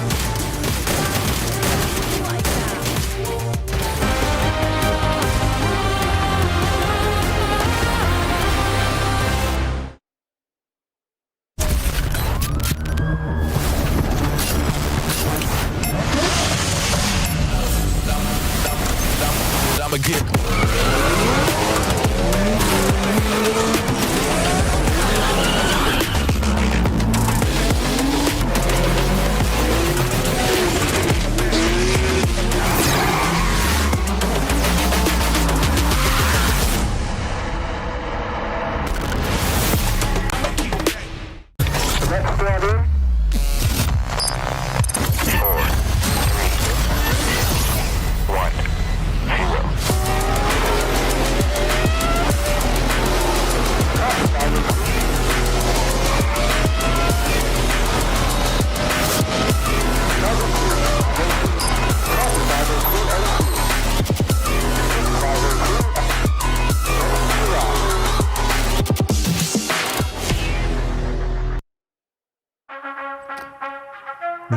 Não trava, por favor. Não pode travar, não pode travar. Não pode travar, não pode travar. Nossa, vocês são muito estranhos. Mas se for trazer o buia, tudo bem. Hi everyone, it's Yunsul, and we are here at the Esports World Cup 2025 Boulevard. Very lively here, the gaming district, place for you to enjoy esports. But the most special thing about here is the food. Southern region dishes, all the regional dishes, food. Who doesn't love food? Because I am. So I hope you guys will enjoy the moment on the camera. But if you can, please come here and share the fun with us right here at Esports World Cup 2025 Boulevard. What a incredible game. Game number 5, absolute chaos. No one knew what was going on. We didn't know who was even the leader of that match, but we've got to break it down for our viewers at home, because if we don't, I think we're all going to be a little bit lost here. But I think the first key thing we have to talk about is EVOS being eliminated by Pain Gaming. Raja, I think you must be proud. Yeah, I'm really proud of all the Brazilian teams, actually, because they played really well in this match. Even Fluxo, and they switched one player. They switched MT7 over Prox. So we can see Prox playing for the very first time here at EWC. And it was a really good match for them. So I think it was very positive. Like, it was an additional, like Prox, it was an additional, and it was very positive, and I'm really proud of them. But well, Pain is too good too. It was good to see them playing, and they get a bunch of eliminations, if I'm not wrong. Yes, they got a lot of eliminations, so they got a lot of points for that round. Sure, they didn't get the booyah, but who cares if you're getting so many heads in the round? We also have to talk about Party and Falcons compound. So many teams stormed that compound, and poor Falcons, they had The escape strategy, Neptune, that wasn't going to work there. Like, where were you going to go? There's not so much of room. Even Peter was left in the corner, like not breathing at all. Tries to survive. He's solo. Everyone just roaming around, shooting each other, and then finally being caught out. And yeah, there's not so much of exit strategy, and that's what happened if they loses out in the latter part. And also, this is the map we're in. Towards the latter part, there's still 9 teams remaining. Yep. So that's a lot to deal with. That I don't think anyone would be able to survive if you're losing out in one. I think it all started from like ring 4 to 5, right? I think that's where we see the hard predictions really come to life, and Falcons were like, yes, we got it correct. And on the opposite end, we see just Vitality. We see Hotshot like, dude, we literally ran halfway across the map to make this, to win out on a 50-50. We didn't win out on that 50-50, but Falcons end up taking a majority of the karmic damage the universe somehow gives back to us. I think it must have been like cumulative for all of today, because, you know, Falcons have been causing a lot of teams issues. It's not just one, it's everybody, especially with the number of points that they picked up. But we're not done here, folks. We've got one more map to go, and it's going to be a bit of a chaotic one because it's the newest map for Free Fire. It is Solara, and we kind of did talk about this before. Nexterra, right? It's a brand new map. A lot of teams are still not comfortable playing on it, but this might be a map that decides the fate for some of these teams, because day number 1 is almost over. This is the last match of the day, last time to grab points. I was saying about Solara that I am not really into Solara, but actually I think it can be like a good, I mean, it's not a star, but maybe Brazilian teams can do what they just did in the last match, and then they can get more points. So I think it's gonna be a really important map for them, and they really need to play. So they need to do like Solara very, very well. Yeah, I do agree. I mean, if the momentum of the Brazilian teams, as you did mention, is coming from slow in the beginning and then hard on the end, and Solara, I think this is where they're going to bring it on. But there's a lot of factors that could throw off even those from other regions apart from Southeast Asia, Brazil, because I know there's also a few that doesn't have that Solara map in their qualifiers. So it would be difficult for them to play against these teams. I can only imagine what scrims are going to be looking like for the most part, because I think there's no real optimal strategy. I think for teams who like to play inner ring, there's, again, a little too close for comfort if we're talking about like the best cover possible. Right in the center of the map, you got 2 giant hills, literally, how many, if I remember counting correctly, like 5 slide rails heading towards that center of the map as well, with not much line of sight to play with. Those are the main 2 structures you want to kind of sit around with. And the problem is, for inner circle teams, being able to dominate that side of the map is going to naturally cause tension with other inner circle teams. And I think that's one of the few problems as to why some teams are like, yeah, maybe this isn't the best. So maybe we're going to see a different strategy just because of the slide rails. So maybe instead of focusing on the middle, teams slowly come in from the outskirts, right? Make their way around, try to catch teams off guard. Maybe just focus on elimination points until maybe that 4th, 5th circle, when you start to figure out like, okay, where are all the players and where's the free real estate? Where do you kind of want to be when you do get later on into the game? Yeah, exactly. I mean, slide rails, it's a good entry and exit strategy. It just speeds up your movement, but also it triggers that someone is using it. So definitely everyone would be at their toes. Everyone will be looking out on both ends of those slide rails, and it would be the downfall of a team who just don't rely on it so much. And we'll have to see, because as you did mention, there's still a lot of compound. Inner circle teams might be targeted, especially the TV tower, who's part of that, dead smack in the middle. So if everyone aims for that height advantage, TV tower has it. But there's also a huge risk that you'll be losing out. I mean, let's also look at some of the teams that like naturally have played in really powerful positions across other maps, RRQ being one of them. Hey, if it's Kalahari, you know exactly where they're going to be. And I think even for some of the Brazilian teams, right, there are power positions on the other classic maps where you always see them go to. But then when you cut to Solara, it's just, hey, if you control that, all the other teams are going to get punished, but winning it is such a problem. But then again, I just remembered, Booyah was taken by Team Vitality. And from Southeast Asia, they have been, or they crown themselves, they dubbed themselves as the kings of Solara. So, Vitality. Yes. So it seems like we might be seeing a back-to-back Booyah. Well, unless someone denies them of that. Okay, so I want to hear more about the Kings of Solara statement here for Vitality. Why are they calling themselves that? Well, from Southeast Asia Spring, they were able to get multiple Booyahs. They are topping the board in terms of elimination. And it's because of all the chaos. We did mention it's new, but since Team Vitality is also a new team in the mix of Southeast Asia, they just focus on what advantage they can use. First off, they targeted the top dogs. They were the Falcon Hunters. Ooh. And then Solara was introduced because no one dares go against the Falcons back then.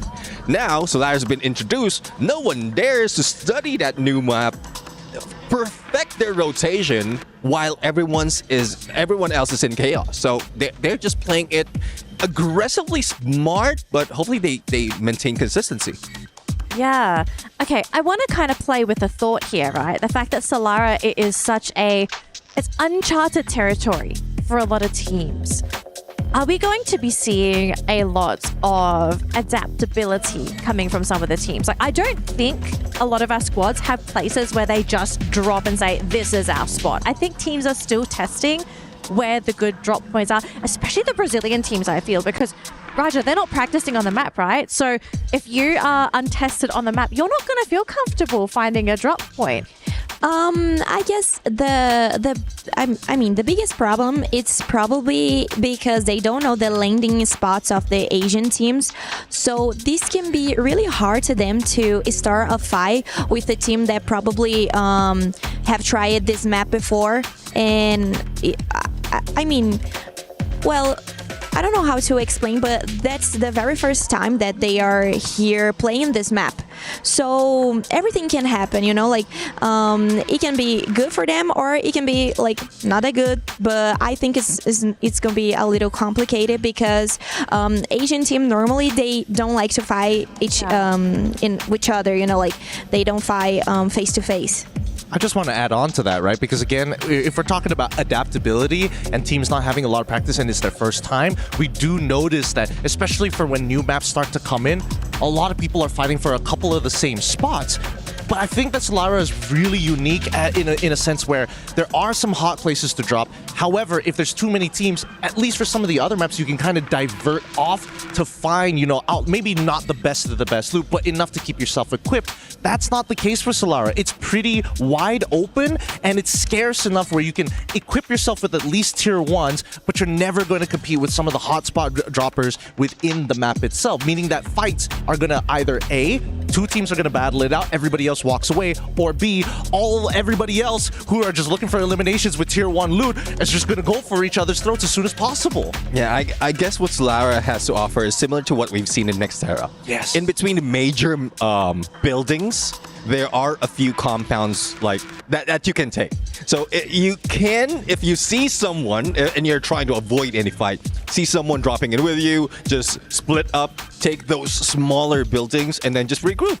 And I guess that's one thing that they don't need to focus on, just going in straight and out 4v4s early in the match. Yeah, and I guess I think we're going to be seeing a new meta develop for Solara. I don't know if you all agree or disagree, so feel free to share your thoughts, but I kind of feel the fact that we have this inter-regional tournament happening and we're playing on a brand new map. I think the different mindsets that captains have for their teams, I kind of feel like we might develop the Solara meta here at EWC.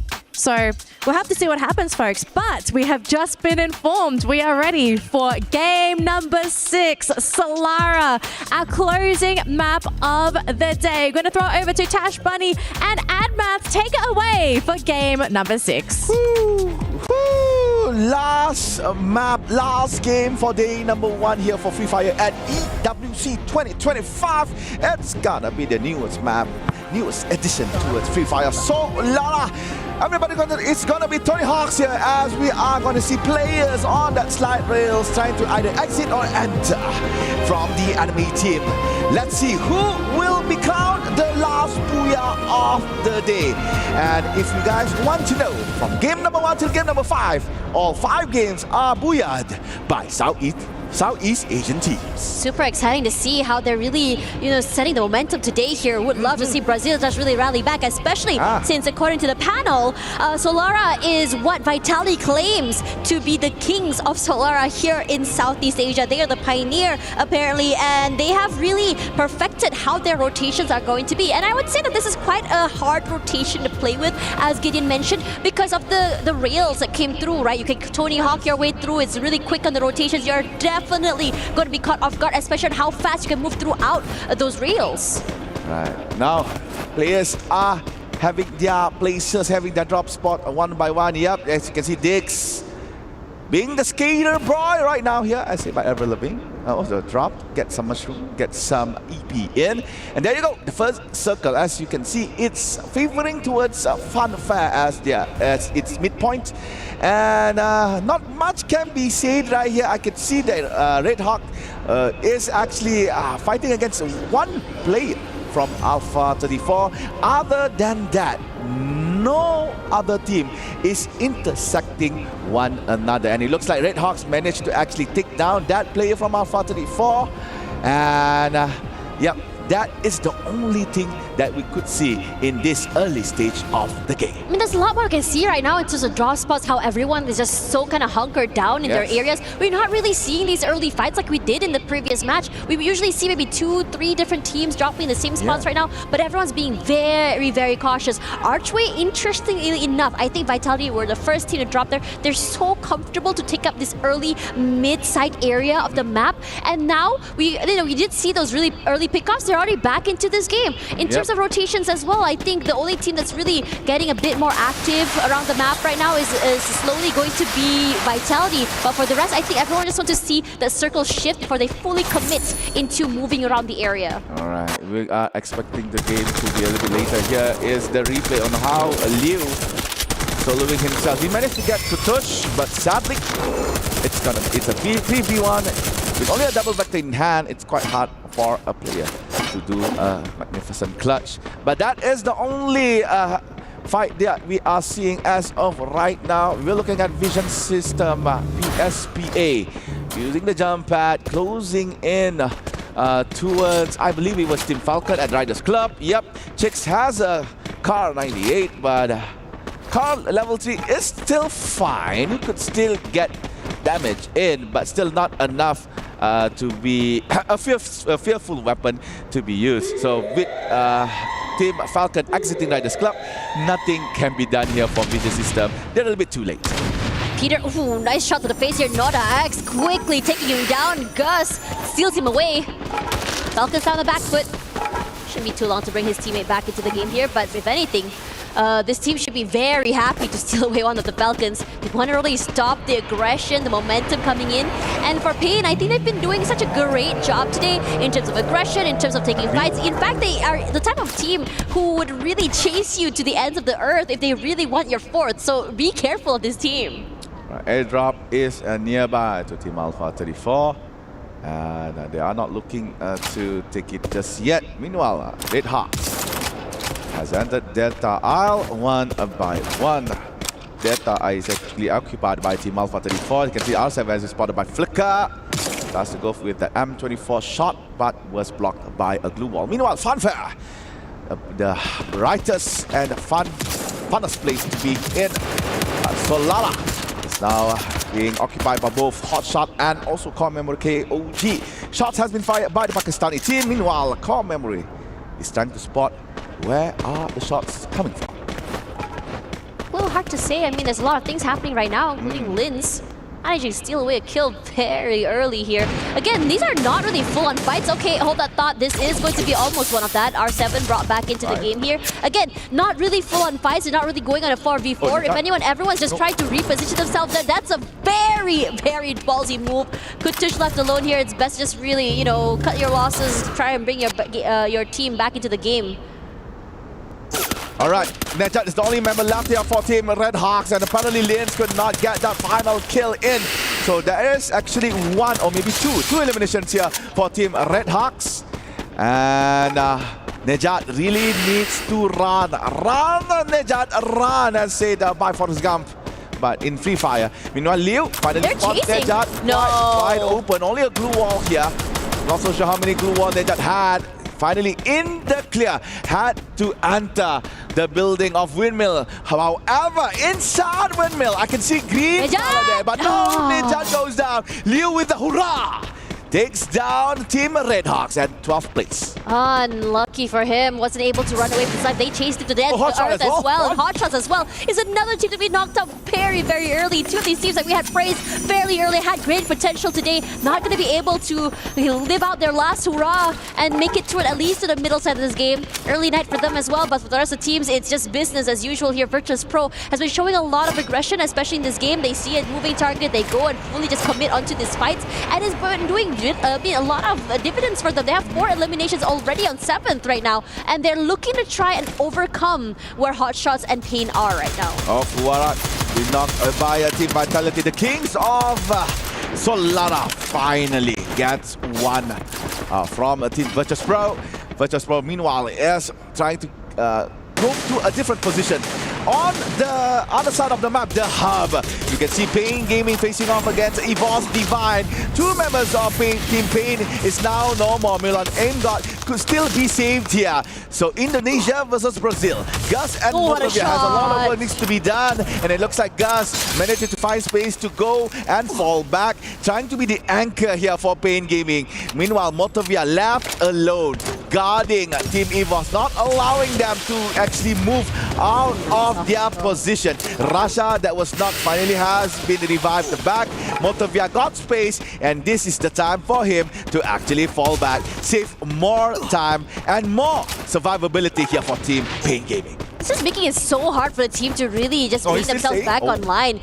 This off angle is just ridiculous. He's fighting so many of them. I'm not too sure if EVOS had actually marked him quite yet. I think they do. He has a nice angle to just go for these long-range pickups. But for the rest of EVOS, they're looking to collapse, not allowing this isolated 1v1s. Aimgod with the rush forward here, looking to play that first contact. And Motovia quick to move away. He's so low right now, but I don't think that EVOS wants to push this issue.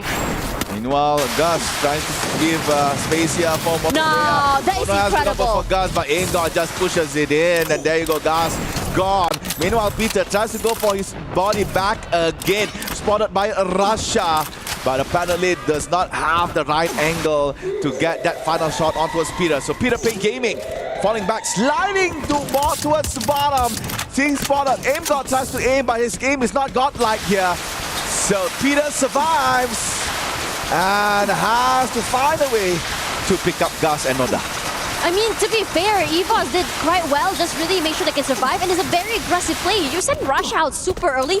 They were not expecting them to go super quickly and take these fights. And as for now, EVOS are not done quite yet, because you have another team here. It's going to be Vision System who's rushing forward to take this fight. And I think that EVOS, they love aggression, they love chaos. They put in a lot of damage to one member of VSE. Souza forced to just really take this time to just go for that reset. Blue wall set up, space given. Dota trying to his hardest to go a bit more aggressive. But he's gone and bit too much more than he can chew. The damage is done. Maxi tries to rally, but he's so isolated away from his teammates. The rest of EVOS are able to just play tag team with one another here. Kochil low, but his teammate is okay to rush up forward. Go a bit more aggressive. Aimgod for one. Russia finds one more, but Kochil as well will be traded. But still, EVOS here will be the ones to be victorious in this skirmish. All right, only one player left here for Team Vision System SPA. The Latam team is not doing well against EVOS Divine, and EVOS Divine quite a hefty elimination right here after 9 minutes of the game. Fighting against Team Pain Gaming, and right after that Vision SPA, they managed to rack in 6 points as of right now. Meanwhile, AG.AL again interacting with Fluxo for the 6th time in a row. They never did not meet ever. So it's always AG.AL, Fluxo, one way or another, one shot against each other. But this time around, you can see that AG.AL is gatekeeping Fluxo very well, not allowing them to take the shortest route right here. Has to force Fluxo to maybe detour towards the back in order to be a bit safer, unless Fluxo dares to fight AG.AL head on. Interestingly enough, I think a lot of teams are going for these later rotations. Pain Gaming still not in the zone. You know, EVOS, even Vision System as well, are really taking their time there. But Fluxo needs to take the spike against AG.AL. It's not going to be the easiest way to get into this circle as well, because you do have this team waiting in the compound. You have to flush them out. Bob's the first contact play. They were waiting for it, but they were so quick to set up those blue walls. Gives them a bit of space to reposition. But Chino and Dew, they bring devastation. And Fluxo cannot hold on. One by one, they fall. Double kill for Dew. And the rest of Fluxo are just running away for their lives. But these shots from Chino today have been incredible. What a major mistake. What a bad decision, I could say, done by Fluxo. As I said, they could actually just rotate towards the back, avoid AG.AL. They had the mini jump pad. They can just mini jump pad away from the Thailand team. But nah, they wanted to fight. They wanted to try. Maybe it's because it's the last game of the day. I'm like, okay, why not? We try one last time. Maybe we can get points. But nah, AG.AL was like, yeah, give it on. Give more, boys, more. Yeah, 4 free points towards AG.AL. And that is that. Now, we're looking at EVOS Divine and Core Memory, KOG. EVOS now on fire. Might not know that Core Memory is camping here. Has to rotate towards the side from outside, but they have spotted Vision System. 10 points difference between Falcons and EVOS, and they're really trying to make up for lost time and points as well here. But we look up toward AG.AL, who has their sights onto the other members of the team for Alpha 34. Tries to put the shots, a bit more pressure onto them as well, but you can tell that for Alpha 34 is super wary right now. Yep, hit some chip damage onto WMU, but not enough to take him down. So making sure they don't stay around alone is going to be key here, as the other members of AG.AL look to play a little bit more aggressive. Shinoi, I would say the Slayer for today, is doing incredible. He's putting in the pressure. Saifa rushes forward, but he has enough door that he can chew. R7 eliminates him promptly, and the rest of the team now scratching their heads. What do we do? Our first contact is fallen. Are we going to back off, or are we going to press the issue? AG.AL challenging yet another Brazilian team. However, they have lost Saifa, and Chinoy tries to go for the smart glue wall on the slide bar, but sadly Chinoy is not trapped on the balcony in front of members of Team Alpha 34. However, Liu and Luan goes down. R7 is doing as much as he can, but it looks like AG.AL maintains dominance in the compound. R7 has to fall back. However, Barros was hunted down. Nice shotgun by the R7, but R7 again with the shotgun, with the clutch. Dew is not there. R7 managed to get Luan in the same process. Now Dew with the grenade, will it enter? However, Falcon is coming. They are coming. The Green Falcons is gonna go for the party. Now Dew all alone, facing Falcons, facing Alpha 34, and Dew, but he found a whole bar and a car as well. Peter and On Fire was hit by the car, and Dew finally has been gone down. Well, he's denied honors the line, and AG.AL is now no more. And Falcons leaving at Peter, red color on the bar, being hunted down now by Pain Gaming. Third party, the name of the game.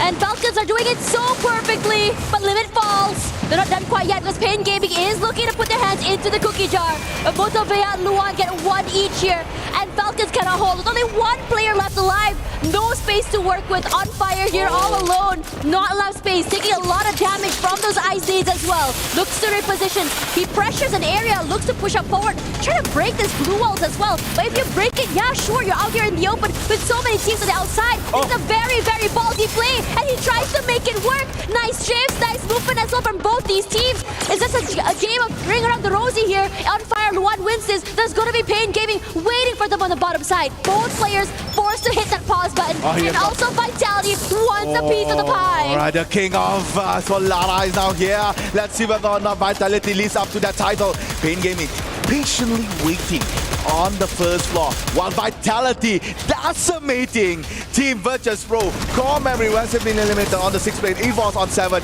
Virtus.pro as well on the 5th. Now we are left with only 3. We have Alpha 34, Vitality and Pain Gaming. 2 Brazil, 1 Indonesia. Will we have another Southeast Asia Booyah as the closer, or will finally we have Brazil slotting in on first day as one of the teams that gets the Booyah? Let's just see. Vitality waiting on top, Alpha 34, only 1 lone survivor left, and Pain Gaming has a lot of resources to play with. Interesting enough, because the circle is shifting over to their side, every single team needs to be able to win this fight in this compound. If you walk outside there in the open, you are basically dead meat because there's no cover. There's nothing to work with as well. And Vitality looking to just overthrow these 2 teams inside of the compound. The nades will be cooked, throws down, finds nothing. It does break the glue wall, but it doesn't really hit that mark. Motopia does eventually find one. Luan walks straight into his trap, and the rest of Vitality look to collapse. Jump, falls, jump shots all about. Peter is doing well to manage this aggression, but Dix is going to find a kill of his own. Good trades all around for both of these teams here, and everyone is chaotic, and not a single player able to play with each other, isolated as well from the windows, from the blue walls. Every single corner is managed as well, and Peter, the gatekeeper of the outside of the compound, gets on so many eliminations, and a Booyah happened right out of the blue here. The king has been dethroned. We have the new king for Solana here at EWC 2025. Booyah for Pain Gaming. After 5 games in a row dominated from Southeast Asia, we see the fangs rise here by the Brazilian team. And I think it's really incredible to see that it could have been anyone's game. That compound was so hotly contested because everyone was stuck into it. Everyone had to take this fight in order to rotate to the right. But Pain Gaming, knowing how much value, how much advantage you can have by having a lot of control of the outside of the compound. When a lot of utility is thrown inside, they run for their lives, and all they have to do is wait for these players to walk outside with their shotguns with open arms. You could see how patient Pain Gaming was, holding the first floor, not allowing anyone to come by, because everybody was jumping in towards the second floor because they know, okay, we have seen players on the first floor. Why not we just go on the second? Maybe we have a chance. And that is what Pain Gaming has done. They funnel everyone towards the second floor, leaving them a lot of space on the first floor. Nobody wants to be outside because that's the only compound in that zone. And patiently waiting, patiently decide whether or not should they engage. Now, they stayed. Hearing shots from above, they don't care. For as long as they are the final few teams left, that's when they shine. Once Luan stepped on Motovia's landmine, that is it. And Pain Gaming closing the game very well. Vitality could not control them. Vitality was like, huh? Well, that Pain Gaming, many people, what? Yeah, I think what's really great about Vitality, honestly, is the fact that they were able to survive for quite some time here.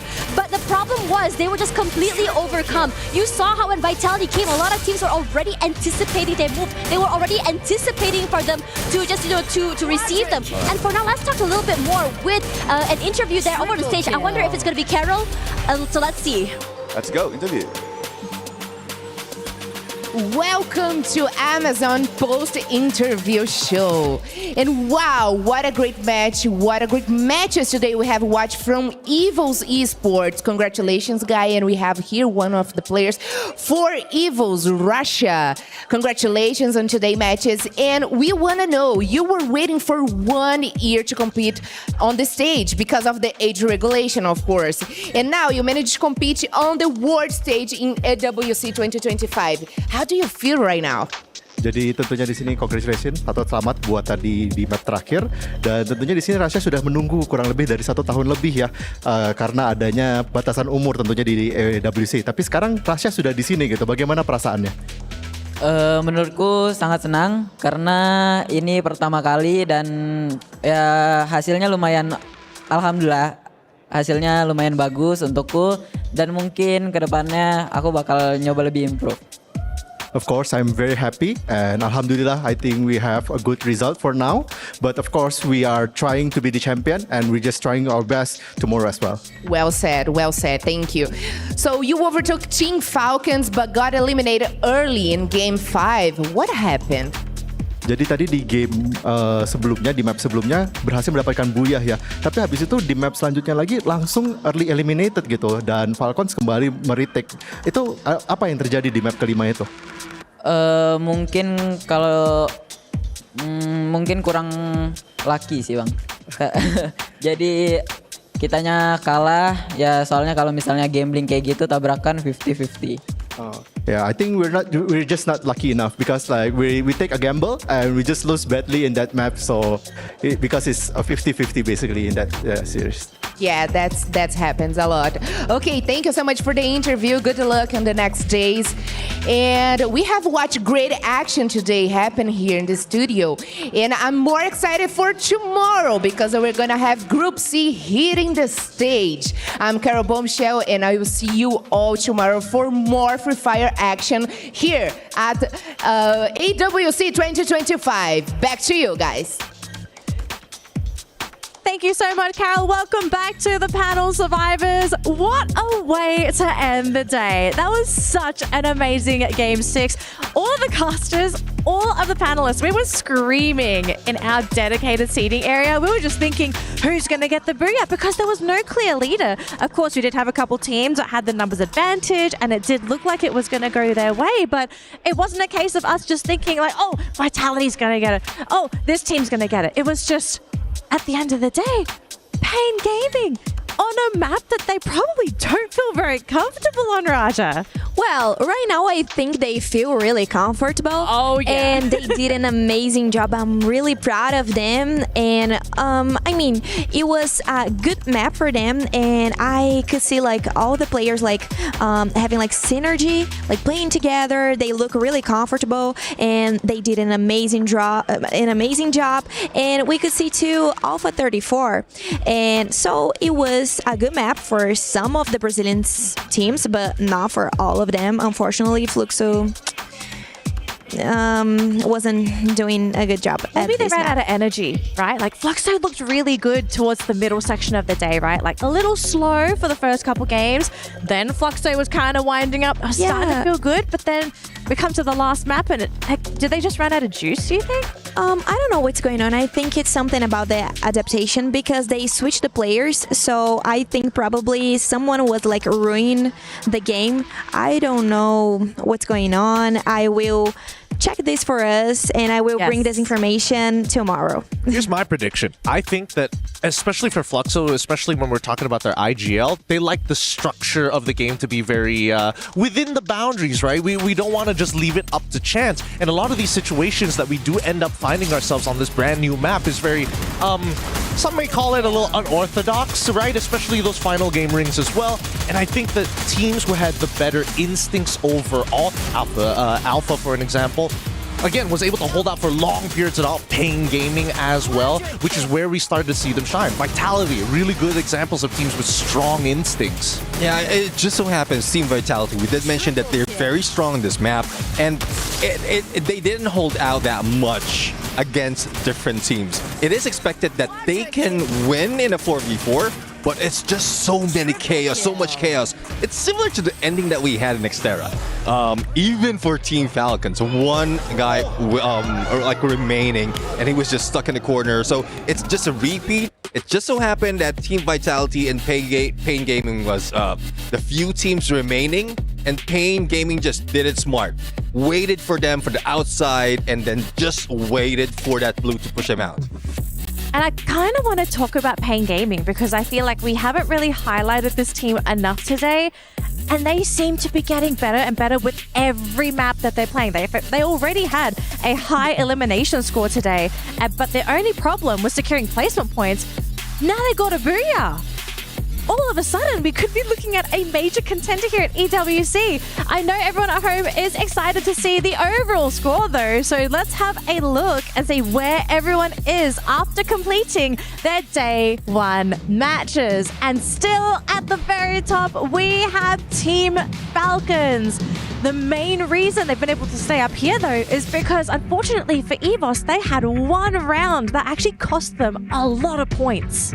Yeah, definitely. I mean, that one round, and it was explained a little bit by Rasia earlier. The 50-50. It was just the 50-50. It's just luck at that side. They were unlucky at that point, but again, they're still number 2. I don't think it hurts that much. It really doesn't. And I think, the teams that we were expecting to eventually do well, some a little bit slow on the start, but I think I've been most impressed with these Brazilian teams, these Latam teams, right? They didn't start the day off very nicely, but look at them now. Pain in 3rd already, Fluxo already up to 5th. Yeah, it's good to see my Brazilian teams at the top 5. I'm really happy for them. But how about EVOS? I think it's a really good position. I will be really happy if any Brazilian team keep at the 2nd spot. But I think they are kind of hiding some things because they don't want to show like the whole game that they will play at the grand finals. But well, I think they can like handle that, and they can appear, of course, to play the finals. They are very capable of it. I would encourage them to avoid the curse, right? The team that does well during the knockout stage typically doesn't win the championship title. And who's in first place? It's Team Falcons. So the curse could be in full effect, folks. We really don't know what is really in store for us. But what we do know right now is that we have concluded our first round of matches with teams in Group A and B. Now, we do have some exciting segments coming up for you right now. We have the Kidia top plays ready for you at home. So let's have a look at the best plays that we have seen so far here at Free Fire at EWC 25. Triple kill. On fire, there's a reason why he is so good, but at the same time, I think the snipers have really stepped up all across the world here. We're seeing some crazy headshots, some ridiculous plays from every single who has picked up a rifle of this caliber. Yeah, exactly. I mean, most of the time, teams with the best sniper are the ones winning most of the gunfight and also leading the board. And we've seen a pattern. Even the acquisition of some of the snipers for one team who doesn't have a main is a trend. I think it's attributed by MT7 as well after his performance. Yeah, but I was thinking about saying something about Motovea because it's the sniper from Pain Gaming, which plays like really well and did like an amazing job. So I think he's like kind of responsible for this spot for Pain Gaming, like keep inside of the top 5, which is really important to them. Now, we do have to wrap up our matches for today, but of course we do have a special shout out for our Sony MVP of the day. It is none other than Rasia from EVOS. This man has worked for the team. Yeah, I would say that. He's getting close to man, but he has worked for the team today. I think we had a bit of a discussion at first. This was off camera, and we questioned whether Rasia really was a good fit for EVOS, but I think after today, we're really starting to see this team really come into its own, and they're ready to take the EWC title. Absolutely. I think that at least for Rasia, his best pairing is when he's with Ray, right? The energy, because again, they are, I don't want to say exactly the same age, but they're pretty similar in terms of build. There's a lot of relatability, but the communication between those two players alone gives, it almost feels like Rasia has eyes at the back of his head thanks to that. Yeah, and also I think he made those adjustments like after losing all those gunfights, like keeping distance from the rest of the team, he is now going into the mix, like sticking together with the rest. And that was one point that we have earlier when they were losing fight against Team Falcons. Yeah, I agree with everything you guys are saying. I think, and I think it's so cool to see like a kid, like a young boy, doing everything doing this type of things in the tournament. I mean, it's really good to see that he's confident. I mean, it's pretty good, especially at such a young age. Yeah, I mean, it makes us feel pretty bad, don't we? He's so talented. Oh, I'm hurt. All right, Analyst, thank you so much for sharing your knowledge of Free Fire on the panel for today. It's been absolutely amazing. Thank you, Raja, Neptune, and Gideon. That's going to be it for us here for day 1 for Free Fire at EWC 2025. But we still have 4 more days of Free Fire to go. So make sure you come back tomorrow at the exact same time as we get ready for our next round of matches. But until then, have a wonderful rest of your day and enjoy the rest of EWC 2025.